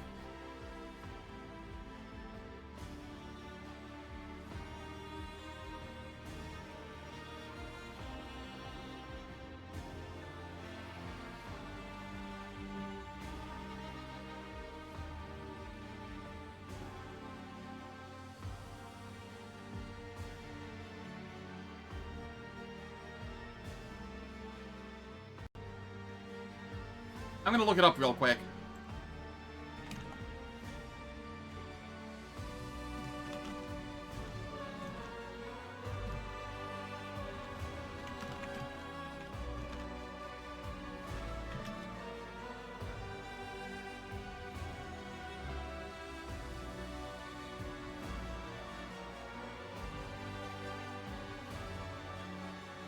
There's a blunt moment when they come to you all together, at which point you need to make a choice.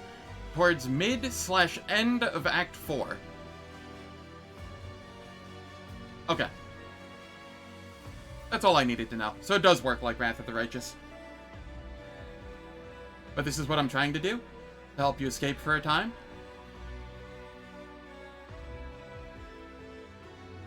Nah, I'll just go 2.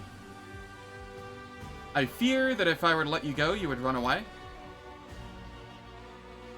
She promises not to leave. Cassia is not trembling anymore. Instead, she clings to your chest and rests her head on your shoulder.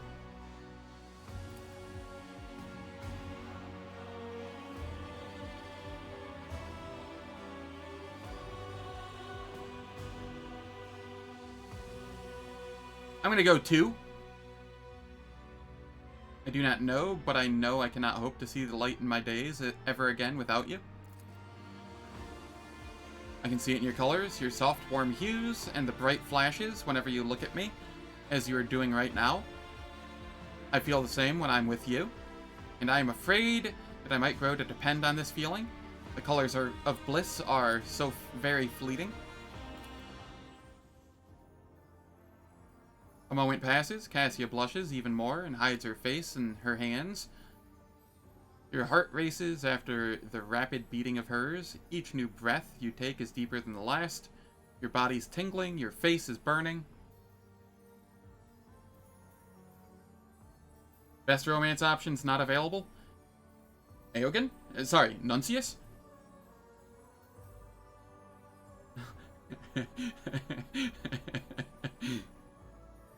I think this playthrough I'm gonna go with Irliet.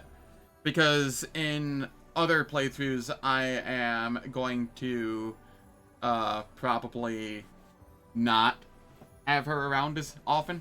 Especially when I get around to another dogmatic one.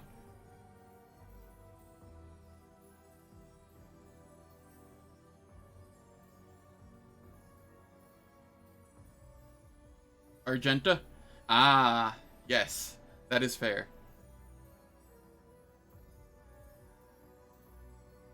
But yeah, I figure since I'm actually using Irliet and I took her to Kimura, she will be the one that I go with this time, and then I will choose others in other playthroughs. All one's love must be given to the Emperor? No, I must make the greatest space soap opera. Given to my emotions, I want you.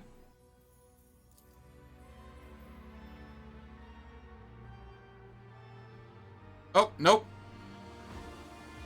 Alright, well, there goes that.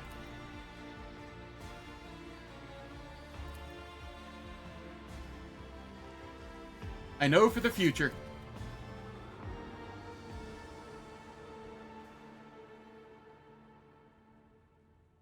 Where's Solomore in romance then? Please no. Damen, a moment later, her hands touch your face. I'm here.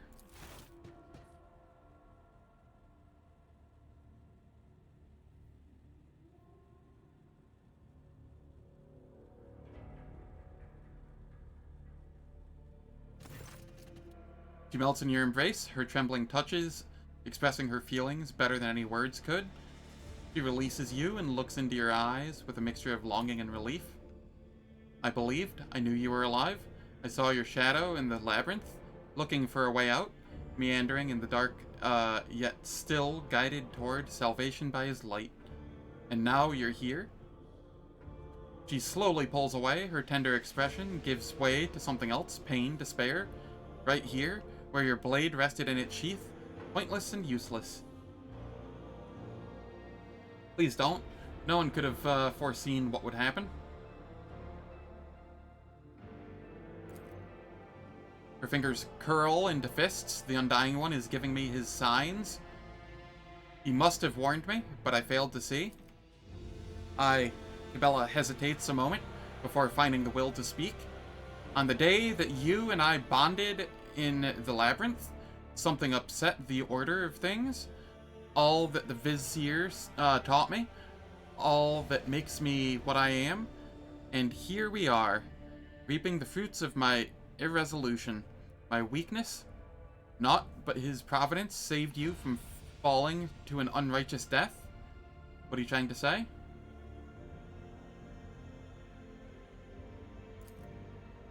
The tenets demand irreproachable service. Only thus are we able to read hearts and see threads. The blood-spun web will not accept a failure. Whatever you're going through, we will face it together. Together.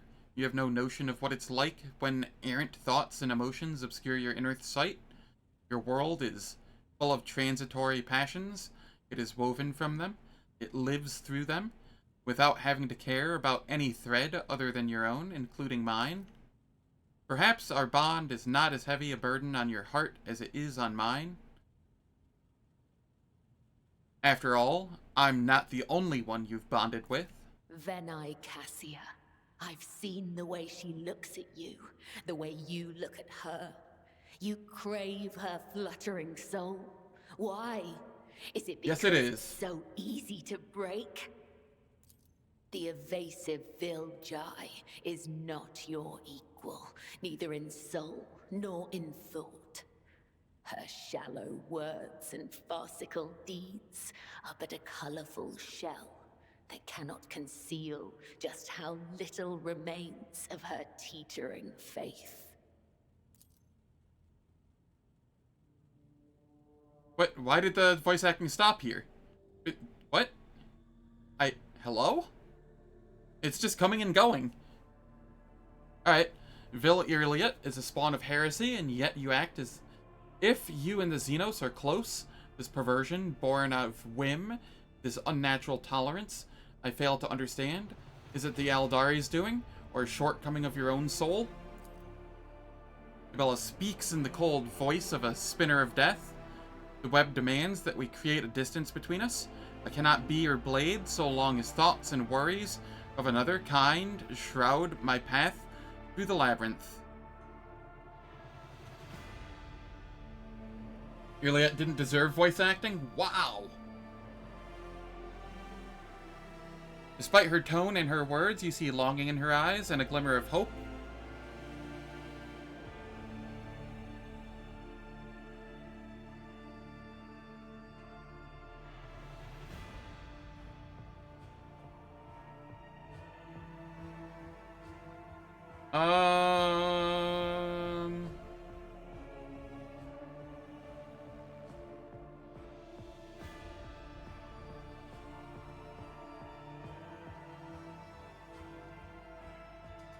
I guess I'm going 4 here. Alright, let us pretend that there was never anything between us. Light sigh escapes her lips. She closes her eyes for a moment, and when she opens them again, you see crimson flash of resolve within. So be it. The soap opera, no. Shall we get to business? We have a number of items to go over. First and foremost, I have news about your subjects. In the time that you were gone, the servants of House von Valentius have toiled tirelessly in their service to you, and for the benefit of the entire Trade Protectorate. Once word of your return reaches every von Valentius world, why, the masses will be ecstatic. Never before has the Expanse known a leader as merciful as you. The fanatics of the Creed may whisper about the heresies of the mind burgeoning under your rule, but your benevolence has forever captured the souls of millions of ordinary subjects. The Expanse is in flames, your lordship. Squadrons and small groups of despicable Drukhari raid our systems. The cult of the Final Dawn has emerged in full force, wreaking havoc everywhere. We've heard rumors of the fall of Santiel's pride, House Chorda's world, an outrageous sacrilege, given how abundant and inexpensive Promethium is there. Strife is broken out between House Winterscale and House Chorda. Chaos reigns everywhere. Only the esteemed Lord Inquisitor is trying to fight it, concentrating all available forces at footfall to draw them into a fist that will smash the rampaging heretics and Xenos vermin. What kind of Xenos are attacking the Expanse? Drukhari, your lordship. Their squadrons, both large and small, are invading the Expanse, unleashing carnage on planets, taking captives by the thousands, and attacking ships.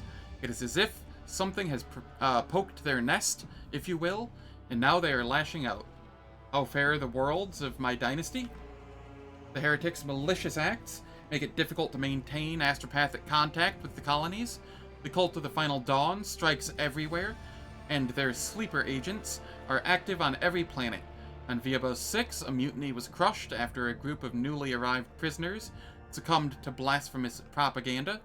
But other worlds stand firm against the onslaught of the enemies of humanity and do not succumb to their pernicious influence. So Calcazar is leading the defense. Exactly. The esteemed Lord Inquisitor Calcazar has declared himself Warden of the Coronis Expanse and issued orders to requisition troops. He has made Footfall his base of operations, as it was the most logistically convenient point. From there, his fleet strikes throughout the Expanse, destroying the forces of the Cult of the Final Dawn and the abominable Drukhari. He may be all that currently stands in the way of the Expanse being reduced to ashes.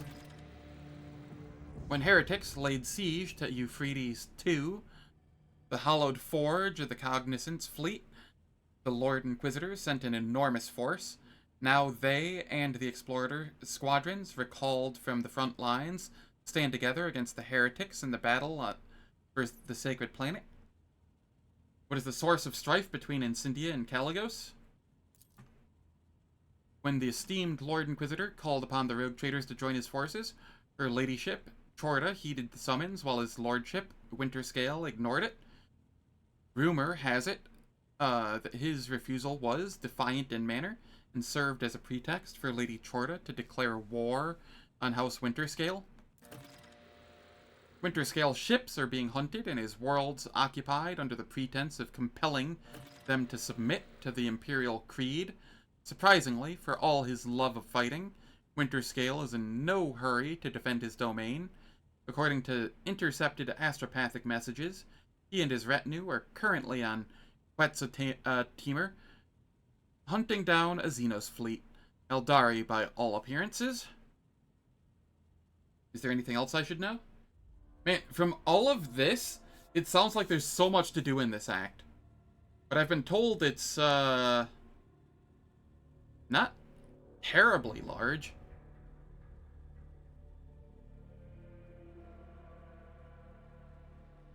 At least not as large as Act 2. Caligos showing how rogue trading is done. Is there anything else I should know? Lord Captain, during your absence, your retinue has seen certain changes. the esteemed Master Anther will no longer be able to accompany you. According to a message from the Adeptus Arbites, he has been discharged and is currently an overseer on Viabos 6. However, Prefect Vulture has informed me that you have the authority to challenge that decision and have Master Anther reinstated. Philemorn has been discharged, but why? The Adeptus Arbites tasked him with a mission of some sort that, as far as I know, ended in failure, leading to Master Anther being deemed unworthy of his rank and unfit to serve you. I would like to note that his Cyber Mastiff is still on board, due to the damage the dog sustained on Thessara. Master Anther left it in the care of your tech priests. I heard that there was an implant malfunction. The servants of the Omnissiah have patched up the creature, but they have also warned that a final synchronization of its implants with those of Master Anther is required before the Cyber Mastiff can be considered fully repaired.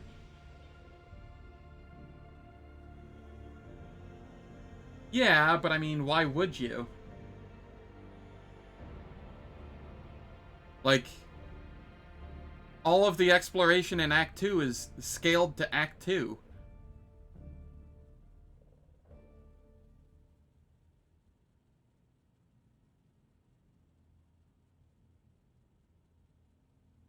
Well, yeah, the final acts for all of Owlcat's games are paltry. Philemorn will rejoin my retinue. I will collect him in person. Then I will send a request to have Master Anther reinstated and notify the Overseers on Viabos 6 of your impending arrival. I have good news to share as well. The Heartless is fully repaired. It already was.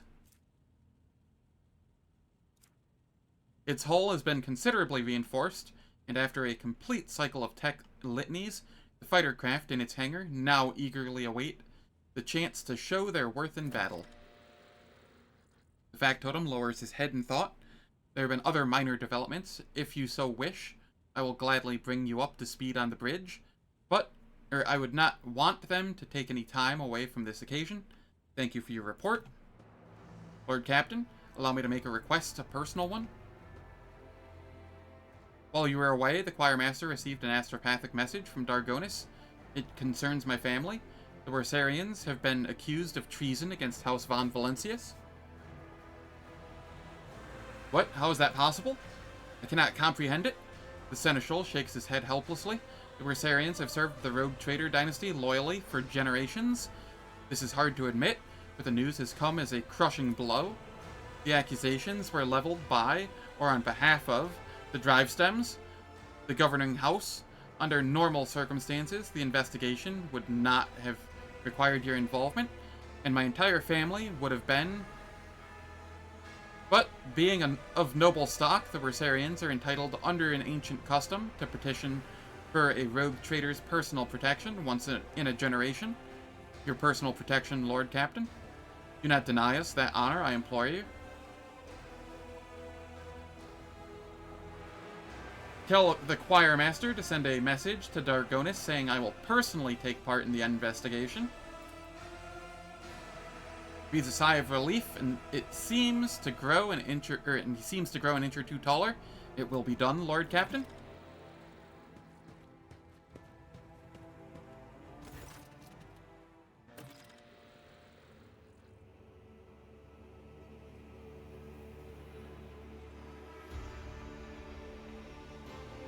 Idira hurriedly enters the study, sniffling and hunching her shoulders. She looks haggard. There are bags under her eyes, her hair is disheveled, and her hands quiver slightly every few moments. With some effort, she focuses her eyes on you and forces a crooked smile. Thank you for agreeing to hear me out, Lord Captain. Here's the deal. After all that happened recently, the voices in my head suddenly flared up and started gabbling worse than before. Don't get the wrong idea. I'm handling them just fine. But I think I know of a way I can get them to settle down a bit. I keep having the same vision over and over again. I'm walking down a corridor and there's this door at the end. And I just know that right behind that door is blissful silence. All I've got to do is reach out and open it. So I touch it with my fingers, I can feel the cold, rough metal, and then suddenly I snap out of it and always find myself staring at a wall in some compartment or other. I look behind me and all the doors on the way are open, but I have no memory of how I got there. Lord Captain, I'll cut to the chase. Please help me find that door. I'm not joking. This is a matter of life and death. My gut tells me this is my last chance to deal with my powers, and if I don't, we will find this door. Before I make my decision, I have questions to ask you. Absolutely, Lord Captain. Ask me anything. I'll try my best to answer. What do you think is behind the door? I've no idea. Maybe it's some incredible implant from the Tech Priest's secret stores. Or, I don't know, a serum kept in the Inquisition's vault. There's such things as archaeotech, right? Plenty of it laying around. Maybe some of it could help me. I had less to do in this act because you had less companions with you. Ah, fair. Do your visions contain any clues on where to start looking? Vague ones, as usual. I think I can hear the muffled cries of some weird birds. And my head is sweating like it's somewhere hot. I'm surrounded by rockcrete, your everyday Imperium stuff, except it reeks of burnt flesh, fried cables, and chemicals. Sorry, that's about it. Nothing more concrete. Is the door you describe similar to the door your whispers come from? No. Well, I don't know. It feels different.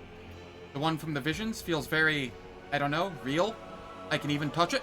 It's definitely not an illusion. It really does exist somewhere. And trust me, neither of us wants to open the other door, the whispering one. What if it's a trap? No way, it can't be. Whatever, I'll go alone if you like. Just please help me get there. I have no more questions. We will find this door. I give you my word. Thank you, Lord Captain. I knew you wouldn't leave me in a bind. As soon as I sense we're close, I'll let you know right away.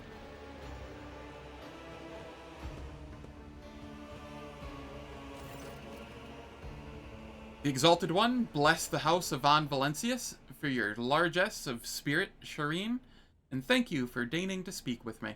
Jai turns unusually hesitant, now tentatively choosing the words that only a moment ago rolled off her tongue in an uninterrupted cascade.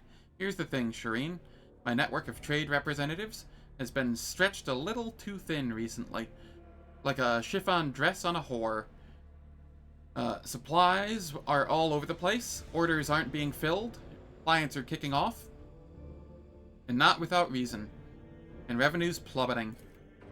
And if that wasn't bad enough, my guys running things from Footfall have been incommunicado recently, and an astropathic message has finally come in to tell me why some Ashmag or Ashmags, thrown smite them, has captured my gang, and they're threatening to kill every last one of them, or those hard-grafting whelps, if I don't do what they want. And they only want one thing, my Mercatum Tabula Official, in exchange for my gang's life. Jai tosses her thick mane of hair and grits her teeth, looking more vicious than you've ever seen her. But I'm not giving up my certificate for anything. Nor am I going to leave my guys high and dry. That's why I'm begging for your help and protection, Shireen. If I have to step into a cage full of hyenas, I'd rather do it with a lion at my side. Jai's quest is the worst piece of gameplay in Rogue Trader. You're still traumatized? Uh-oh. That bad, huh? Telemann did not say who sent the message? Shireen, you know yourself that all this astropathic chit-chat is nothing but a stream of images, thoughts, intentions, nothing concrete. But I don't need the name of the sender, I already know it.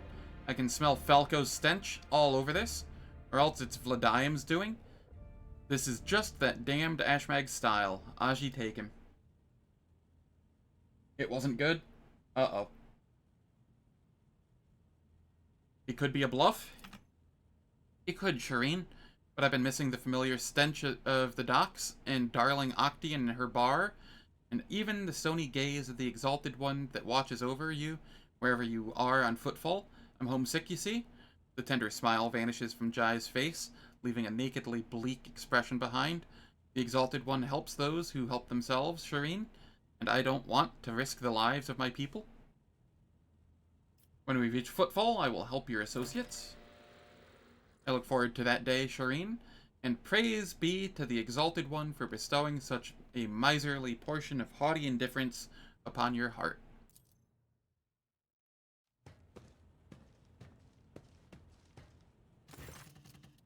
Zen, I apologize for barging in unannounced. I have received news that I must discuss with you face to face. You may recall I mentioned that Achilles, Heinrichs pauses before continuing, that Achilles Scalander was transferred into my remit by a colleague. The colleague in question has contacted me. She requires my immediate assistance. Who is this colleague? Heinrichs hesitates for a moment before answering. Emelina Lichtenhart, Sage to the Lord Inquisitor. Tell me more about Emelina. Who is she? An acolyte who was assigned a different range of objectives in the Cronus Expanse. Heinrichs trails off, then shakes his head. Don't take me. I'm still trying to hide information from you, even when I'm asking for your help. Emelina is a sage, a unique acolyte of the Inquisition, who can absorb huge amounts of knowledge and store it in her own memory more securely than any data crypt. She entered the Lord Inquisitor's retinue before even I did. Talking to her is a strange experience, but that is barely scratching the surface of who she is.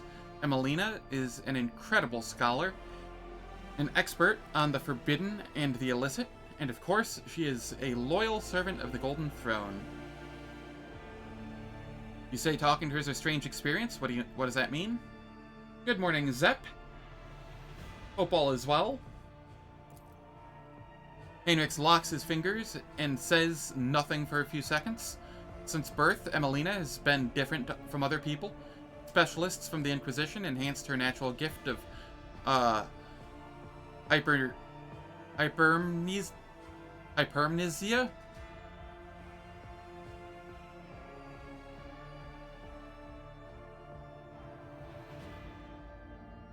There are certain procedures that can be done. She creates separate blocks of memory, which she can then lock under a code word or even overwrite with new information. She can organize her mind like a normal person, or arranges boxes on a shelf. 10 watch streak. Awesome. Always nice having you here. One box might contain information about a recent mission in the Calixis, another the latest decrees of the Lex Imperialis, and another her own childhood memories. This level of compartmentalization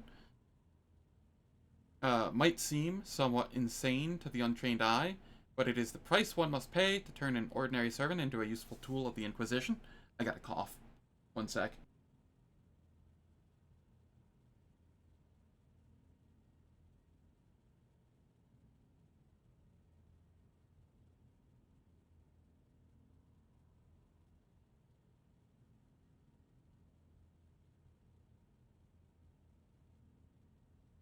Nice.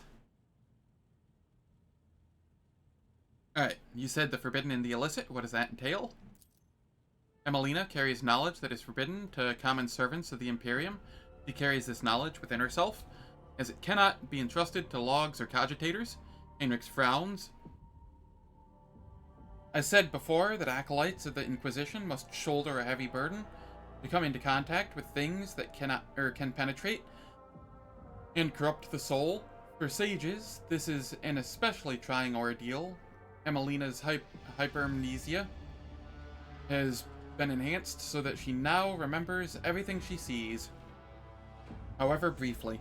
After many years of service, she has examined and seen enough to become an unrivaled expert in this field. You speak of her with obvious affection. Heinrichs gives you a crooked smile. Emelina was something of a mentor to me. She helped me when I had only just joined the Lord Inquisitor Circle. She taught me psi techniques to maintain my focus and equanimity. She trained me in the finer details of working with archives and data crypts. She gave me the chance to unwind a little in my post by playing games of regicide with her. You failed to mention that Calcazar, I believe I have a clear picture of Emelina now. What was her message?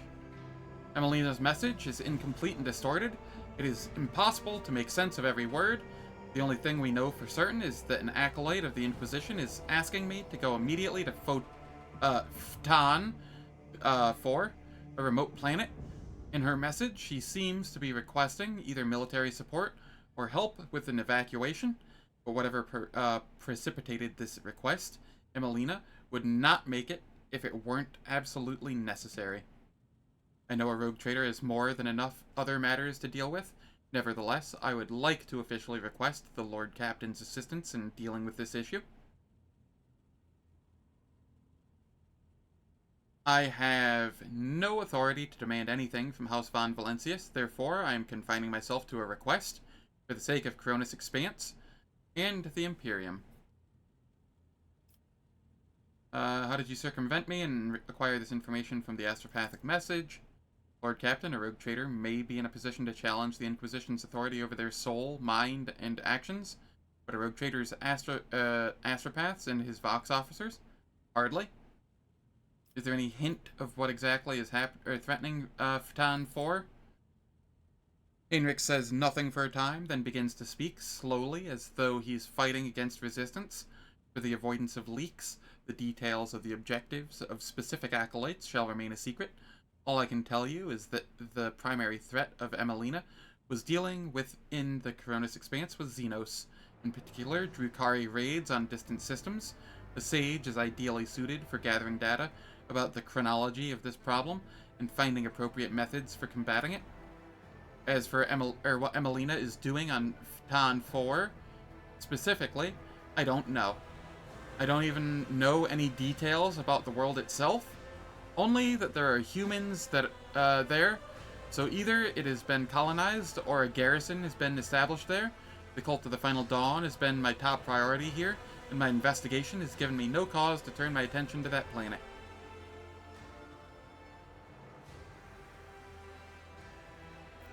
If I help you, what do I get out of it? Saving an inhabited world is not sufficient incentive for you? Heinrich's tuts in disappointment. I imagine the planet's inhabitants would be willing to part with all their worldly possessions in exchange for aid.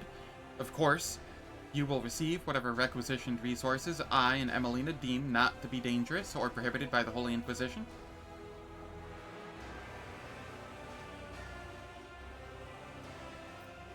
I shall help you. Thank you, Lord Captain. I'm confident that this minor deviation from our primary course will help to stem the spread of anarchy in the Coronis Expanse, if only slightly.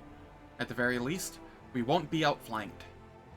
I've already spoken to the navigation crew and provided them with the coordinates of Ftan 4. We can set course for it as soon as you give the order.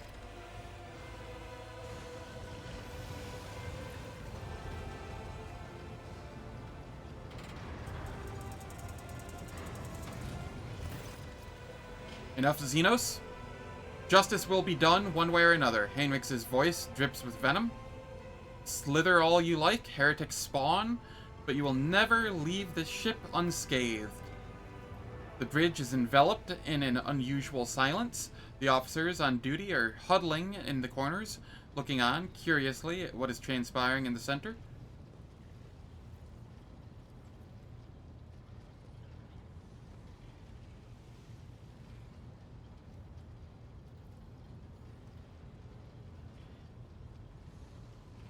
What is going on?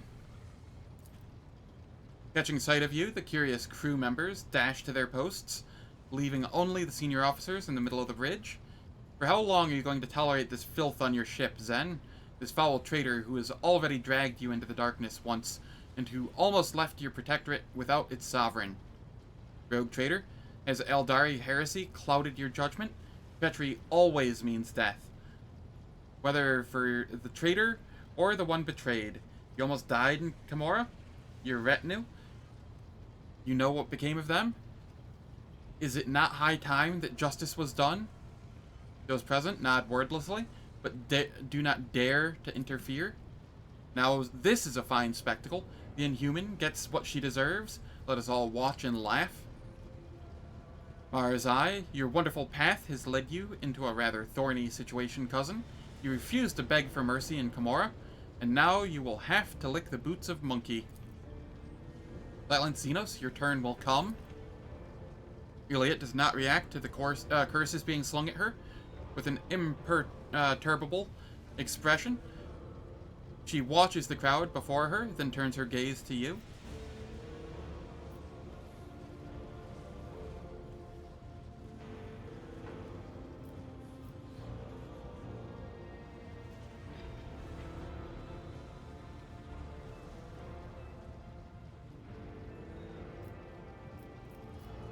Anyone else want to share their thoughts?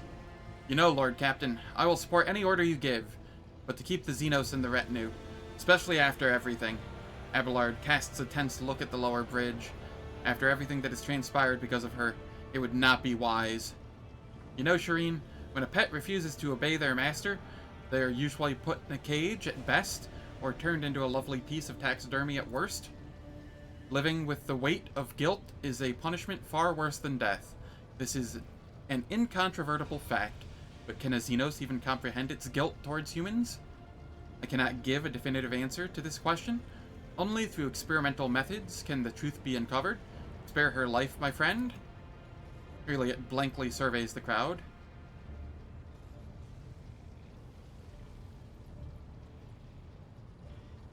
Juliet will now apologize to everyone who was harmed by her deed, and that will be enough. Arzai laughs airily, and now that Shirani will walk on her hind legs before the monkey. I'm glad I decided to drop by to see what all the fuss was about. Eugen did lose the most.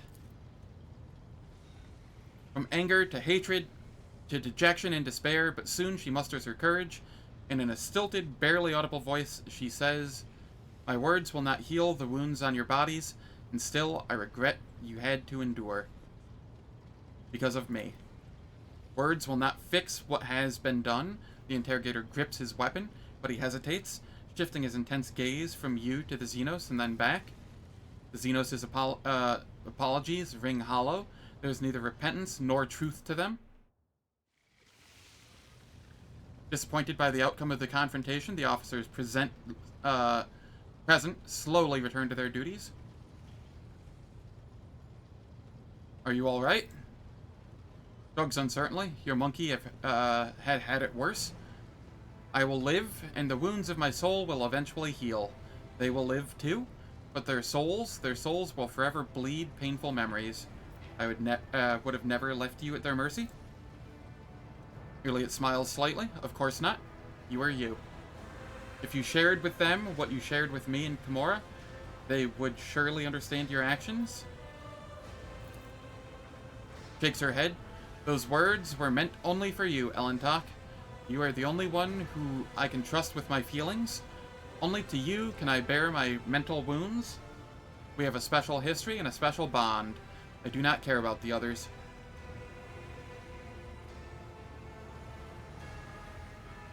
Yes, I have a giant cat. It's a very fun cat. They will forgive you. Not all of them, and not right away, but they will.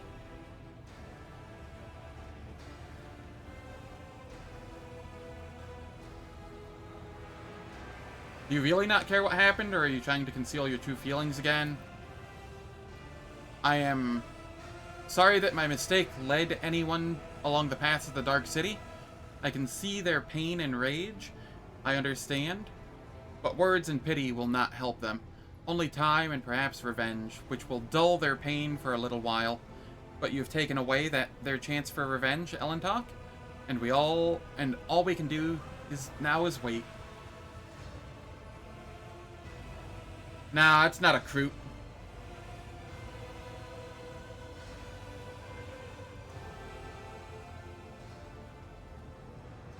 They will forgive you. Not all of them, and not right away, but they will. Stop it. You cannot believe that, Elentok. I do not need words of comfort. The words of these monkey do not touch my soul. Only your thoughts matter, yours and mine. It is time to get back to work. Do not leave just yet, Elentok. Before you do, answer my question. I know we have talked a great deal, and you have even accepted what I did.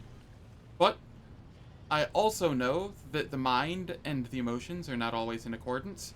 Now that the raging waves of the danger have died down and Kimura has been left far behind, what are your thoughts of me? How do I like the Iconoclast Decker on the bridge? It is eclectic. That's the word I wanted.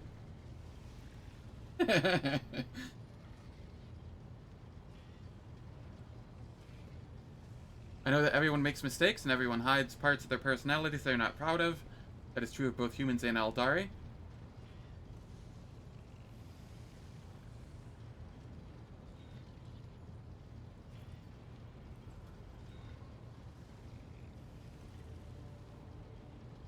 I'm gonna go 2. I wish I could argue otherwise. A short laugh escapes Irliot's lips, but I made a mistake, and I concealed my feelings and emotions from you.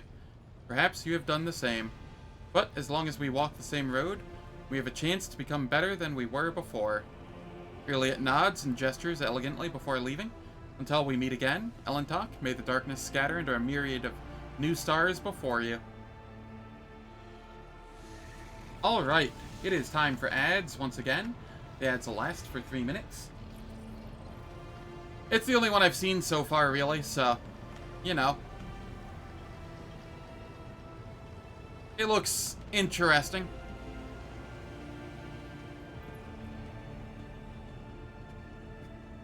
But yeah, the ads will last for 3 minutes. They disable pre-roll and mid-roll ads on Twitch for the next hour. I don't do anything in the meantime, so nobody misses any content. And I will catch everyone when we return.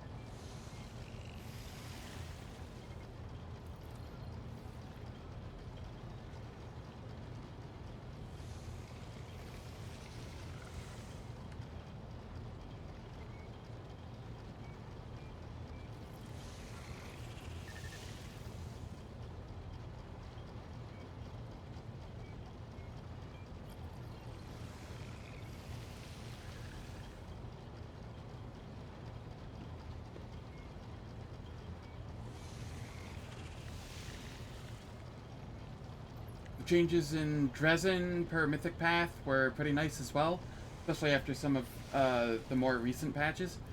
Yeah. I'm getting the itch to Wrath of the Righteous again. It's been so long, though.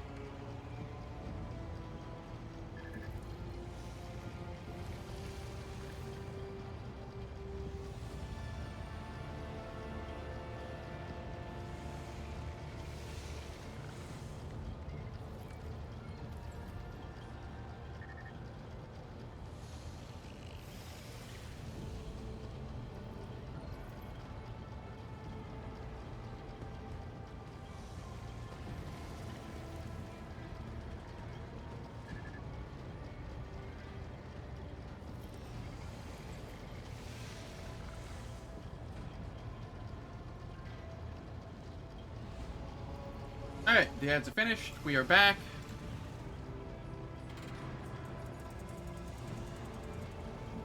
I have so much to do.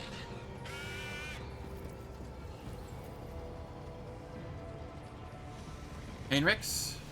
To what do I owe this visit? I've had enough of Marzai's stunts. It is time to hand him over to the Inquisition. By this declaration, if I understand correctly, you are stripping the Xenos of your protection as a rogue trader and delegating the fate of this enemy of humanity to the Holy Inquisition. Yes. Thank you for your cooperation, Lord Captain. I will personally rid the universe of this carrion, just as soon as I've conducted a highly prejudicial and wide-ranging interrogation. I wish I could watch.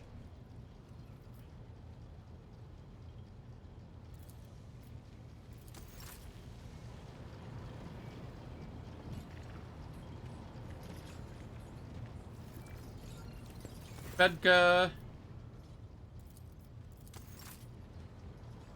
High Factotum. I wish to hear news about the Protectorate, to keep apprised of things. We discovered a world that is home to a long-abandoned colony founded centuries ago by one of your predecessors. A ship was sent there, carrying several thousand colonists who were to restore the derelict system.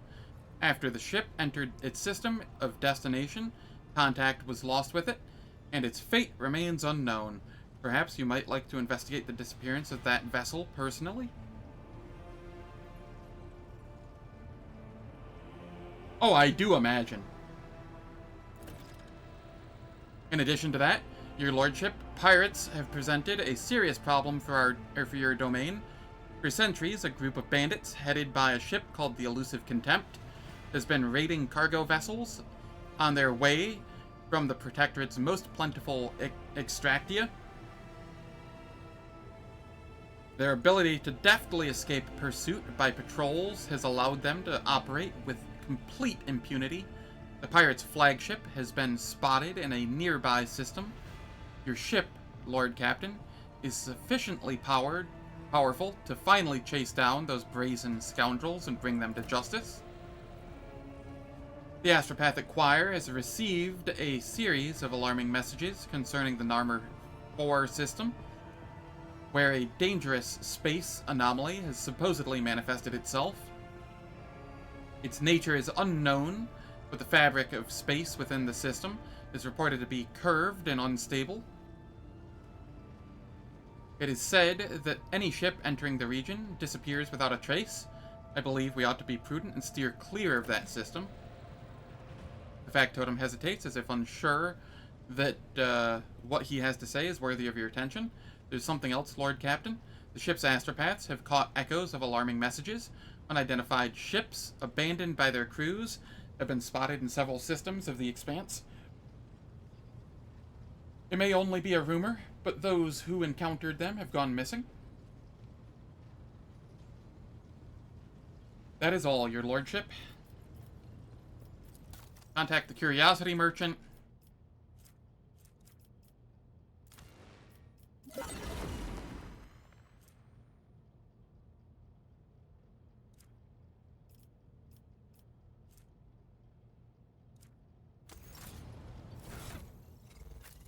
Alright.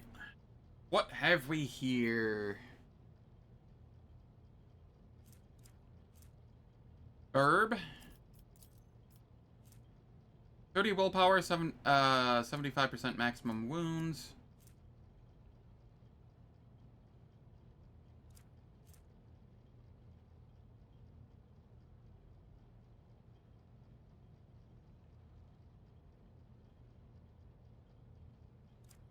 Okay, nothing interesting there. What about here? 20 fellowship. The servo skull can maintain multiple signal effects at the same time. Ooh, that's actually spicy.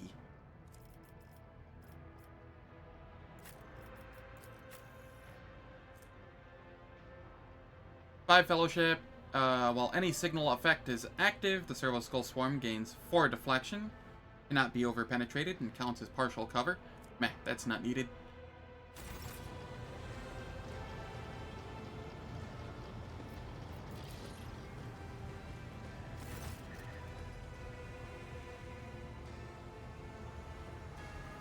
Yes, on my heretic run, I will.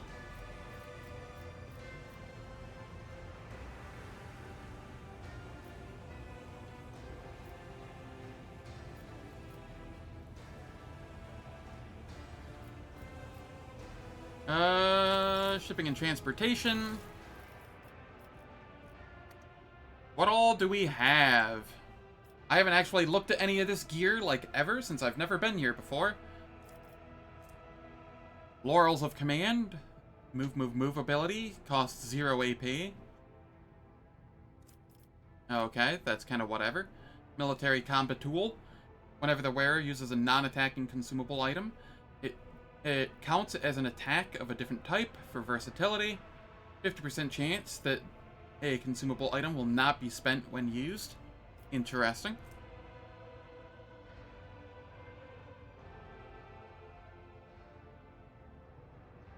Okay. That's kind of whatever. Overcharged plasma gun. This seems pretty good for Aogun. Psi focus. This is decent for Heinrichs.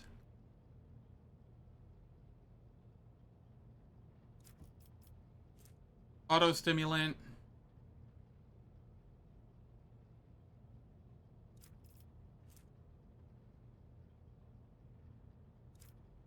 Yeah, it is. I have 111, yeah. Yeah, it's a little bit. Elite synth leather boots. Whenever the wielder successfully blocks an attack with a shield for the first time in a round, they gain 2 AP on their next turn. You know what I'm realizing? I am realizing that the entire time I was in Act 3, I had Abelard for, like, 75% of it. And I don't think I got to attack with him a single time, because everything was dead before it even got to him.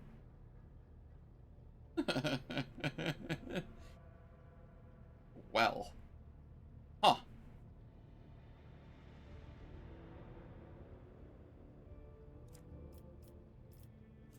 Notes on weakness. The wearer gains a permanent plus lethality rounded down bonus to direct damage. This bonus is doubled if the wearer's attack triggers an opening. Scout armor. Medium. Cover efficiency is increased by 15%. Bonus doubles if the wearer is not moved in their turn. 15% armor if the wearer is in full cover. When the user is hit for the first 3 times in a round, they gain 21 temporary wounds for 1 round. This effect triggers even if the attack was blocked, dodged, or parried. The user gains temporary wounds equal to their current wounds for 1 round. When the user loses those temporary wounds, they suffer 1 stack of fatigued until the end of combat. This could be fun on Vanguard Abelard.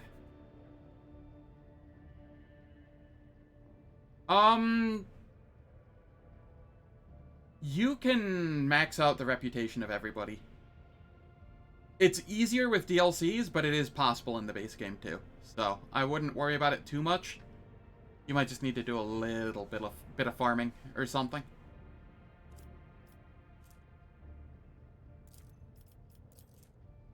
Yeah, this looks like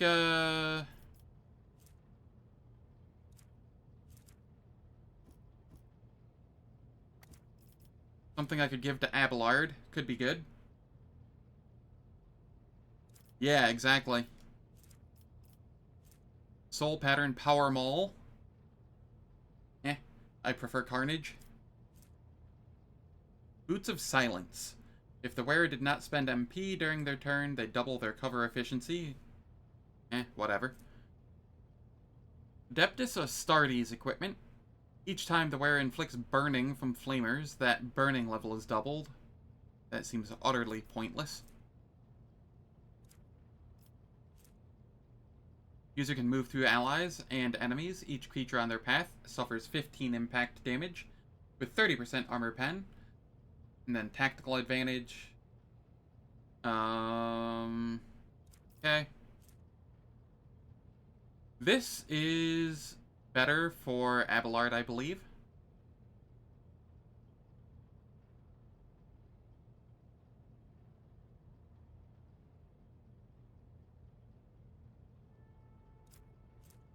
Void Veteran Boots. This is what I want to be wearing at some point. Whenever the wearer kills an enemy with their melee attack, they immediately gain +1 use of charge, costing 0 AP, even if they do not have this ability.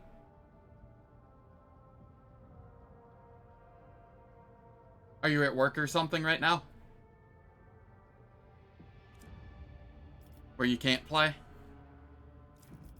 Yeah, I really want the Void Veteran Boots.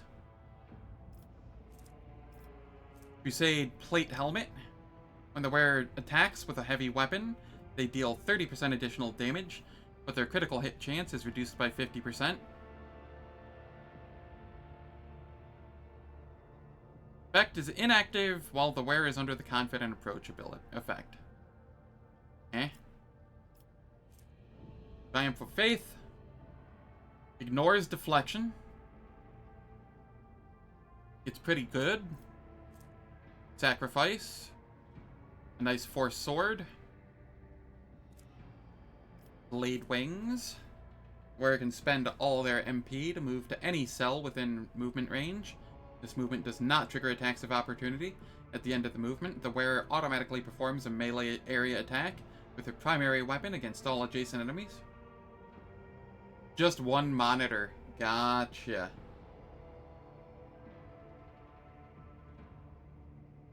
It's been so many years since I've lived the single monitor life. I do not wish that upon anybody. Single monitor life is pain.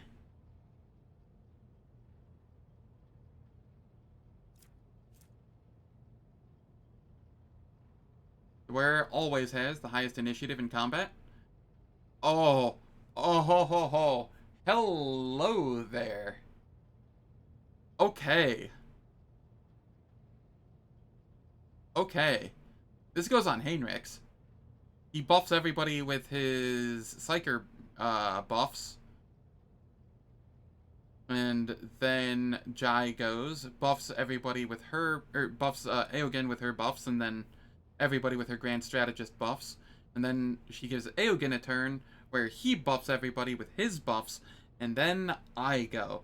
And then I tear shit up. Why is this an item? I mean, I like it as an item, but why is it an item? This is so dumb. Improved power pick. Mantle of Extermination.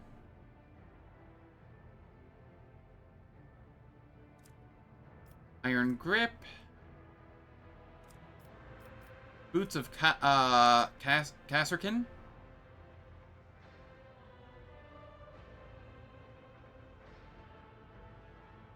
Yeah, I don't... They removed, seize the initiative, giving, like, guaranteed first turn, but then they left it on, like, Grand Strategist, and I'm just like,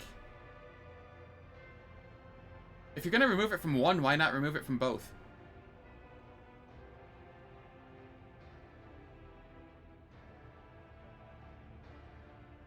The initiative manipulation in this game...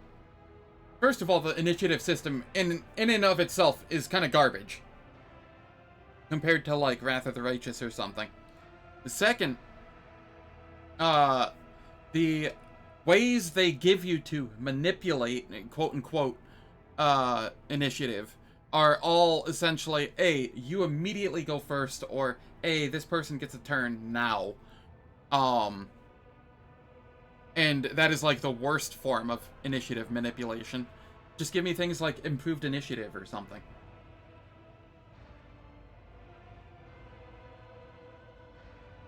I don't know. I mean, I will use this. I'd be dumb not to, but it feels bad that I have to partake in a flawed system.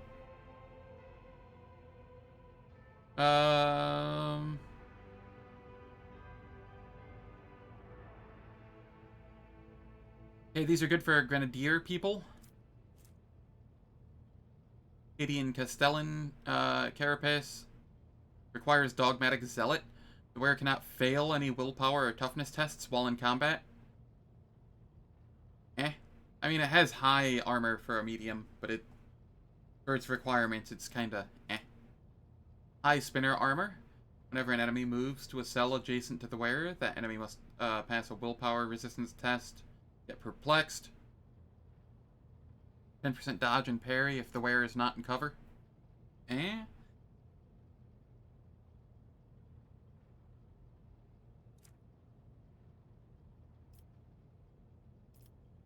Yeah, pre-buffing, I don't know.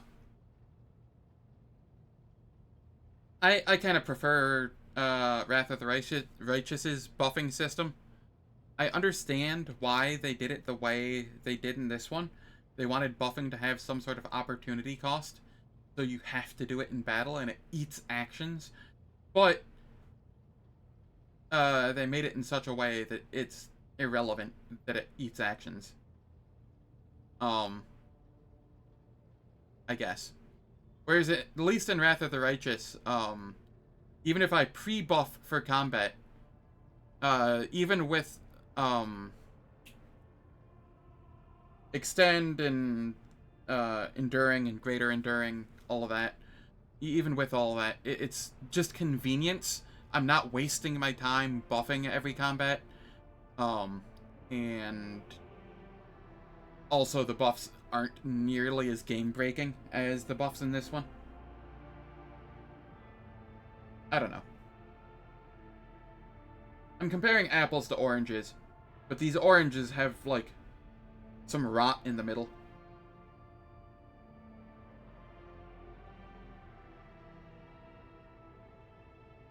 You currently working on that exact video? Nice. Righteous Justice. Conviction Dogmatic.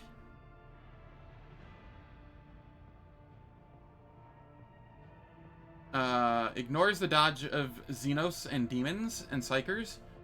Additionally ignores the deflection of Xenos and demons and psychers.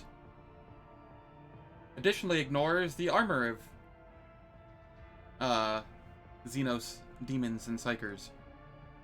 This is a pretty neat sword, not gonna lie. Partner in Death.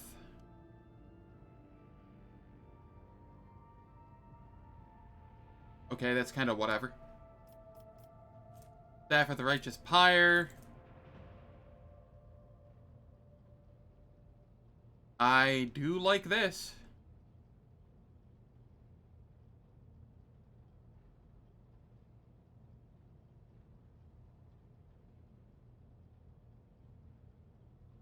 The army stuff I like, but I like those types of games.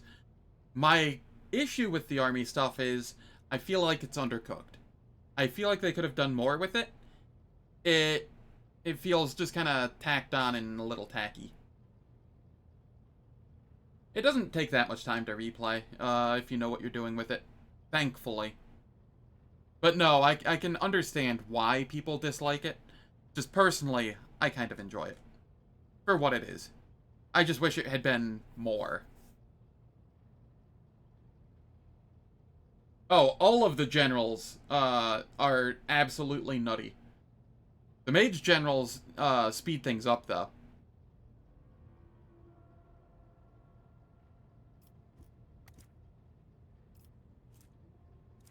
The archer general is obscene in a lot of ways as well. Modified artificer armor. Ooh. This is a power armor. Attacks with heavy weapons cost 1 less AP. Plus 20 strength. Huh. This is neat. Cold-blooded. Hymn of Vehemence. This bolter's rate of fire is increased by plus 0. Stacks of Zeal divided by 10. I have seen that this is bugged, and it is currently giving rate of fire increase by stacks of Zeal, not divided by 10. Which is hilarious. But, you know.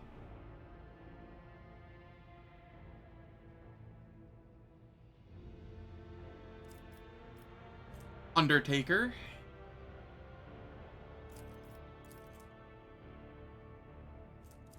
From burning, the wielder deals 30% more damage with this weapon for 1 round. Hybrid flamer and melee chain weapon. Thanks to the latter, the wielder can parry with this weapon. Their melee critical damage is increased by plus 25%. Interesting. This looks like a fun weapon. Well, that takes that out of the equation.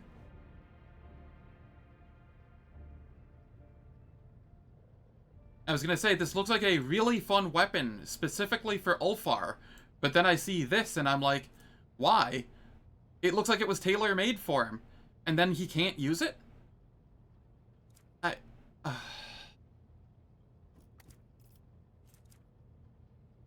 I'm continuously disappointed. Kingmaker's a bit of a mess unless you know or remember in what order to do stuff. It's also just a mess because of bugs. But it is a decent game if you can ignore the bugs or get lucky with the bugs.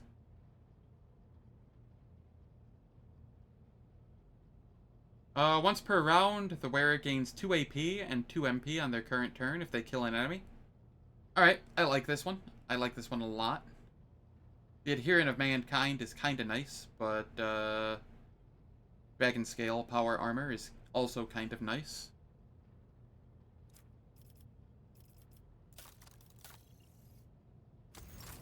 What about the Explorators? We have a lot going on here as well. Oh, I can get a Soul Pattern Shotgun. Nice.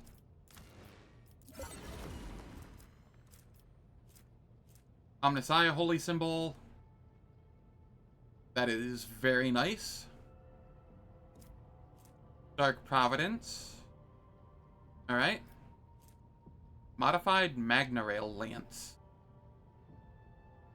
This modified lance grants Aogen the upgraded version. If Zalaro's here, did he ever, was it ever figured out what this did?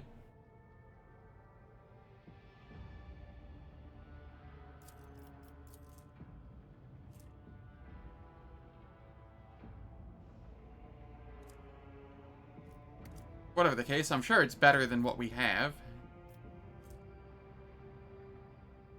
Mars-powered pattern power axe, gunnery shield. Reloading a shotgun costs 0 AP. Oh, this is a sick shield. Improved lightweight boots.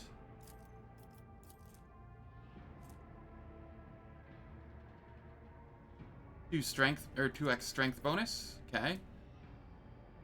Volition inhibitor. Controlled shot. Any enemies adjacent to the wearer's allies. Stuffer. Okay. Neurostimulant. Solar staff. Metal claw gloves.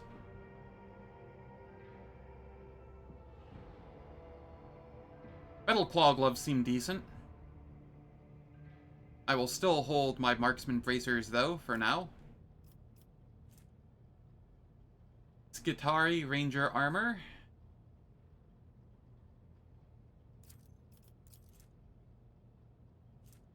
Tech use divided by 10. Neat.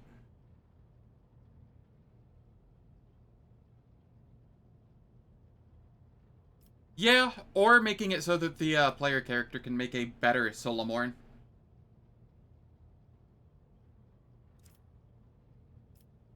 you know, Arch-Militant instead of Overseer.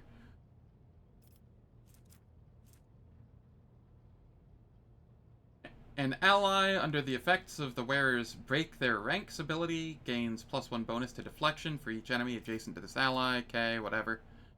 Galvanic Inductor. Okay, this is just a better version of the other Galvanic Inductor. Ancient Plasma Rifle. Deals +6 damage. Neat. Holy Power Armor. It is Adeptus Astartes equipment. When the wearer suffers damage more than or equal to 22, this armor unleashes a blast of energy, dealing 20 to 25 power damage. Okay, there's a problem with this. We buffed to the point where nobody's taking damage. So its ability is kind of worthless. Astartes Flamer. Heavy Rock Saw. Modified Breacher's Armor.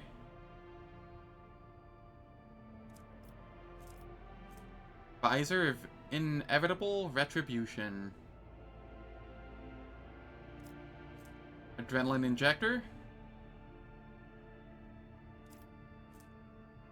Hallowed Kinetic Force Conduit.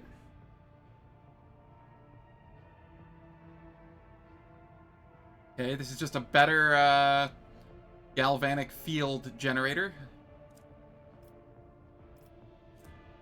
Vivisector's Visors.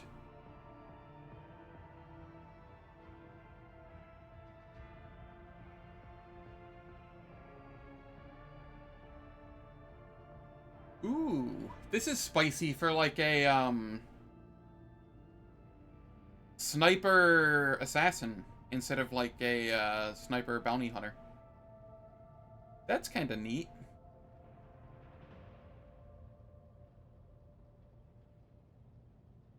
And he gets hurt to trigger armor effect. Ooh, that's a fair point. It doesn't say it has to be from an enemy.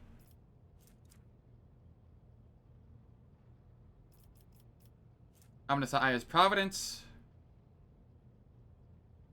If the target of this axe's attack is suffering from the effect of exposed weakness, all energy damage. Okay.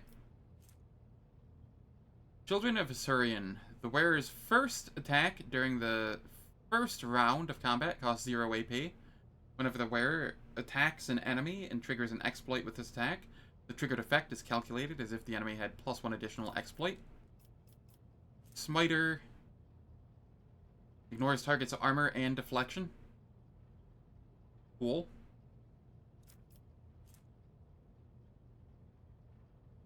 I like how it has an extra attack action, which increases armor pen of all subsequent attacks made against the same target by 10 for 1 round. Ignores the target's armor armor though. I'm guessing it's for softening it up for allies, but like, if you're hitting a target, you're probably killing it. Whenever the wearer uses Carnival of Misery, they immediately heal to full. If worn by an Overseer, the wearer can use Overcharge multiple times per combat, but only once per round.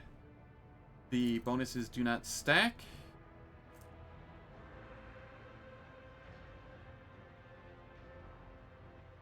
Interesting. Heartbeat Scanner.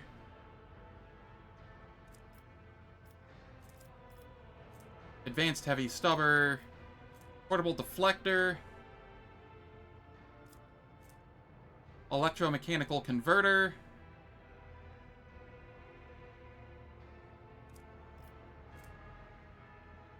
Tempestus Elite Carapace. This is a really neat heavy armor. Has high armor. It has scaling deflection. So it can get about as good as a power armor.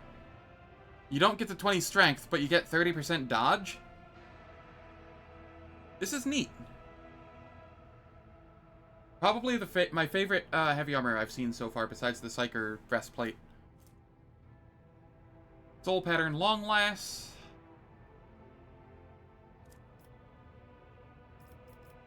Melt a Gun, don't care about that. Litany of the Empyrean Fury. Every psychic or navigator power used by the wearer's allies or ally deals additional direct damage to all enemies in combat equal to allies' resolve.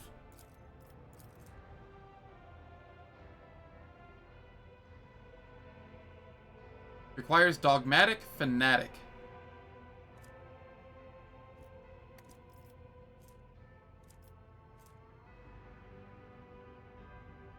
Okay, this is for Ulfar. Ghost Helm, wearer uses willpower for dodge tests instead of agility. Whenever the wearer dodges an attack, they gain +1 psi rating until the end of their next turn. Stacks. Fire. Cool. Anything from the Imperial Navy? Yes.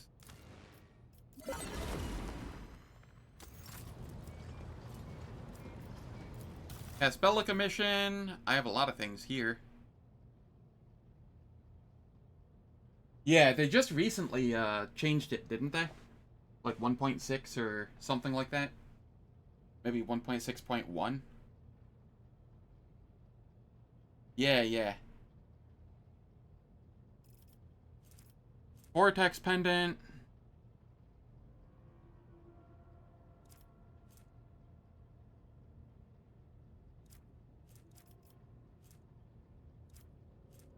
It seems like stuff that I just didn't pick up while, well, some of it seems like stuff I didn't pick up in Act 2. Maybe all of it.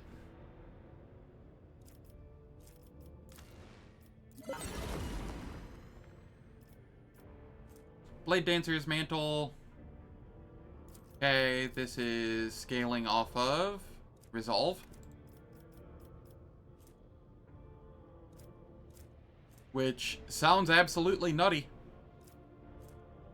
Blade Dancer's Bracers. Ballistic Calculator. Ah, the Ricochet instead of Overpenetration.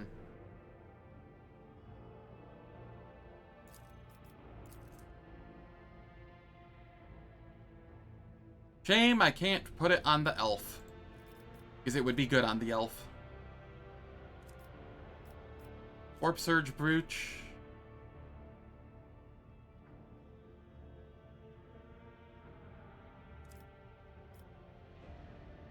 Red Crystal Staff. Stalking Boots.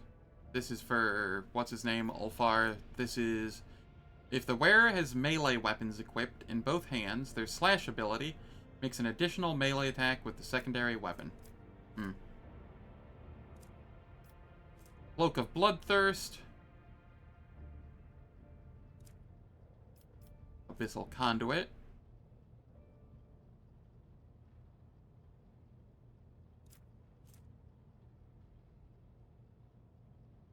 Yes. It very much seems that way. Where was it?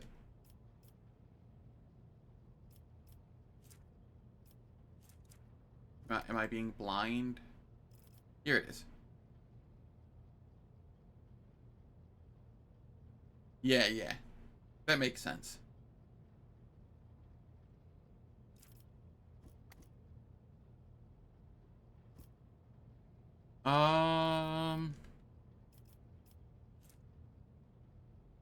Where gains the Dance Macabre.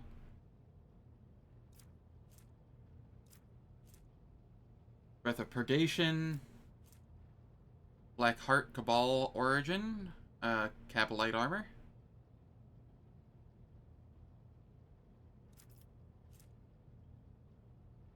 Player's Delight.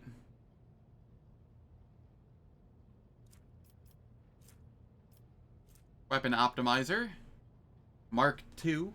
I definitely want this. The reason I want this is because I can galvanize it so that until the end of the turn, all bonuses from this augment are applied regardless of weapon type.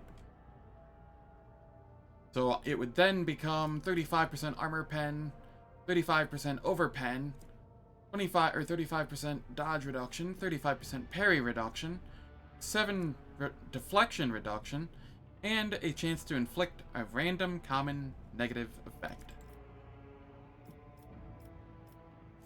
So I definitely want that. Where automatically passes any coercion tests, that seems very strong for certain skill checks if you know they're coming up.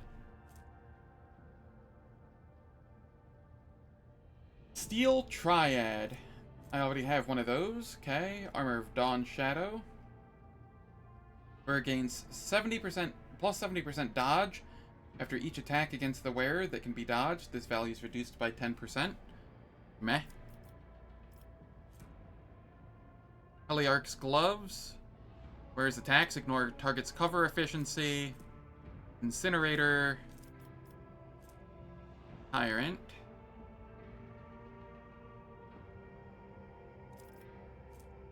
Demolitionists, Goggles. Whenever the wearer fails a demolition skill test, they can immediately re-roll it using agility instead of demolition. That seems bad. That seems very bad. I can just put on like the HAD pattern data loom and get a re-roll based on demolition, which is going to be higher than agility. Breacher's Bracers. Okay, Spiked Gloves. That's kind of whatever. Blade of the Suffering Collector. Imminent Torment. Maiming Convergence ability. I'm sorry? The user deals 15 direct damage to an enemy within 1 plus agi bonus divided by 2 cells. Then they are pulled to that enemy. If the user has a melee weapon equipped, they attack that enemy. It allows the user to attack.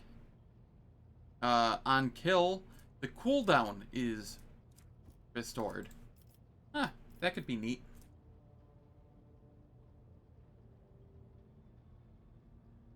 I think I would replace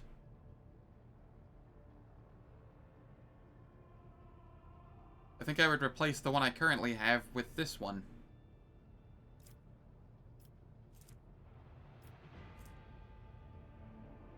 Maybe double reroll? I don't know. I tried double rerolling with St. Cognatius's scriptures and the HAD pattern data loom, and it didn't double reroll. It would only single reroll, so I imagine it would still only single reroll.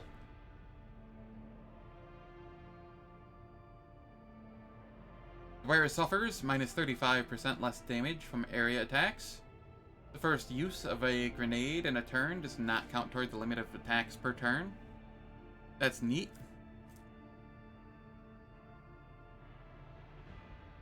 Okay.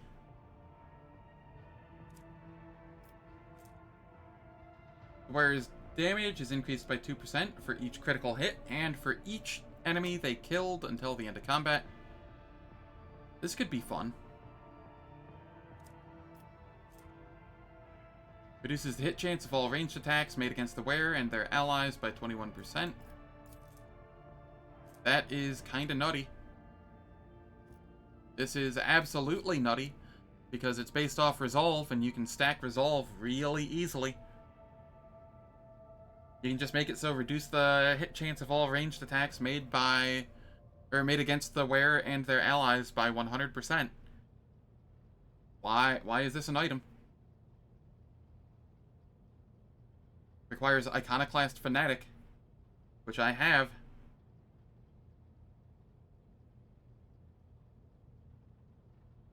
Yeah, they did. At least they killed that. Like, it's cool that it was a thing in Wrath of the Righteous, but I really wish they would, like, crush more of the unintentional interactions and just bring the overall power down just a little bit. Oh, just a little bit. So that, you know, combat's fun.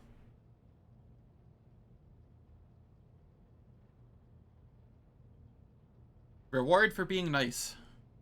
An I win button for being nice. Okay. Yes. Understood. It's not... Like, I could understand if it was a once per combat, you use it for, like, 0 AP, and it applies for 1 round. That would be cool. I'd be okay with that. This is just a permanent effect. It has no range. Why?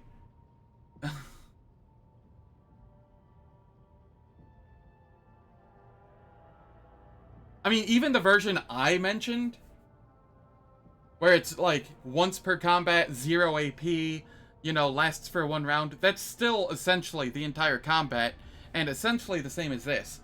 But at least, you know, if you're not giga juicing or something like that with buffs, it's maybe not the most broken thing in the game I've seen. Maybe. I don't know. This is... Wow. I don't even... Just wow.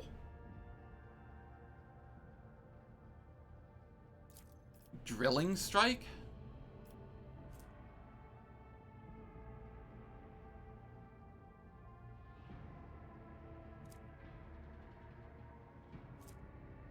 Is this the best rock saw in the game? It has high armor pen, and it has really high damage compared to the others. The second highest I saw was like a 7, and it had 10 armor pen or something. And then there was like a 6 to 7 that was like 40%. But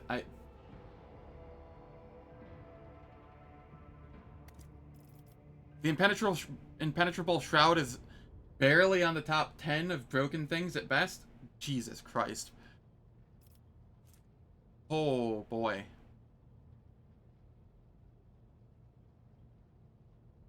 Well, I'm recalibrating my brain right now. Give me a moment.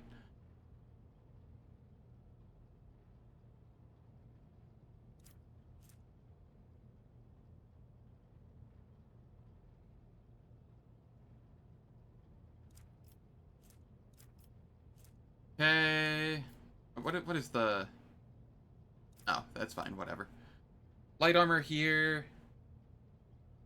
Okay, that's fine. Deadly Dancer boots. Whenever the wearer's MP reaches 0, wearer deals 6 impact damage. That's whatever. Crucible of Torment.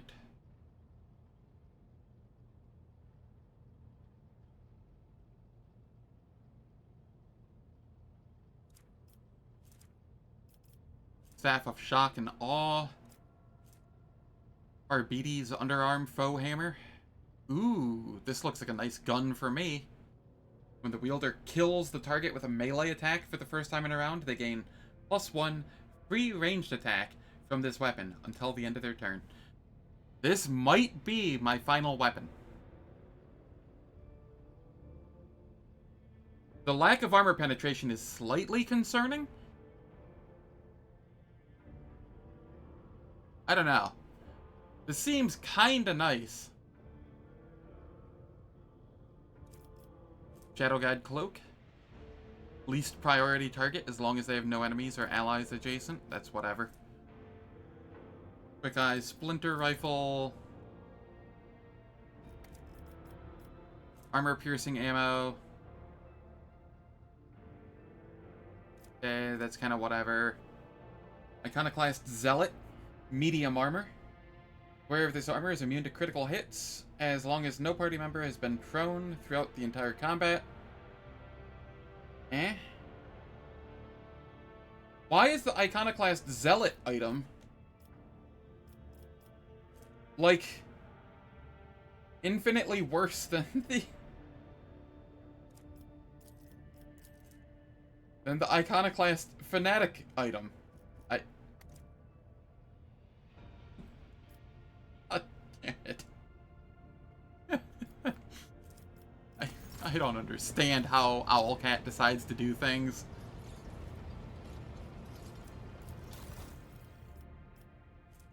Bone Shatterer.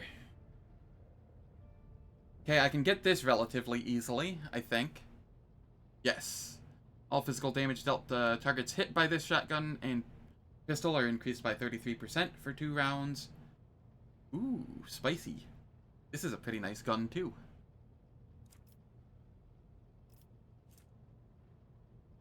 Okay. Demolition instructions. And their area attacks with weapons deal an additional 16 damage. Flat. I think I found one of my items I'm equipping. Like, at all times. Torturer.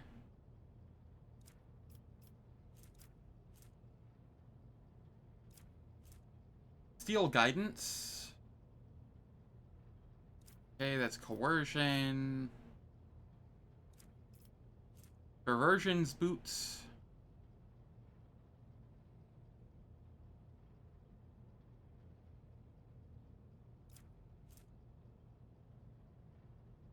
Anti-vehicle revolver.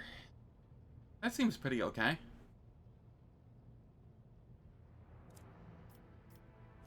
Focal emitter. MK Hunter.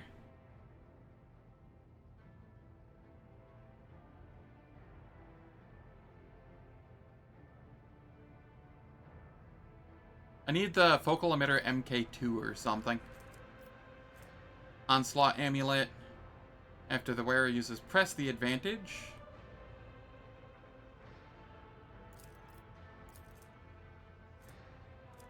Okay, that's not something I'm gonna have. But I still want to read it, because I'm going to have one of these in the near future. Not this playthrough, in future playthrough.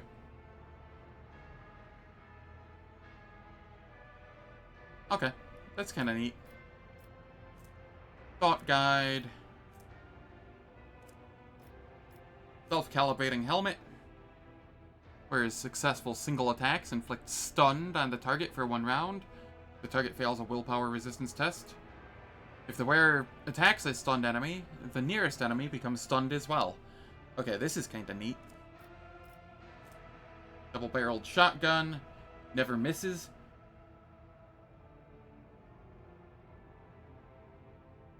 No armor pen, but lots of base damage. Painted smuggler's armor.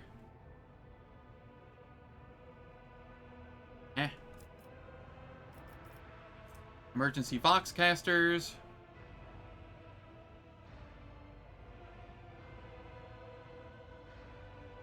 Okay, this looks fun for a trauma stacking build. Potentially. Efficient Breacher's armor. Eroding autogun. Defender.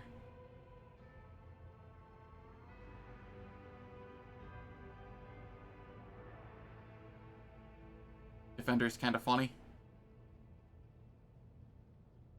Whenever an adjacent ally takes damage, 40% of that damage is dealt to the wielder instead. 40% of 0 is still 0. But, game?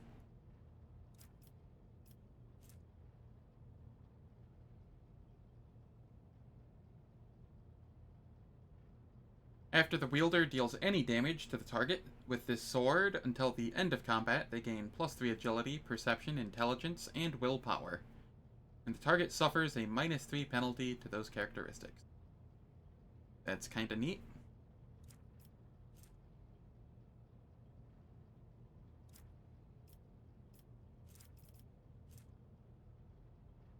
Allies targeted by wearer's abilities gain 20% of the wearer's armor penetration and 30% of the wearer's critical damage for 1 round. AV Breacher, area attacks at least 2 enemies. The wearer gains 2 AP, and this attack does not count toward their attack limit. This is kind of nice, too.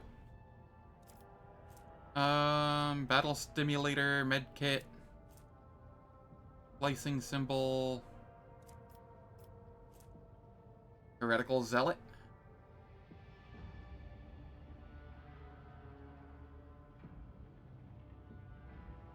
Okay, this isn't terrible. It's still kind of lackluster for a Zealot item, but it's not terrible. I've seen worse. Immaterium's Channeler. Weber, not even reading it. Once per turn, after the wearer uses Blood Oath or Oath of Vengeance, they gain +1 use of dash, costing 0 AP until the end of their turn. 30 shield straps. Where successful counterattacks triggered by Stalwart Defense always score critical damage. That's whatever. Whenever the wearer fails to parry an attack, they can re-roll the parry test once. If they dual-wield melee weapons, they can re-roll the parry test twice. Gunnery shield. Panoply of the Assassin.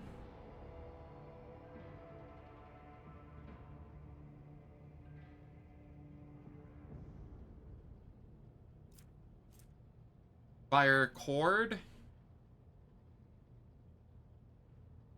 When shooting the last shell from this shotgun, the shot ignores the target's armor and can become immobilized. Okay. If the wearer is not wearing any armor at the start of combat, they gain 32% dodge, whereas psi rating is increased by 2. Interesting. Thunderbearer. Once the wearer suffers 50% less warp damage. Once the wearer takes damage for the first time in a round, this armor unleashes a lightning strike, dealing... No thank you. Pain Point Analyzer. Wearer gains +5 or +0. Potential energy stacks. Ballistic skill, whichever is higher, and... Huh, neat.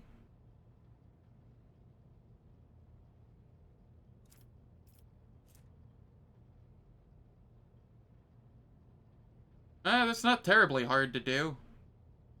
I mean, it's not terribly hard to get it to one ammo repeatedly, since it's at 4 max ammo. Weapon recoil while performing ranged burst attacks. The rate of fire of the wearer's weapon is increased by 47%. Rate of fire is rounded down to the nearest integer. The improved heavy bolter.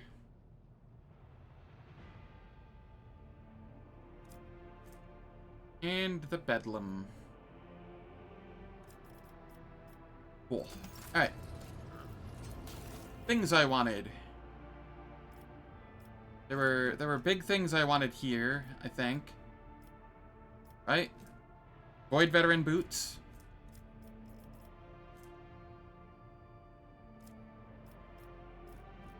Was there something else I wanted here too? The Commander's Chrono. Yeah.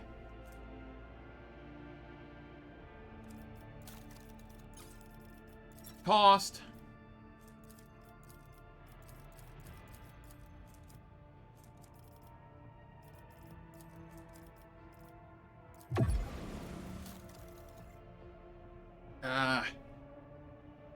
My right eye is messing with me.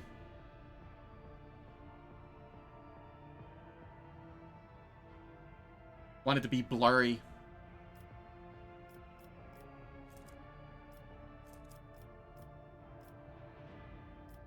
I need to get to 23.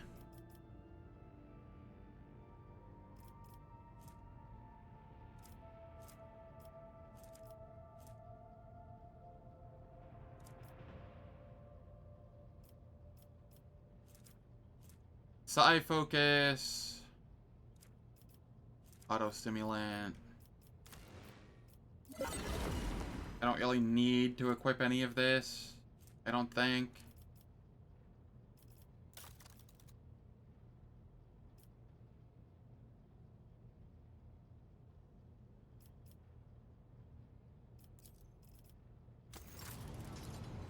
It is time for ads. The ads will last for 3 minutes. They disable pre-roll and mid-roll ads for the next hour on Twitch.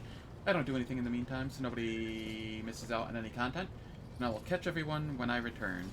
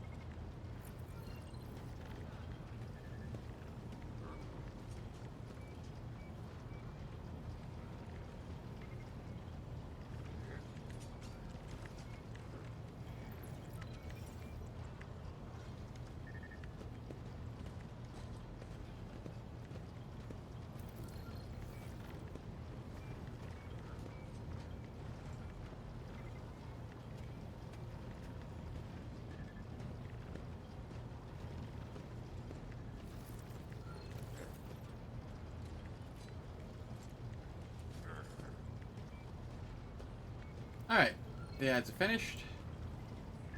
Let me reassess things here. Apparently Foulstone needs my presence. What can I do here?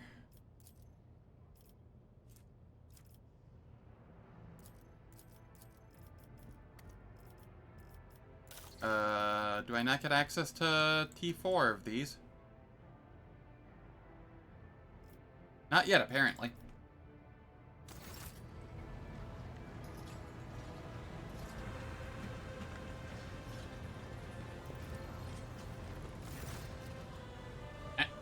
Truer statements were never spoken. Oops, not that one. Actually, Iconoclast Zealot. What do we get here?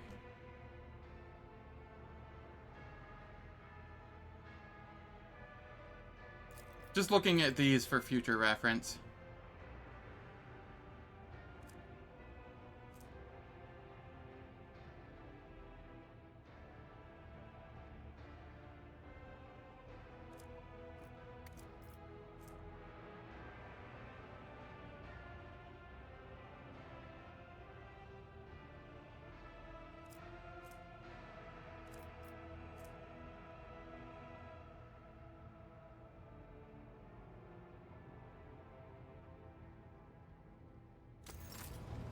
Interesting. Alright.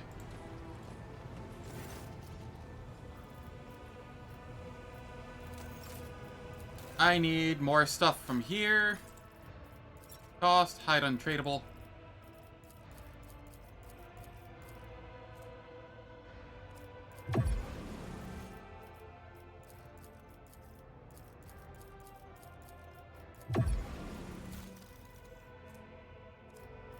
I want to get to 23.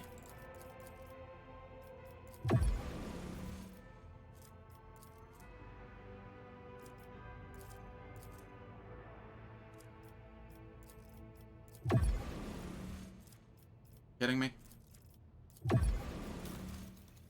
Okay, I get the Void Veteran boots.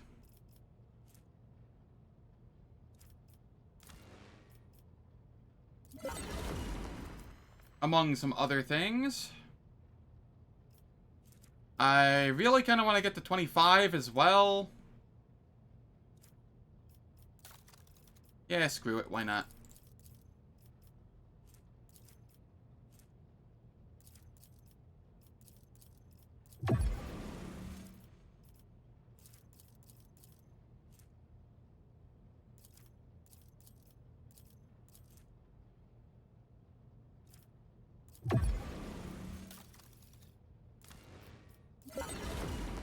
Good morning, Nyx. Hope you're doing well.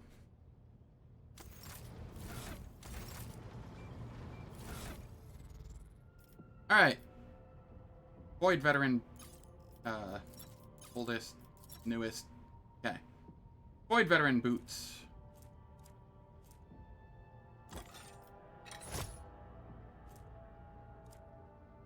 I am doing very well. I've reached Act 4 for the first time. I'm having a lot of fun. Things are going well here. Commander's Chrono.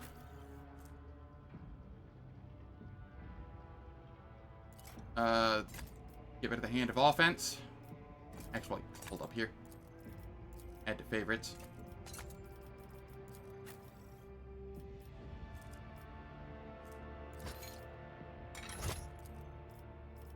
Add to favorites.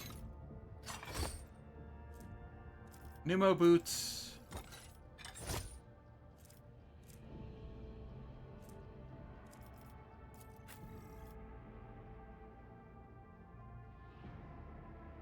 Okay.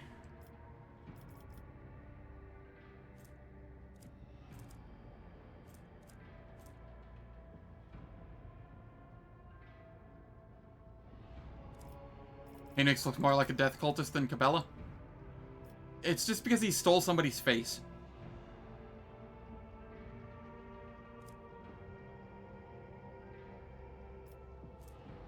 This'll be changed eventually. It'll be swapped out for the Eyes of Joyous, probably. Because that'll be one more psi rating than this gives.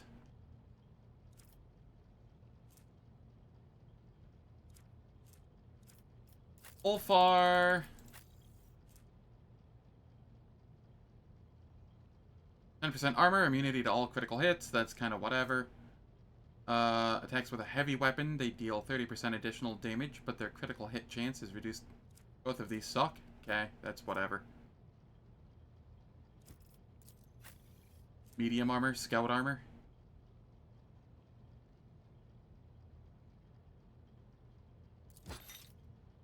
Sure.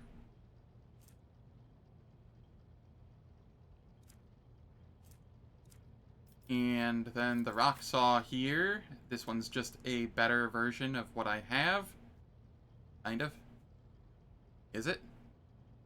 I think it's worse. I actually think it's worse. That's kind of sad. 10% less armor pen, and it doesn't get the critical hit damage by 4%. Okie doke.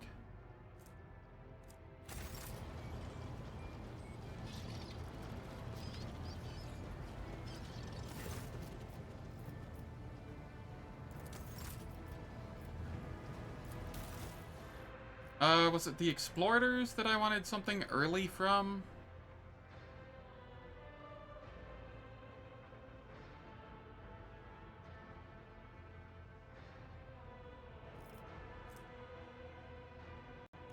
No, it was...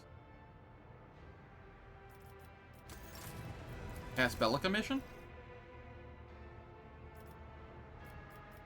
Warp Surge Brooch, eh.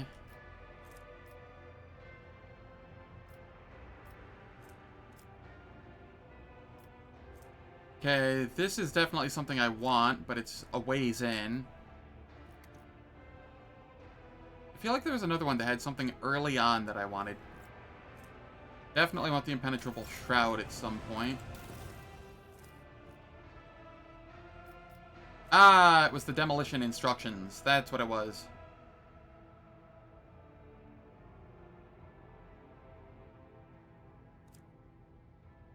Yes, let me grab that real quick.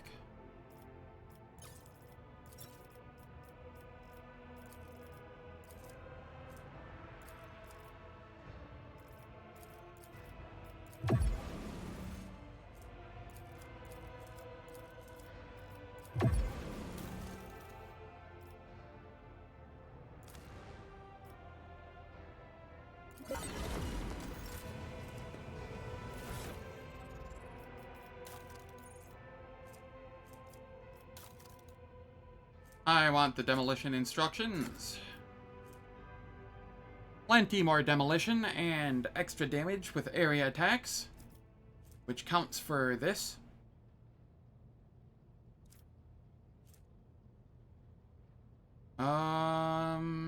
Yes, this was also something that I wanted.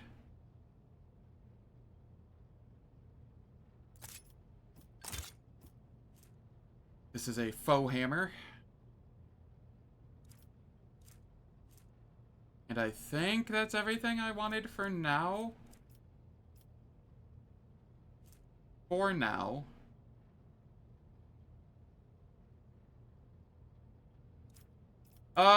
There's a planet that steals faces, and you just happen to pick up a mask from there. You don't actually steal somebody's face. Does demolition affect grenades? I think there is a feature you can take for that. Maybe.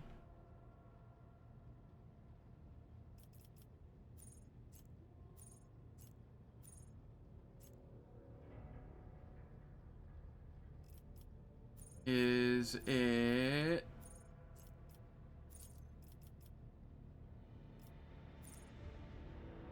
Soldiers, demolition, instead of intelligence, is used to determine additional damage dealt with ranged area attacks. Nope, not that. Unless grenades count as ranged area attacks. In which case, then yes. Technically.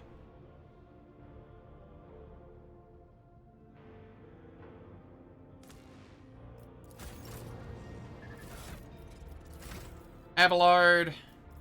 Let's give you 43. Wall of Ferrocrete. And Lethal Precision.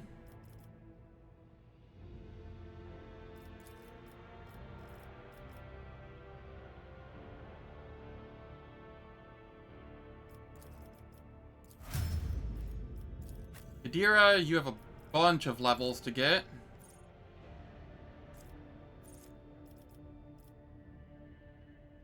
I don't even know where to go with you on this.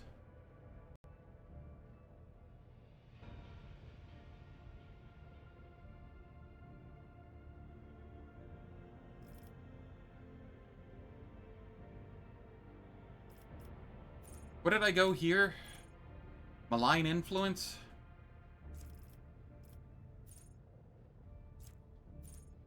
Let's go Adamantine Alloys. I got... It's not needed. It's not needed. The bird's never dying. Critical Velocity. Eager for Battle. Could go Firebrand, because we went Metabolic Overcharge. Could be funny.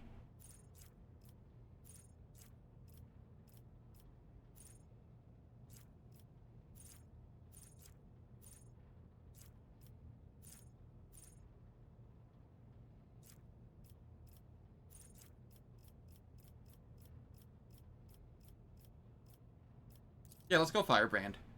Specifically because we have Metabolic Overcharge. And then here...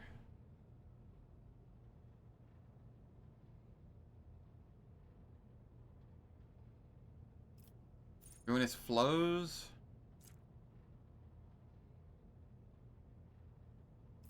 Bound by Warp.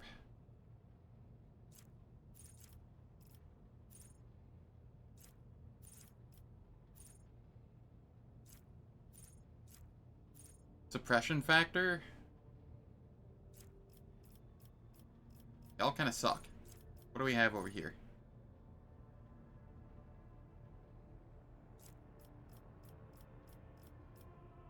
Driving in Peril. Psyker Extremis. That's what we want. And then I don't know what I've been leveling on her. A little bit of Ballistic, but not a ton. Mostly Intelligence.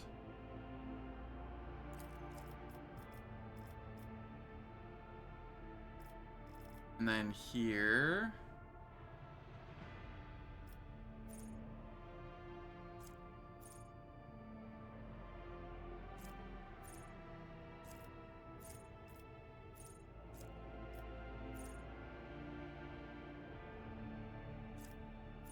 Reactive Study.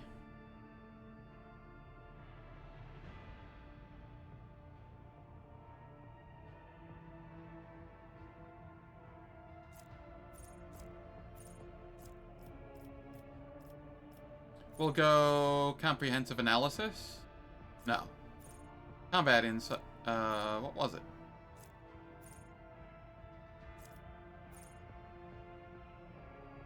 Yeah, Comprehensive Analysis. And then here...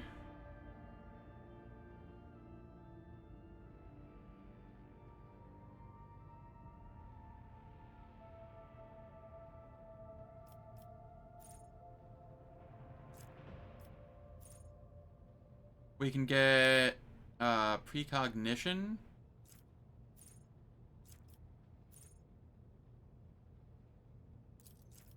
Sure. I'm not using Adira much this time, so I don't have her, like, super planned out.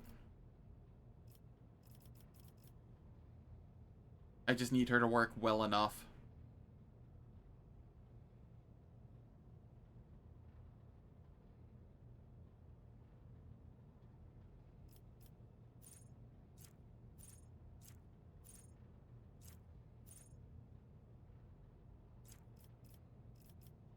Flawless Plan, Edge of Fate, Unnatural Luck,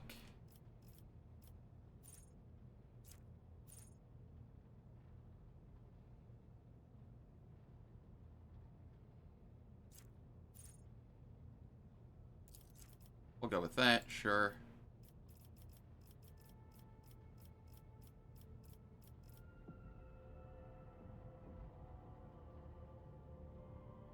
And here, let's go Grenadier. Argenta.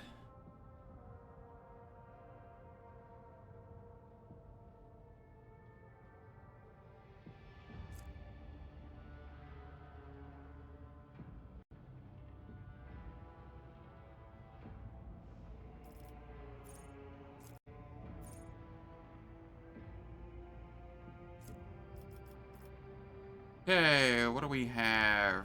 What is the thing that is attached to Dash?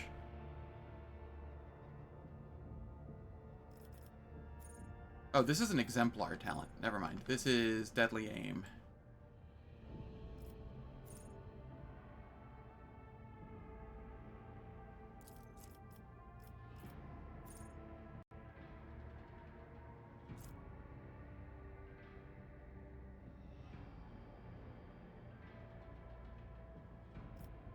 And then preferred targets. And then ballistic skill.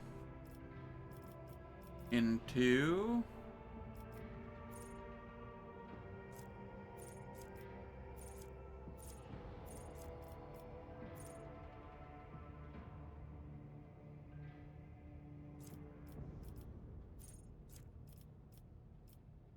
Unpredictable. Trace the trajectory.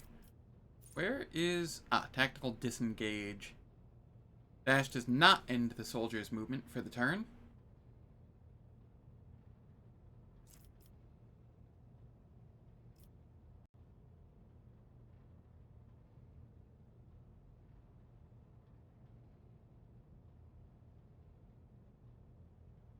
And then we want... kick. And agility.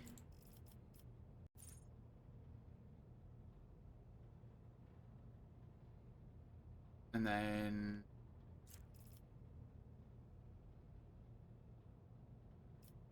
ingenious. And...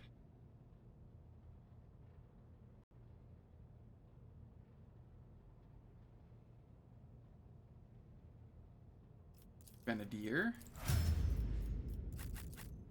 I have so many people to level up. Cassia.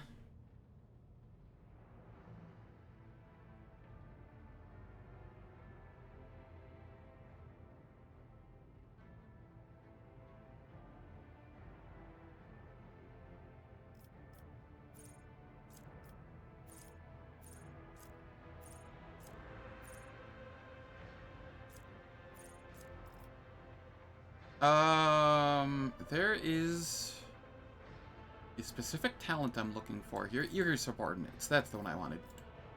Okay. And then we want unblinking stare. Or this one. Sure. And then we want more willpower. And then we want...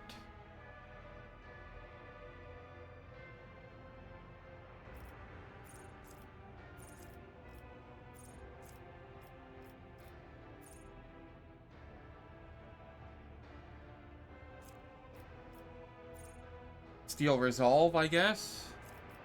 Personal Oversight. Personal Oversight.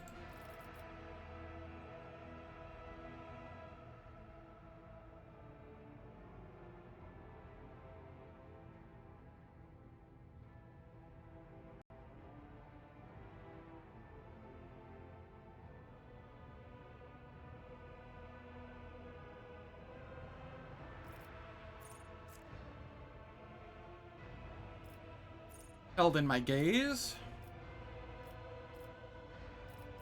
And fellowship.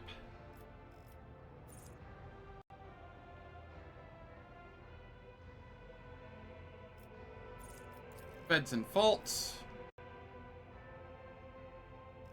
Lore warp.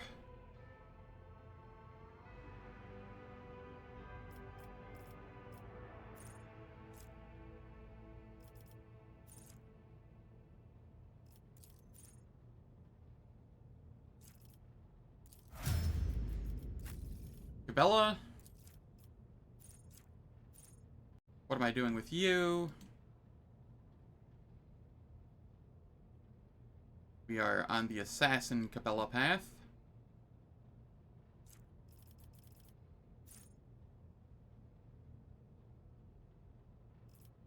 Lethal threat into seize the initiative, or seize the advantage. And then weapon skill into grand performance.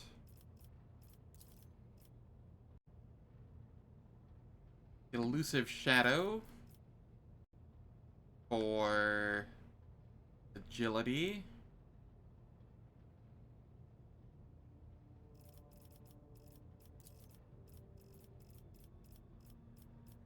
An eye for the unscathed. And lethal precision.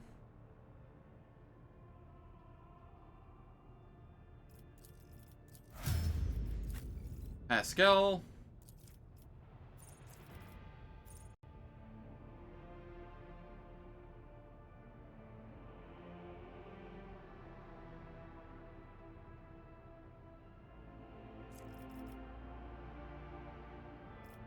Extermination.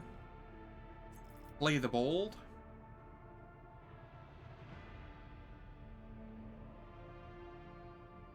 Already got that.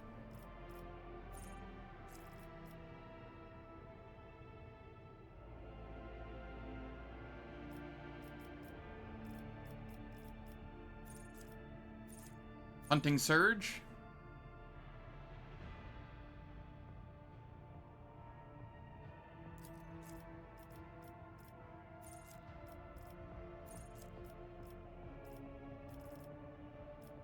We go Intelligence. Maybe. Ballistic Skill into Continuous Analysis. Piercing Shot. Intelligence. Pierce and Rune. And Calculated Resolve.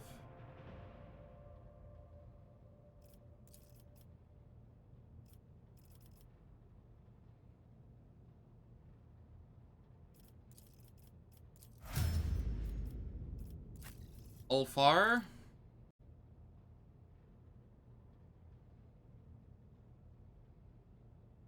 You have Devastating Attack.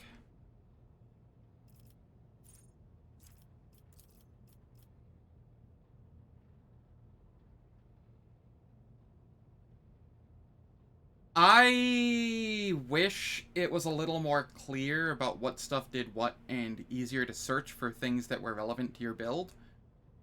But aside from that, I love the level up system. I love the more complex and in-depth you can get with a level up system, the more I will enjoy it. I like theory crafting and I like the nitty-gritty mathing it out stuff that I have to do, or that I can do. I can understand not liking this level up system though. Breaking Attack, Power Weapon Expert.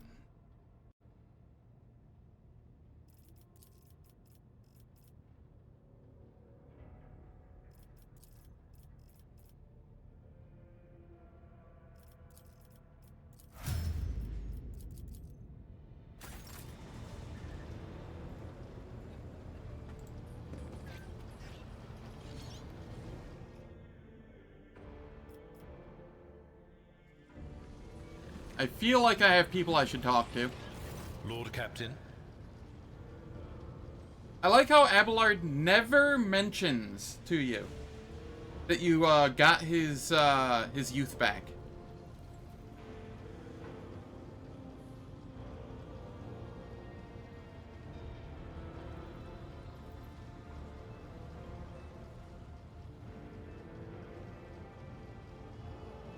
Yeah, there's some talents. Yeah, I can see that. Lord Captain.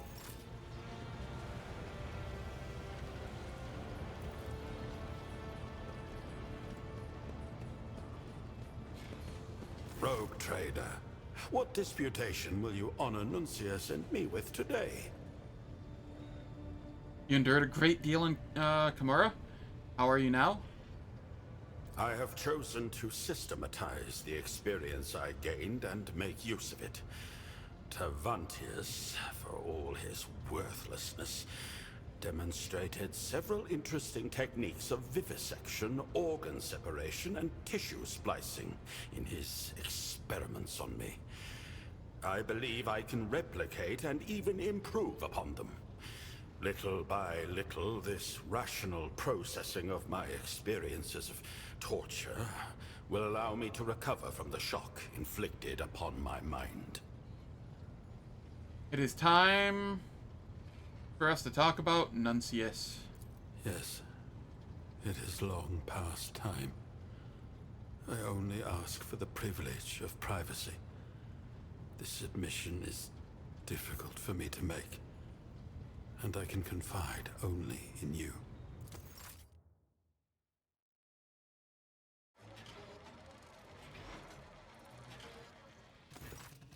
Eogan looks aged. The lumen light on his wasted face casts each crease, furrow, and implant scar into stark relief. His hands, usually resting contentedly on his stomach, or pensively tweaking the pistons on his chin, now hang limply at his sides.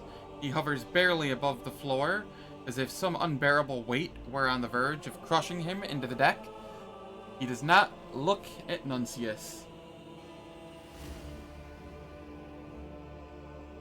Oof, that sounds rough.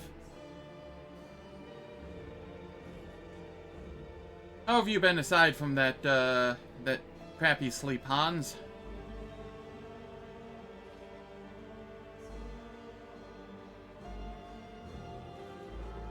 Hard to find flaws in this game? Like, what do you mean?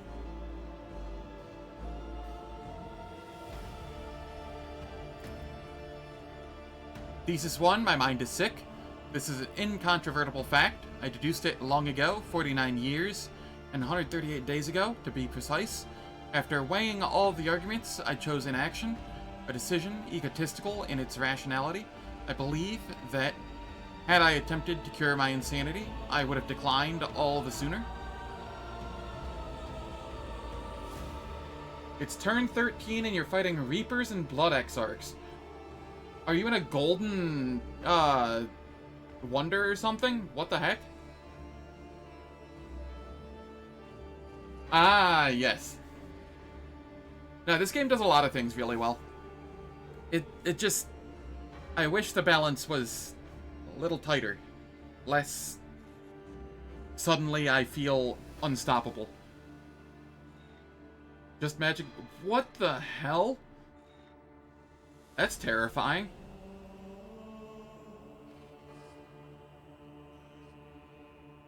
What level is your main dude?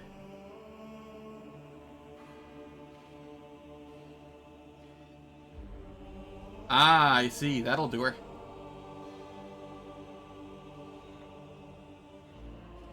Level 4 dragon? Yeah, at least it's a dragon. Dragons do work. Yeah, space combat I really hated at the start, but I've grown to really enjoy it. Thesis 2, there are 2 Nunciuses. This is also an incontrovertible fact. The first Nuncius is a figment of my imagination, the product of my insanity, and, at the same time, the anchor that keeps my mind from further degradation. I project it onto a servo skull, a model with no additional features other than an auxiliary lumen and an autoquill. It is incapable of conducting a conversation or holding an opinion.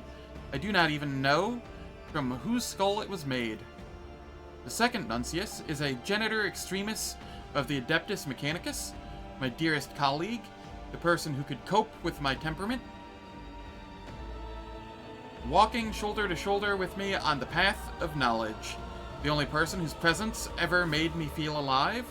For the last half-century, he has been in unending agony, caught between life and death, at the secret site, Amsanct. Because of me, all this time, I have been searching for ways to save him. He exists and is still alive. This is another hesitation, a tiny moment that holds fear and hope, doubts heavier than an entire world. Eogan finishes quietly. It is a fact.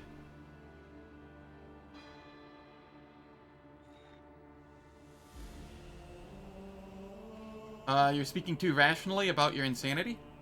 How else am I to speak of it? My condition is a known fact. I have discovered it, assessed its impact, weighed all the variables, and settled on the most rational plan of action, which is to remove information about it from my memory by means of a ritual, transcranial electroconvulsive self-flagellation that I designed myself. The ritual is dangerous and unreliable, but it is better than the alternative. Every few months, I once again spontaneously deduce that I am insane, as I have just done, and I arrive at the same conclusion as before.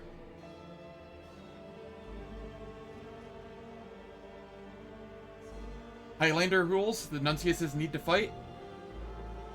I can get behind that. Why haven't you performed the ritual this time? Your trust in me has already been shaken. You worked out on your own that there was something amiss with me. If I do not tell you the truth, then it will be irretrievably lost. The scenario in which I tell you everything is the only one where there's a chance of us being on good terms once more. The decision to eradicate a newfound knowledge is never easy. I understand why I must, but each time it feels like I'm killing an important part of myself.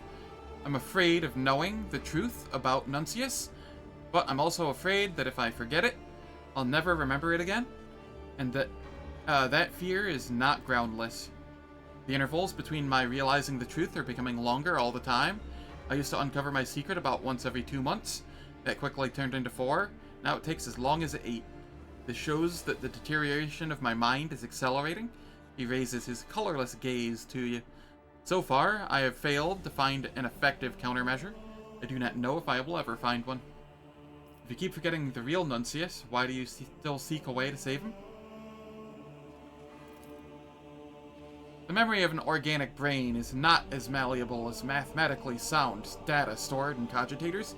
Memory cannot be fully exterminated, only mutilated. Moreover, it's not my goal to forget Nuncius completely, but rather to obscure my memories of him. I usually can recollect that there is someone in a similar state, and that this experiment is a priority for me and Nuncius, the Servo Skull. The sense of time slipping through my fingers, the thrill of research, and an inexplicable sense of the import of the outcome all urge me to conduct these experiments, even if I do not remember for whose sake they are being done. You said treating your insanity would make it worse. Explain. These memories are painful. Forming a rational understanding of the world, breaking it down into hypotheses, facts, conclusions. It's not just my vocation. It's the essence of my existence. I have power over my thoughts, but my emotions, they bring chaos to my existence. They tear through logic and trample over calculations. If I rid myself of the Nuncius figment, I will be left facing a monstrous, insurmountable task alone. My efficiency will plummet, and the path to knowledge will be shrouded in mist. Paradoxically, my insanity is the key to preserving my mind and soul. What was he like, the real Nuncius? Not was, is. Everything I said about him before is true. He compliments me in all that I cannot foster in myself. He is also my staunchest opponent.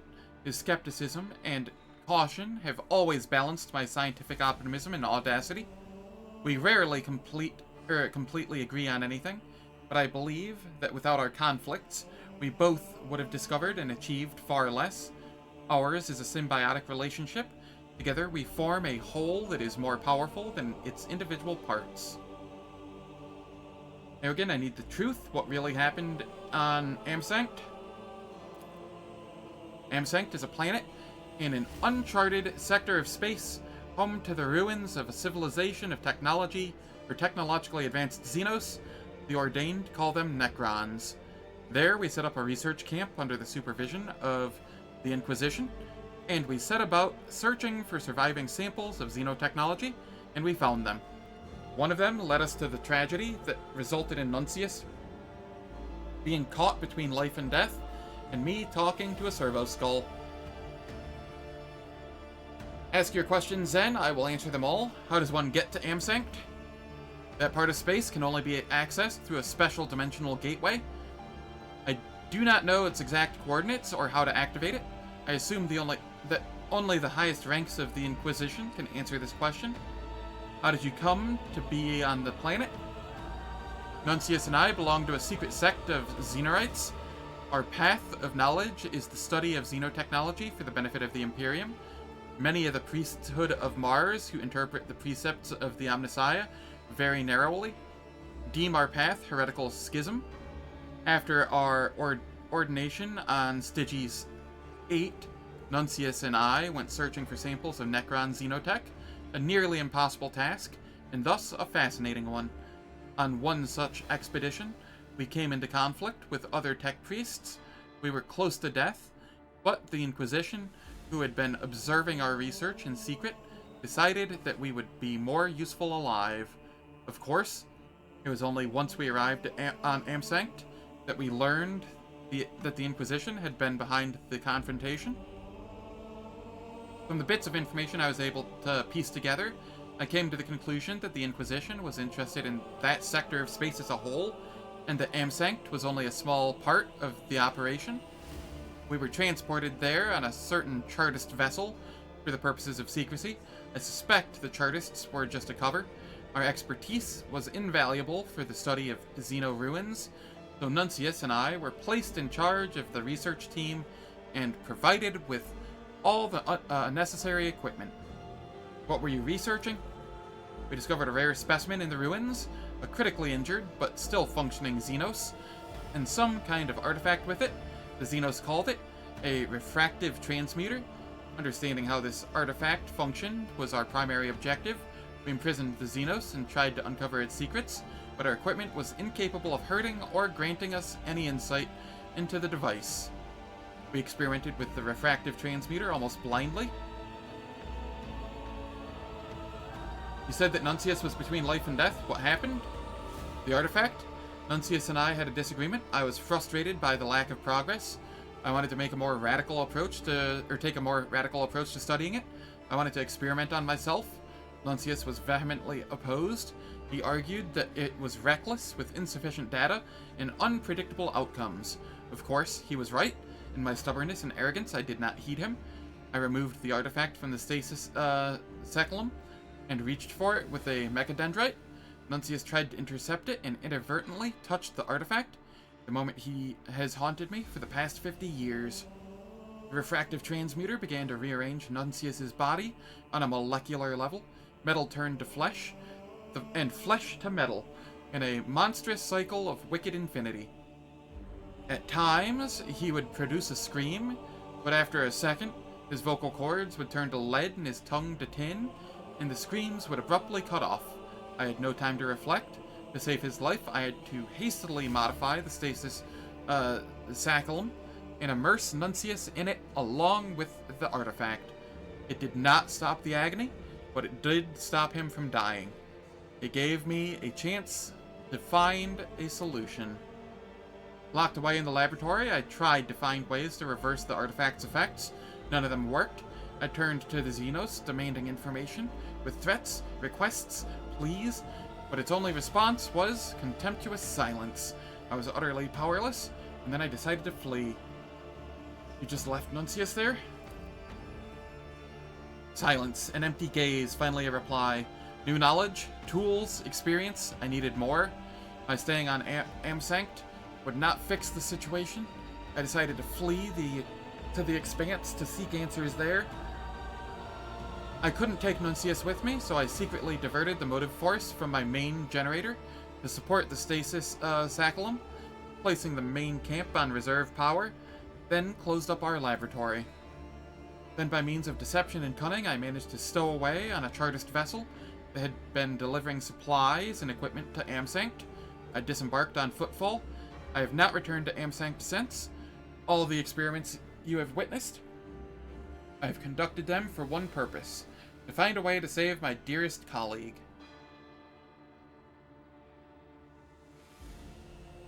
I have heard all that I wish to. What are you going to do now? I have no more secrets from you. I will help you return to Nuncius. We will go to Amsankt as soon as we find a way through the gate. Imogen stares through you, looking lost. Difficult memories are dragging him away from the here and now. Yes, of course. We must get to the Nuncius. I have to find him and finish what I started, don't I? There is no heresy where Nuncius is involved. He is equal to the God Emperor.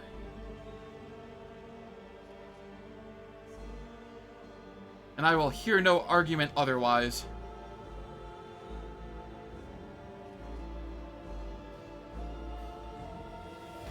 After a moment's hesitation, Aegon returns his attention to you. I have a request. I need to prepare for this journey. Before I joined the clergy of the Alter Templum X-17, I had a small laboratory in the Avioris system. I was forced to leave it in haste for my own safety, and important samples and records of my experiments remained there. If we want to help Nuncius, we must retrieve them. Yes, So far, the Servo Skull one. I haven't met the other one yet, so I can't speak to him. You cannot reconstruct them here on the ship? Very well, I will take you to Avioris. Thank you, Zen. If I may, I will leave you now. I have much to think about.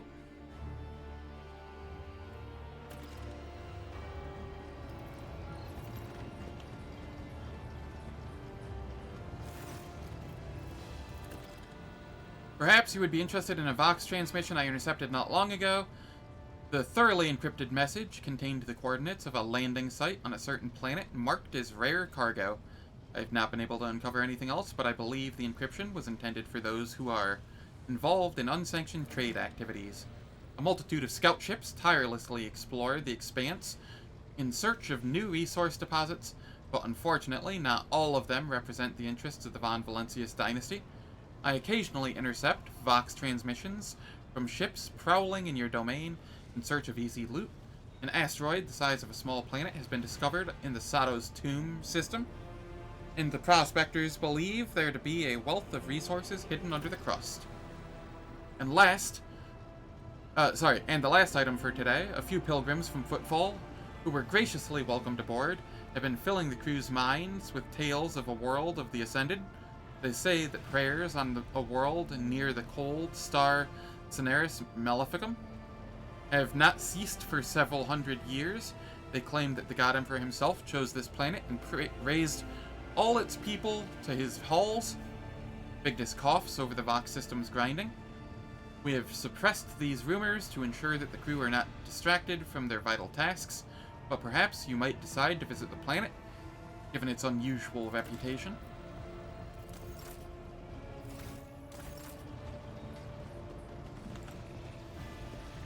Rogue Trader, do not worry. My mind remains clear, but habits are hard to eradicate.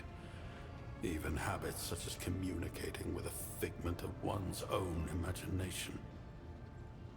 I still remember the fate of Nuncius, and I know what I must do. Omnissiah, give me strength.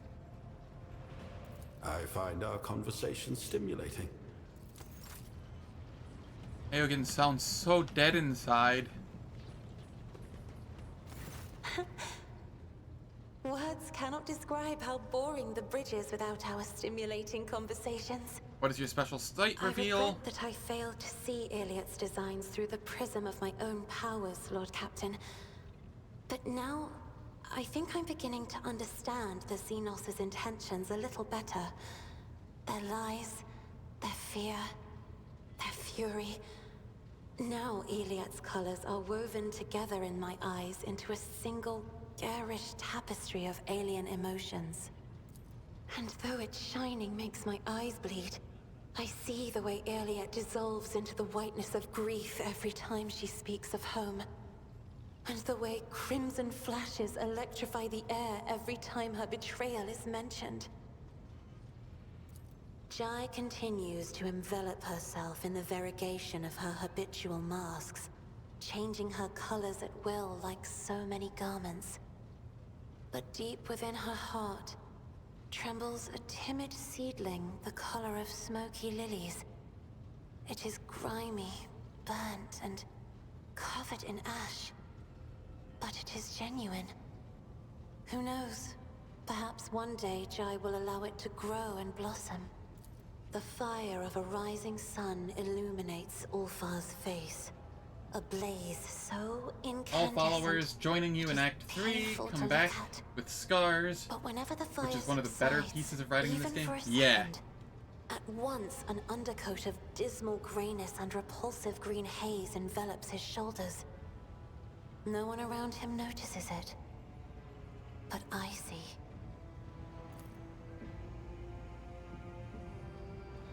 The scarlet black and whitish flashes lurking in the heart of the esteemed Manipulus have shattered their dungeon.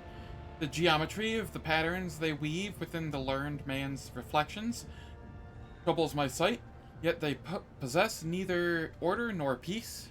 As though the patterns are ever bereft of something, they immediately give way to new iterations, equally deficient, and equally insane. This vision troubles and captivates in equal measure. I haven't...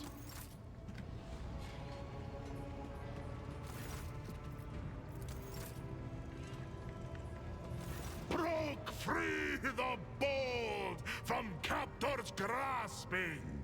Dark cities, feeble dungeons, eternally disgracing. Flows now this saga in the hall of glorious feasting, where all extol the wolf mighty and the yet fatter cunning. I hope you're not going to put off the feast. Our escape demands a grand celebration. What are you planning to do with your newly acquired freedom? Find my pack. As we speak, they are likely performing some bloody service for Calcazar. For that reason, I want to have a word with the Inquisitor.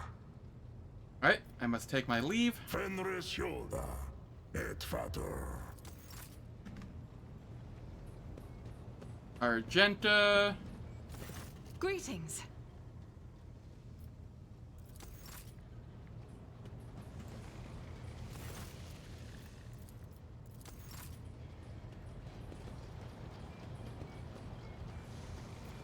Sirocco. Good Sirocco. Heinrichs, I already spoke with you, but just to make sure.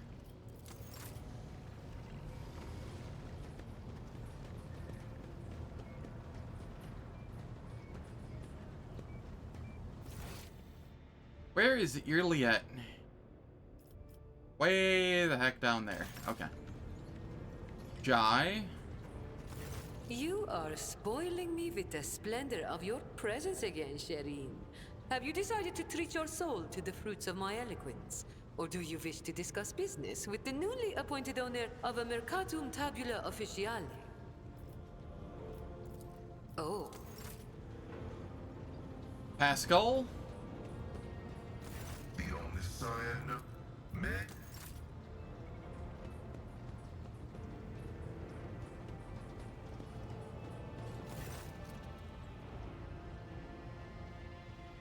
Have you discovered anything more about the door from your visions? No, Lord Captain. Not a thing.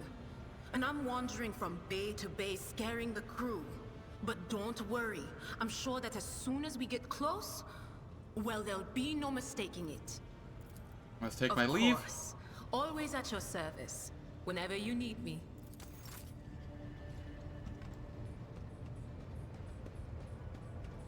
Take heed, Nemo. Our blessed Domin honors us with a visit. The one who delivered this ark from the curse of your existence.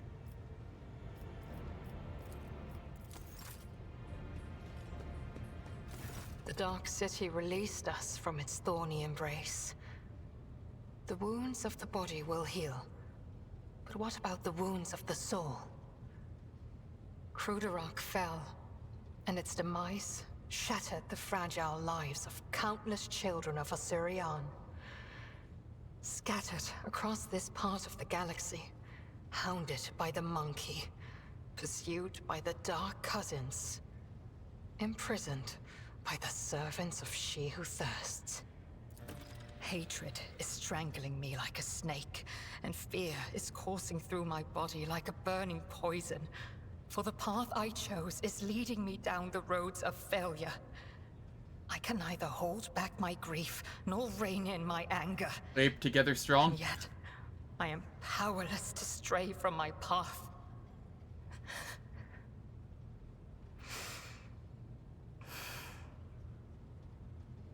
Pay no heed to my fleeting wrath, Alantark. When the will slips away, the soul trembles with rampant emotions. But I will resign my heart to meekness, for there is no other way a marked outcast can help their fellow Eldari wandering in the dark. Many terrible things happen in Kimura. Are you alright? I found myself in the Dark City, after following the twisted roads of truth and lies. And although the truth blossomed like an ugly bud and scratched my soul with its thorns, I did find the answers to my questions. Those who come back from the dark of the webway will never be the same. But it is we who change while the surrounding world remains imminent. This thought gives me strength. Kudarak suffered an unenviable fate. I'm sorry your world is lost. I have no need for your sympathy, Elentark. Besides, neither Monkey nor my dark kin found the decaying remnants of Kudarak. Perhaps all is not lost. Perhaps we may yet bring back what has been taken. What will happen to the seer now? As soon as Eklendil gathers his strength, he will depart the Lilithon through the Webway Gate. Do not ask where his path takes him. He follows the road of his own destiny. It is as it should be. So where does the path of the outcast lead you now? On the trail of a monkey called Caligos Winterscale. Even a worm may harm a wounded tiger by bringing infection into an open wound. And the wounds of my people have been bleeding ever since Kudarak's demise. The spirits of my kin need a poultice, a hope, not the executioner's sword already poised to fall. I'd like to ask some other questions. You may try. Befalls a buzz with rumors about Xenos ravaging the sector. Do you think it could be your kin from Kudarak? Is that snake venom seeping from your lips? We, the children of Azurian, are no strangers to the art of war. We are not raiders, or butchers, or least of all, fools. When a craft world is beset by calamity, its inhabitants do not start a war with every monkey in the sector. If you are looking for enemies, look for them elsewhere.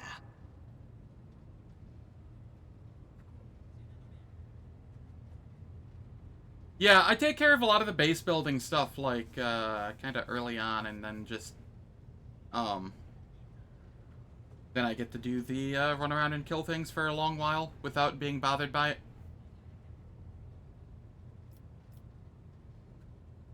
All Eldari carry these crystals, spirit stones. I want to know what they are. You are talking about something you cannot comprehend, Elentark. Waystones are not mere trinkets worn by my people. They are something greater.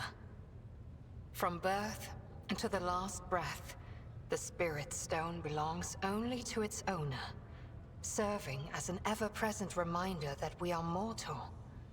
For it is the first refuge of the mind and the last refuge of the soul, which Cylon Thresh is so eager to devour.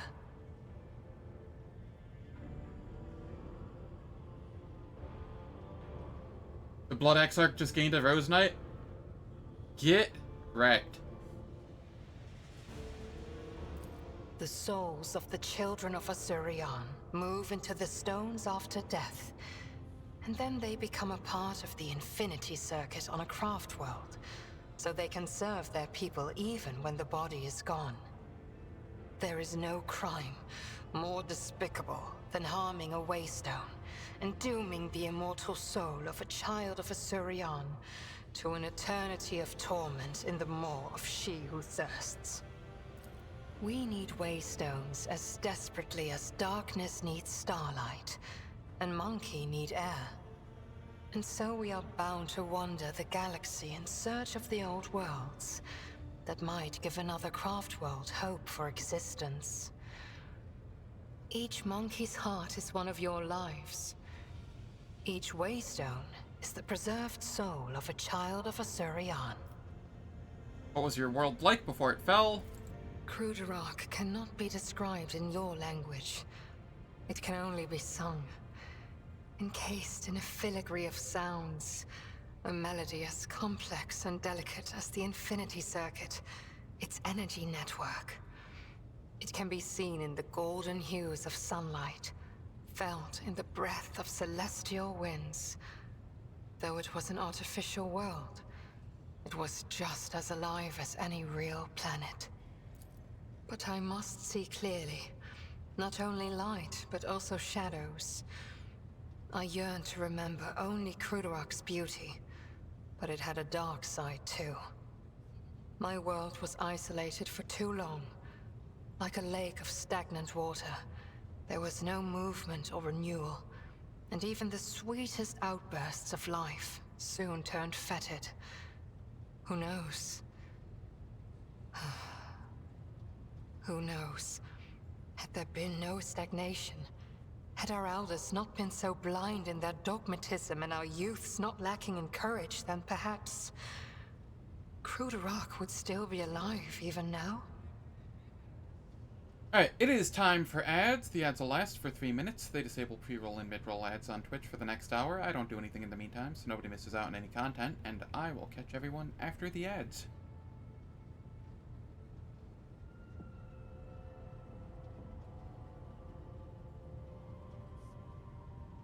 Yeah, possibly.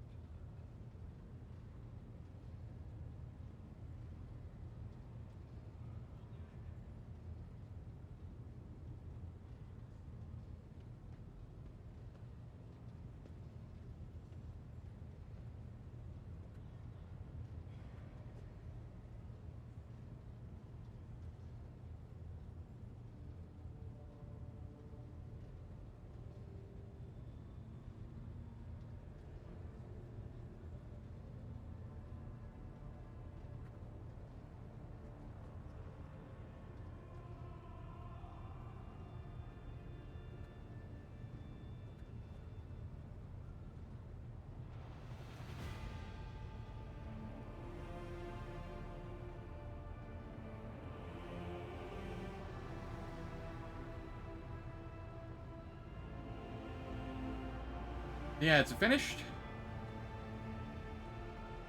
How do your craft worlds even work?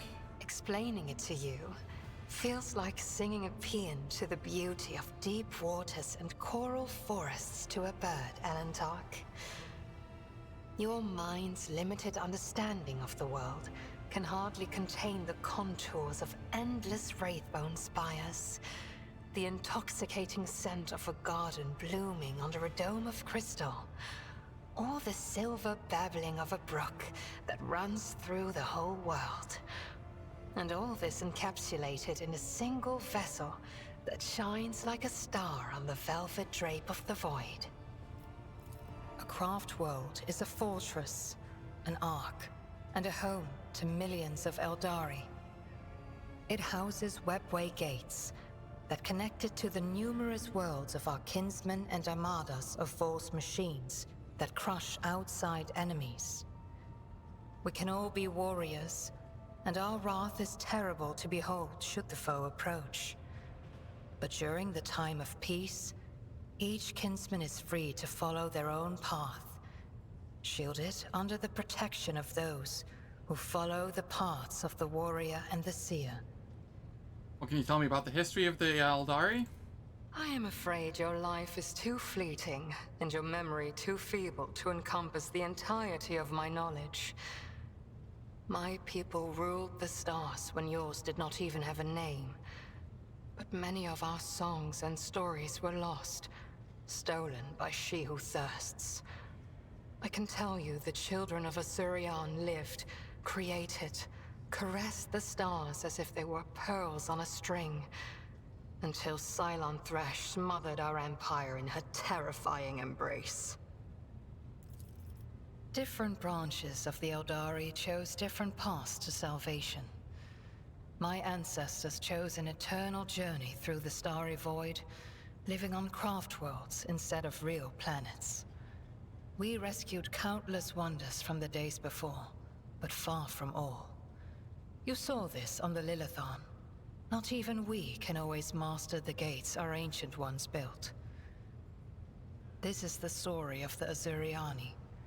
There are branches that chose a different path, gruesome and frightening, but I do not wish to tell you about them. That is our dark side, just as your kin have many dark sides of their own. I've learned all I want to know. You have my gratitude. As you wish, Elantark. Allow me to ask you a few personal questions. What do you wish to talk about?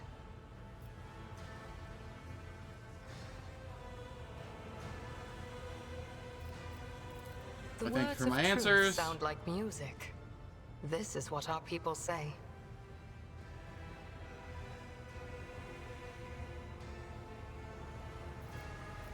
I must take my leave. Alright. Oh, shit. I got another level up. Well, back to this again.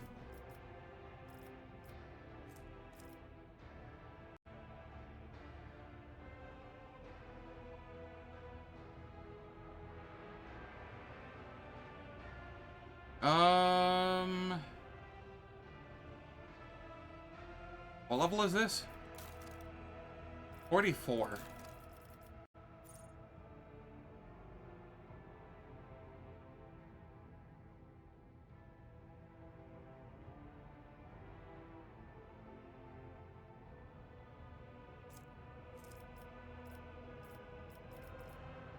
I will get my other demolition here.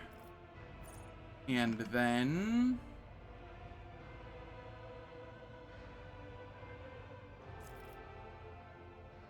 I can get eager for battle.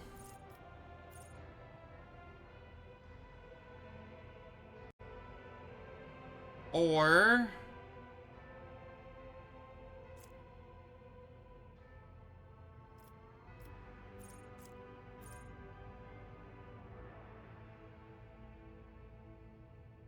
I could get Destroyer.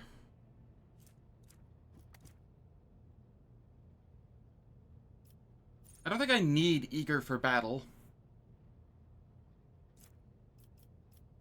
I think I will go either Destroyer or Peak Condition currently. I'll go Peak Condition for now. Then I can grab Destroyer later. Yeah, that I will. Alright. Where do I go here? Peak Condition. And then... Destroyer. There we go. This will give me a lot of strength. There we go.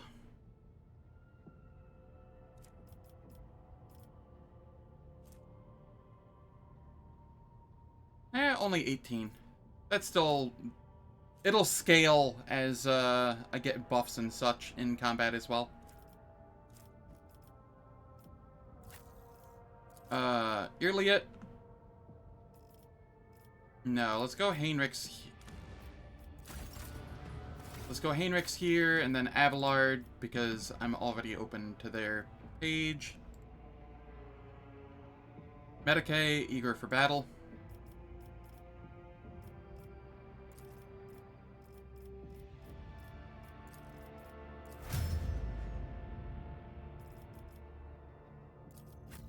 Abelard. You are getting Carouse and...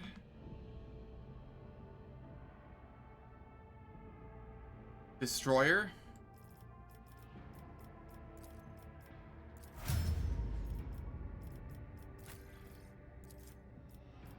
Irliot, you are... Lorzinos and Degraded Defense. Lorzinos is already maxed out.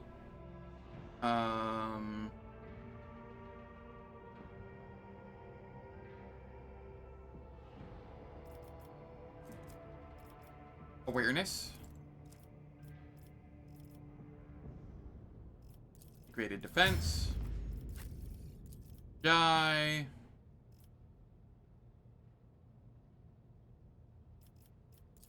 What have I been grabbing with you? Commerce, Persuasion.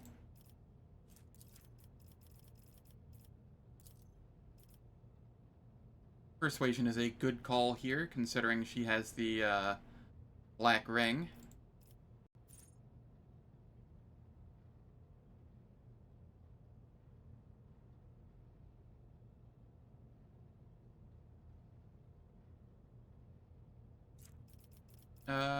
Degraded Defense. Or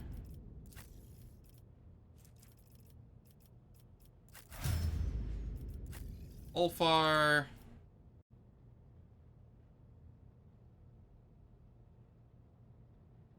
Awareness and Destroyer.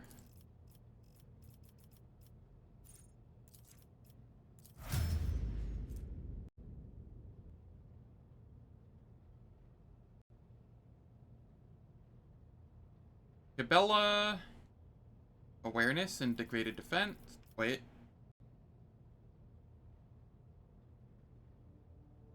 Awareness and Destroyer. That's what we want.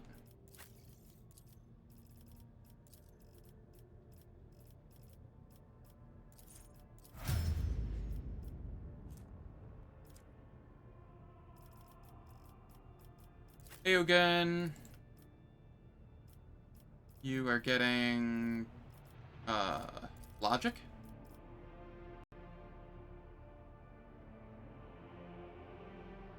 And...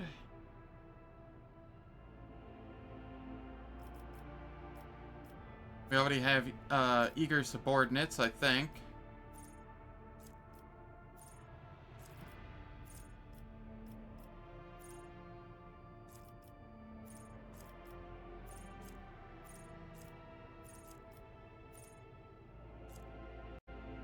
Where would that be? 40? Eager subordinates, yes. So, Degraded Defense. Over here. We'll go Awareness. And...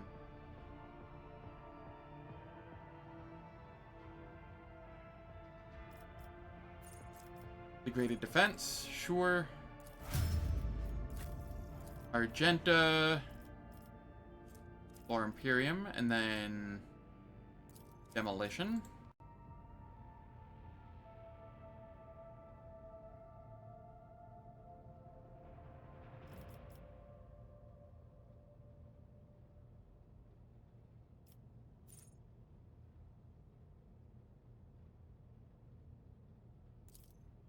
Vital points. Cassia.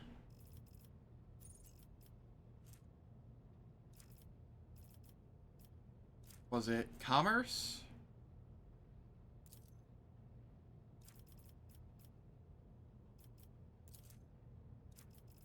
Yeah, commerce. And then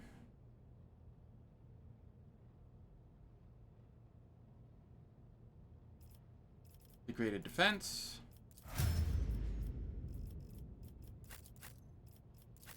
And now we have Pascal.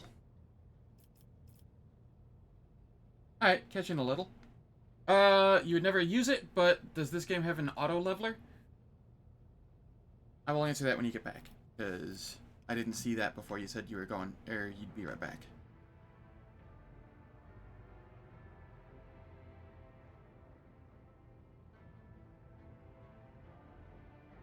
This game does not have an auto leveler.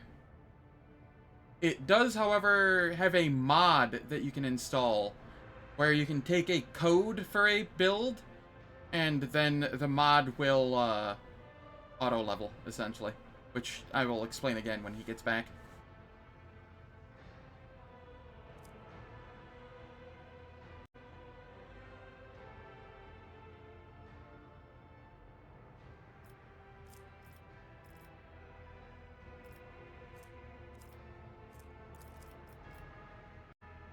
And then degraded defense.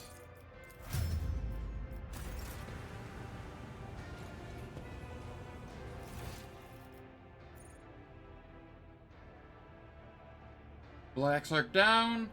Now I need to fight a triple Phoenix stack. This world blows. What monstrosity did you roll?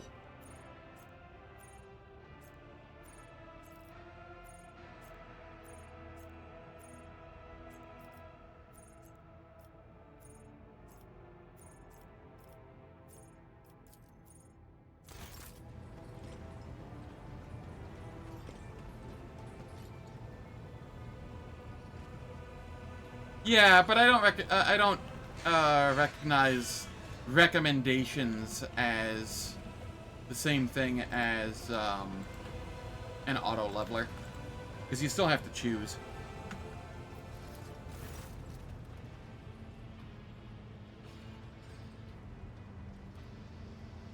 Yeah, Hans is talking about Age of Wonders 4. You're in a servitor's body at my Magna Accessio, Nomos, so how is it that you're once again here in the Cogitator? You read the databank recovered from Theodore's cache, and you said that incident marked the beginning of Nomos. What did you mean by that? Alright.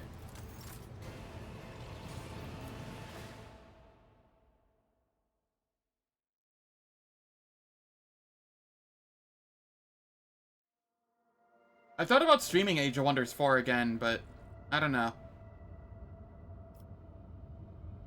Last few times I've tried streaming anything that wasn't a CRPG, I got literally no viewers. So, well, not literally. Like, D-Man, Falcon, and Hans would show up occasionally, but that's like the extent of it.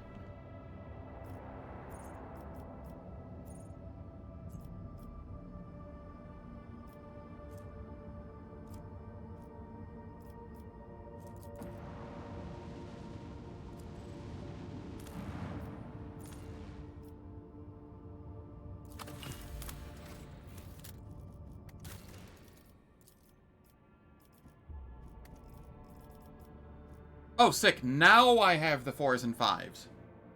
Welcome back. This game does not have an auto leveler. It does have... There is a mod that you can get for the game, though, where you can get codes for builds from, like, build creators online or whatnot. And you can put that code in the mod, and it... Or for, like, each companion, and it will level off of what the code is.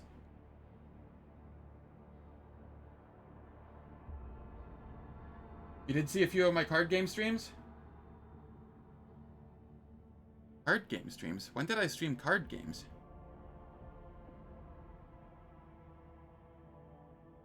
I mean, besides, like, 2017. When I did, Yu-Gi-Oh! Stuff.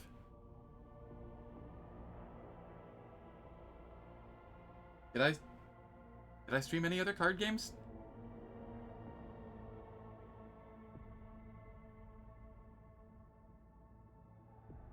No, you're just very infrequent and unpredictable on when you show up, Hans. Though you've been pretty frequent recently, which has been very appreciated.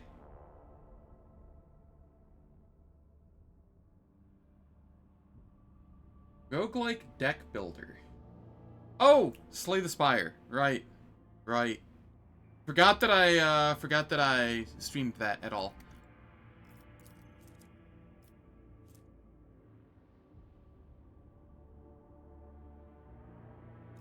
Okay.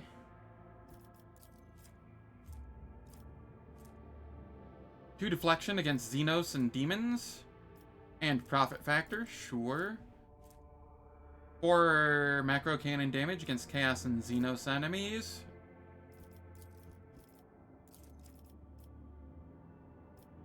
Praising the Muses.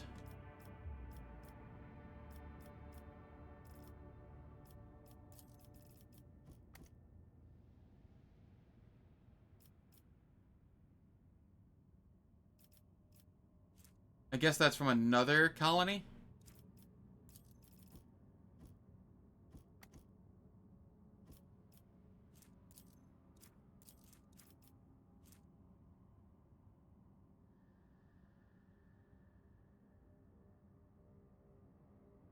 You really wanted to play Age of Wonders 4, but you already have too much on your plate?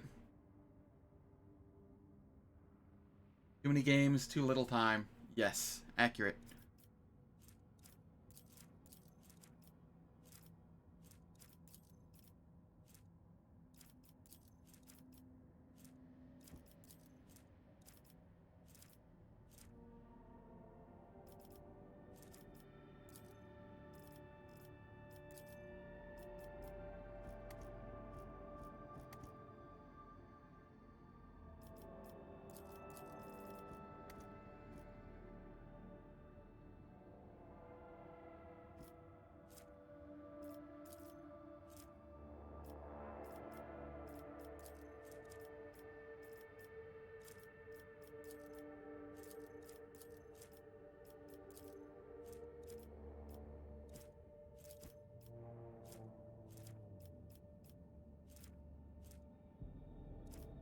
Sorry, I'm just looking through these.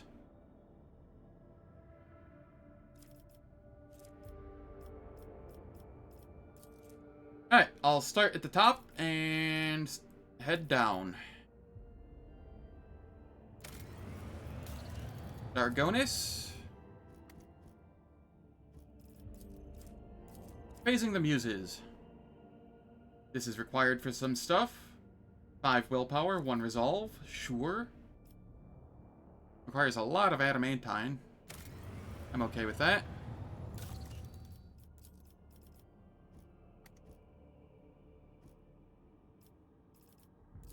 Payment in organs, huh?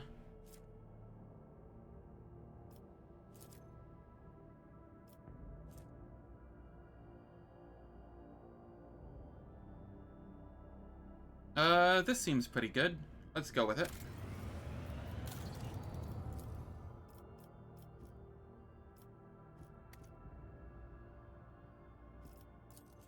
Brand of the Motive Force.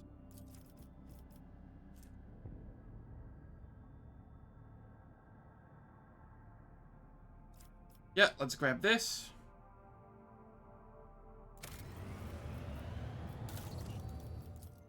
Zarkov. Augmetics Cult.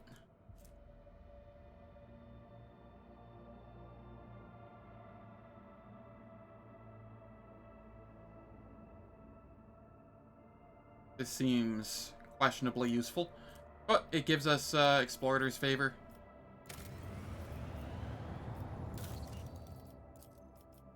Then Viabos.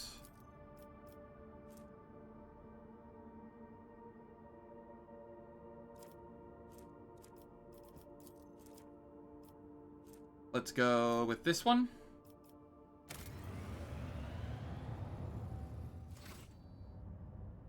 Alright.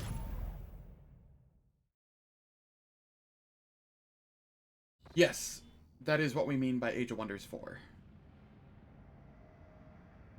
I need to head to Foulstone.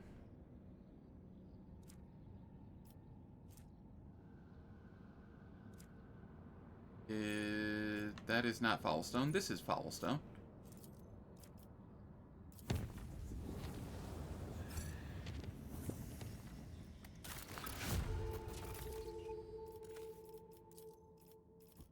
Okay, we can come down here, grab this one.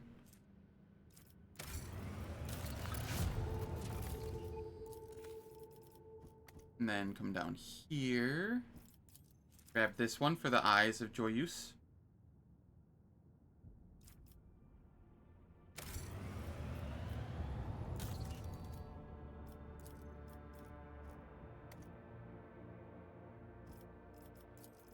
Xenos Intoxicant.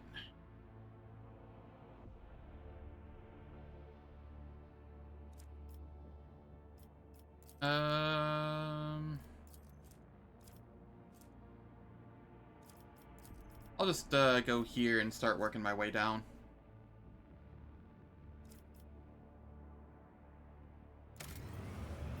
I suddenly have 1 billion people. Holy cow.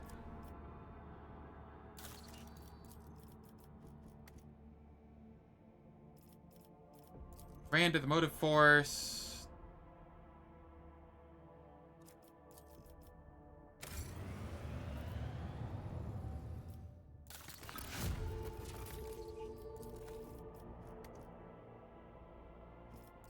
Patron Saint.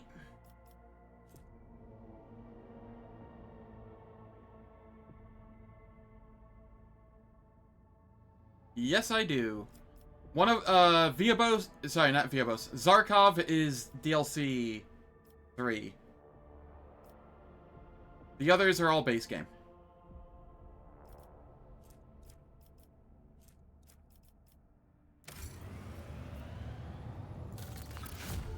Pay to win.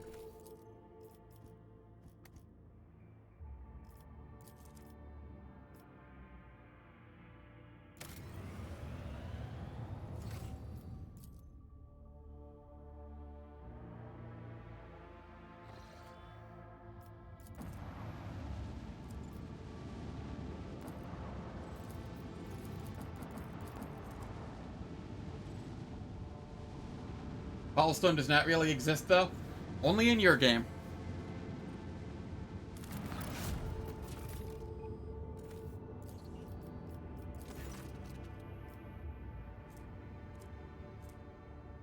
Complacency -2, complacency -1, complacency +1.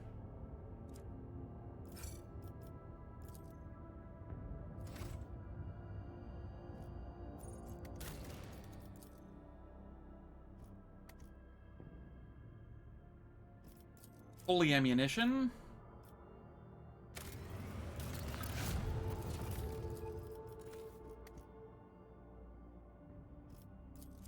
Pleasing the tired.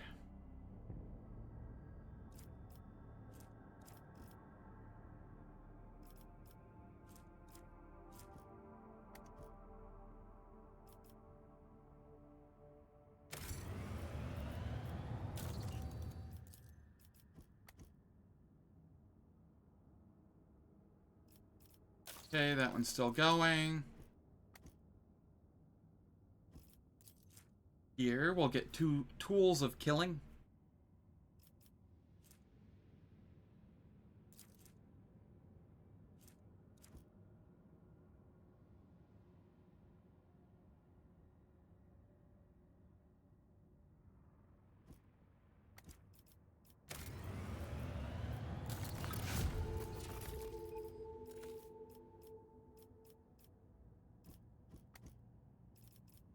Zarkov's Legacy.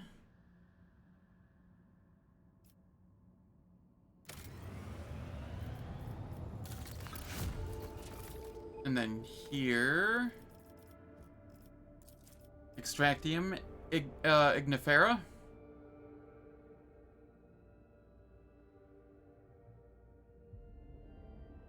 Oh, which mechanic did you learn by watching me? Out of curiosity. 6 people. I lose an efficiency, but I gain a bunch of other stuff. How much efficiency do I technically have? 2, 3, 5, 7, 8, 10, 11. And then minus 1 more would put me at 9. I'll hold off on that one for now. I will get this one. The security minus 2. How much security do I have? 2, 4, 3, 5, 7, 6, 8, 7, 8, 10, 12. Okay, I can do that one.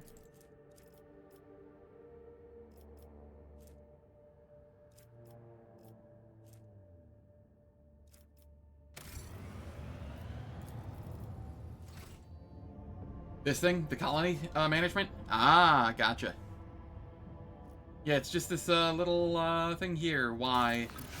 And then you get a... Oh, okay. Well, if it's just gonna do it for me.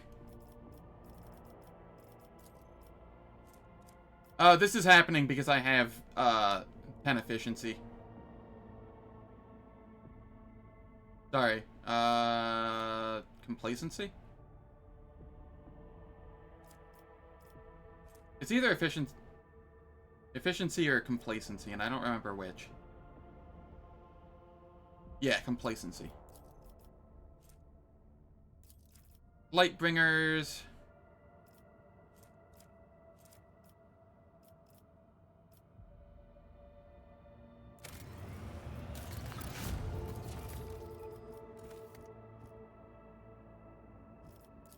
Call to arms. Familial power armor. I mean, it looks okay. It doesn't have anything special on it, though.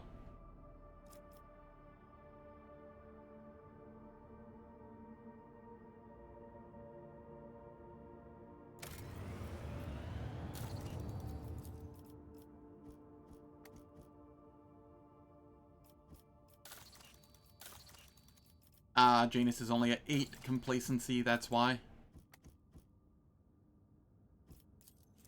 Sacred Flame.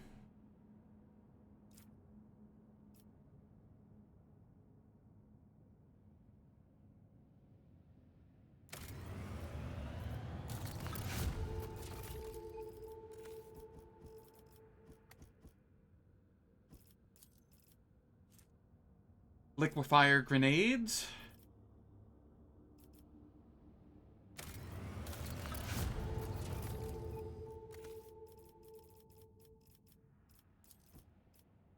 Purification by death.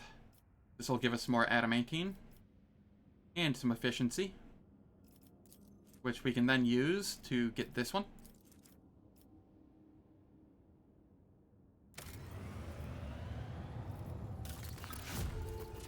And then we can just keep doing this. We're just going to get all of these that we can.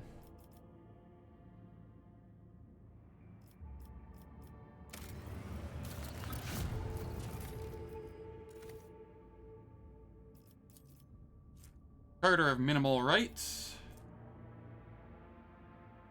3 times Iconoclast rank. Fellowship. Ooh. That's a spicy amount of fellowship I'm getting there.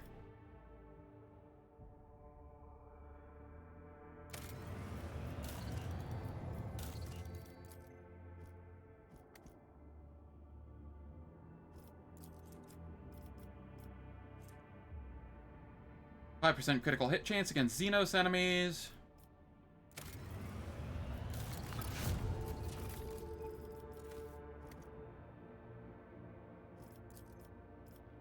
First spaceport.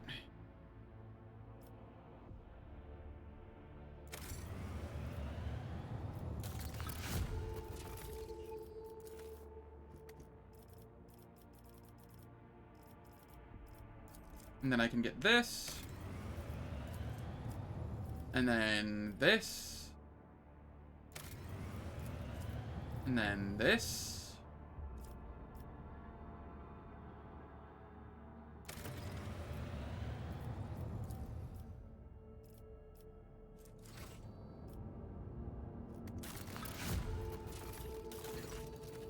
Here we go. Corruption is infiltrated via Bow 6, Lord Captain. The cultists of the Final Dawn have agitated the convicts into a full-blown uprising, promising them a chance to escape. The planet's cargo port and guard facilities are now under siege. The cultists themselves have not joined the assault. They have scurried into the mines, deep into the tunnels that were infected with Xenos corruption not too long ago. Security post that we set up in the mining drifts reported a skirmish and then went silent. I'd like to hear what my advisors have to say. Heretics seek out those who are weak of spirit and entice them with promises of salvation. But such spineless lot lacks the resolve to fight and will drop their weapons should someone give them reason to fear. The purpose of many tactics in warfare is to sow terror in the enemy ranks. And I know some of these tactics well, make them quiver, and those weaklings will forget all about their heinous intentions. Lord Captain, your resources and status allow you to make use of one of the most blunt and affordable tools of all, mercenaries. These dogs of war will storm the warp itself for the right price. Provide the overseers with some hired backup, and you can consider the crisis resolved. It is enough to kill a few, make the many lose their footing. Let the spinners bring death to the prominent instigators, and the rest will be intimidated. Trampled cult banner. Okay. Ghost of Viabo 6.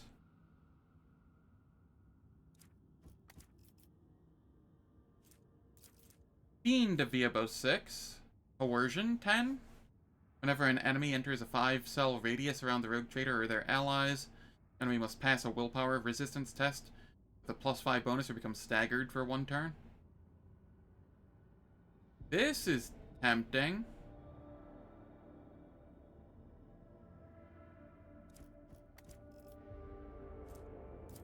Tempered by the Quarries. I'm gonna go Ulfar's route. Show my people how to instill fear in their enemies. Ah, I shall teach them some secrets of this art. Following the advice given by the formidable Space Wolf, the Overseers carried out a series of reprisals and acts of intimidation. Leaving behind mutilated corpses and infiltrating the rebel camp under the cover of darkness, they crushed the rebels' morale and forced them to surrender their weapons. The leaders of the conspiracy, the cultists of the Final Dawn, were confronted in the mines. They had surrounded a strange dark Xeno obelisk covered with glyphs, trying to awaken it from its slumber. The glyph patterns were similar to those that the mad convicts had drawn before. The monstrous construction contained enough energy to tear the planet apart by heroically disrupting the cultists' plans. The guards caused a malfunction within the terrible machine. Instead of exploding, the obelisk emitted a blistering heat wave, melting itself and turning those around it to ash. Viabo 6 has been saved. And then we can do... What does this require? Xenos Intoxicant? Intelligence, Fellowship, and Willpower. I don't care about any of those at the moment. What does this give? Freedom and Vengeance. Don't really care about that one either. But it does give Fellowship of the Void.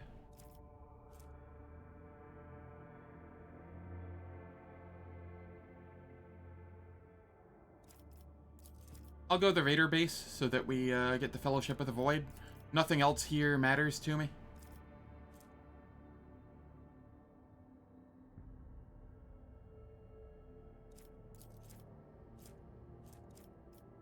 And we get security all around for all the colonies.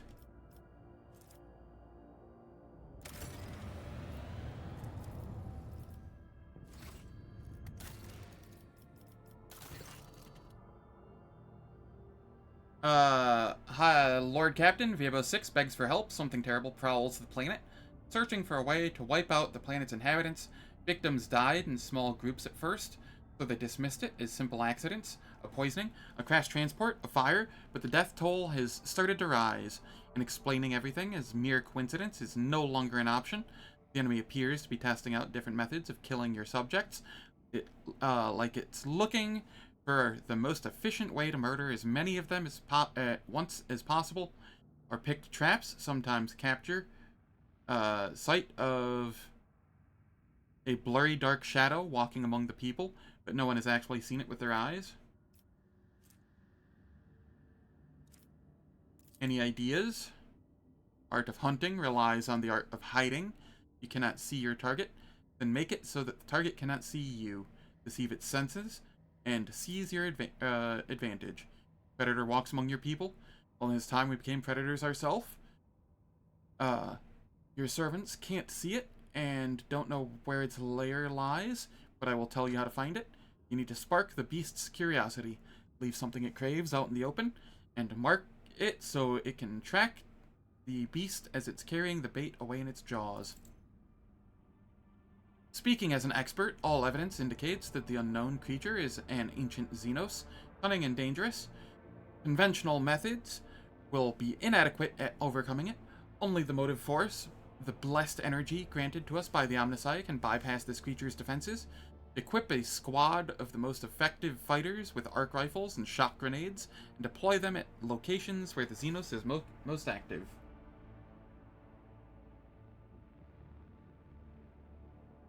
Susterman.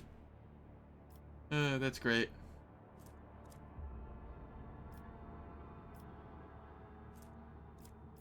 I'll go Earliot's here. Find some effective disguise against our foe and wait for it to strike. May the hunters find patience. The colony's wardens experimented with several means of disguise, but did eventually succeed in hiding themselves from the eyes of their mysterious foe. The warden, whose unfortunate lot it was to keep watch inside of an air purifier, spotted a strange shadow right between the working mechanisms and the lead cover. The enemy had grown careless and finally revealed itself. The brave warden raised the alarm, wounded the creature, and fell in battle, but his comrades managed to chase the beast away. Cornered in its den, the monster fought its final battle and was slain. It was a terrifying Xenos with a metallic skeletal body and a single emerald eye. Its lair turned out to be a crypt-like chamber, and beneath it was an entire fortress buried in stone. The walls were covered in glyphs similar to the mysterious patterns that the mad convicts had been drawing.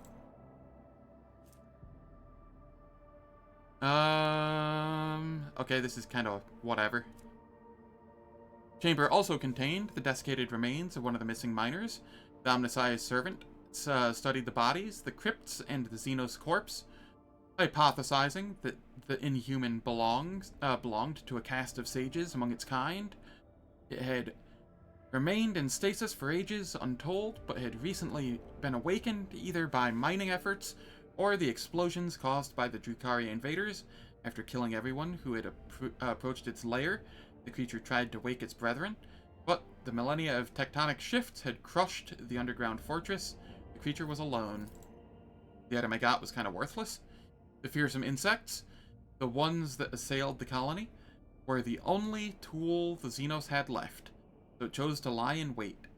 But when the heretics of the Final Dawn sabotaged the fortress's reactor in their attempts to destroy the planet, the Xenos grew restless and started searching for a way to exterminate the humans. Now, the last Xenos survivor was dead, and so was its entire race. Or at least, so prayed every denizen of Viabo 6.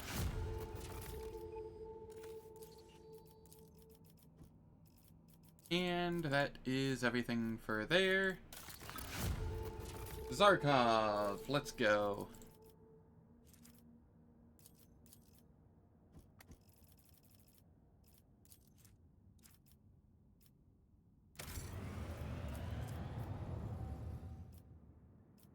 Galvanic Obliute Majoris. Egan's armor is increased by 12%, and his deflection is increased By 1. Sure.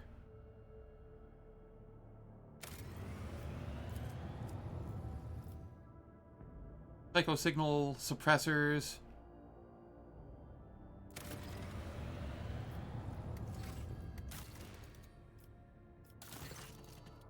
Your Lordship, an urgent dispatch from Zarkov. Xenos ruins have been discovered near a small settlement on the lower levels. Scouts attempted to penetrate them, but were met by the enemy.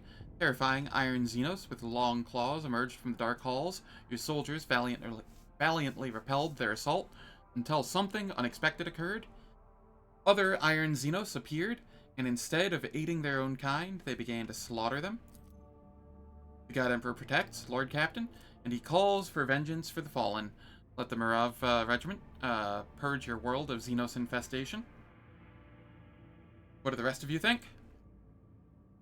What thinking is there to be done? Xenos are the foe of the Allfather, and we must deliver annihilation upon them.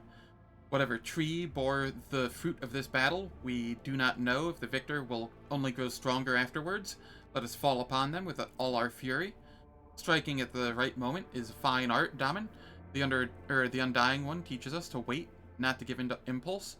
Let the Xenos beat each other, and the God Emperor's Tarot will tell us when to do his will.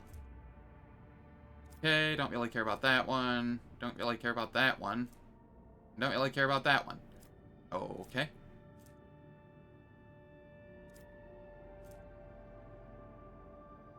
I guess I will go with this one.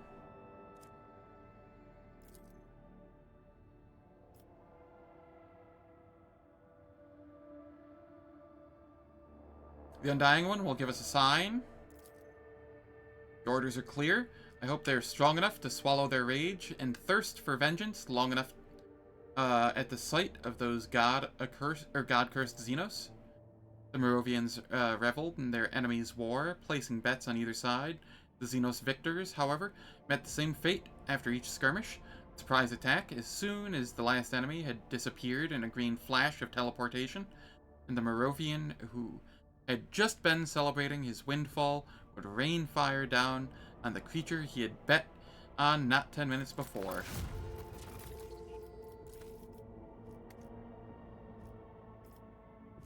Alright, what do we get here? All ranged area attacks gain 5 base damage. That's useful to me. Cerebral Inverter, MK2.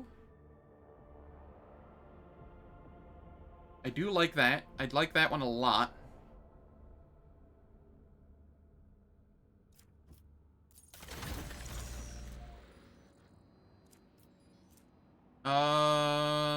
Yeah, it's just an upgrade to what I'm currently using.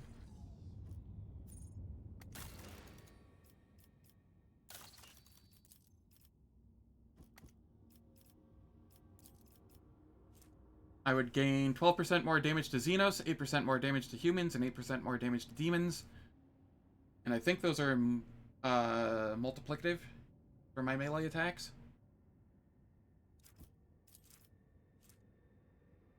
The wearer deals 2 more damage with Arc Rifles, Magna Rail Blast, and Transonic Wave. I think since I'm the Augment build that uses the Cerebral Inverter, I will go the Cerebral Inverter one. It just seems thematic. This one's also decent, but not what I want to go.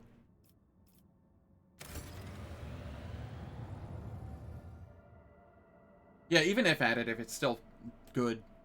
Extra damage is extra damage.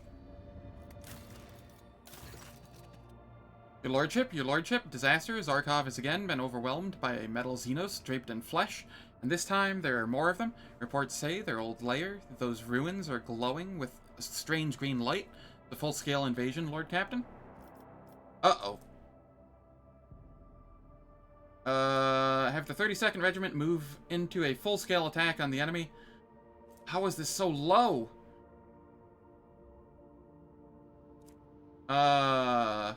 It is time to put an end to this Xenoscourge. We succeeded. The Merovians had long waited for this chance to finally avenge those who died in the cage in the first attack of the Clawed Xenos. Filled with a thirst for vengeance, equipped with weapons and armor provided by the Von Valencius dynasty, they unleashed all his wrath upon the enemy. Yeah, casual 220 coercion check. So note to self, coercion has a high check. Truly, they became a living reminder of why the Astra Militarum is known as the Hammer of the Emperor. Ah, yes. Yes. That is a good call. High Factotum Janus Danric. Lord Captain, the Merev Regiment, managed to push the Xenos back to their lair in the ruins, but the battle for the ruins themselves was lost. Inside is teeming with clawed monsters, and they are led by a creature that can instantly regenerate others like it. However, they are no longer attempting to leave their unholy tomb, at least not at the moment.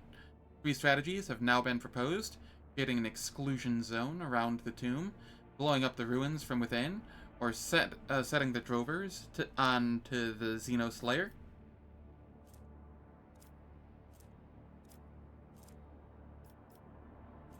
Why must all of these options suck?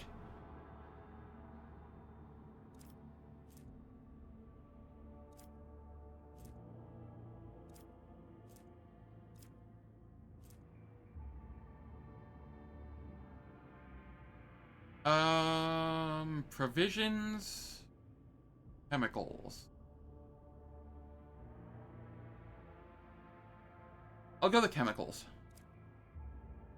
I do not wish to be hasty. We shall create an exclusion zone around the Xenos lair.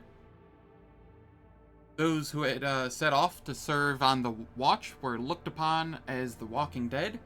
Everyone knew that if the Xenos attacked again, those faces would be stretched out over metal bones, and when someone shouted the Merovian motto at their departing backs, a few voices called back, "No atonement for the many." Sorry, no. Atonement for the many.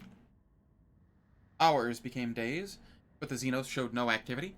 Eventually, the Tomb of Iron skeletons fell silent, and the sickly green lights went out, but no one disbanded the watch. The men who served in it became ghosts guarding the dead.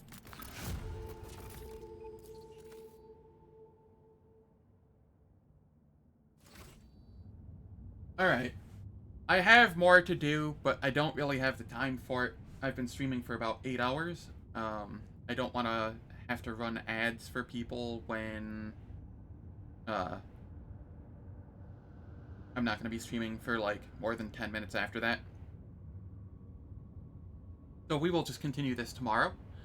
Thank you all for stopping by. Very much appreciate it. If you enjoyed what you saw, please hit the follow button or subscribe button on YouTube. And I hope you all have a wonderful day. Happy 4th to those that it's relevant to. And take care.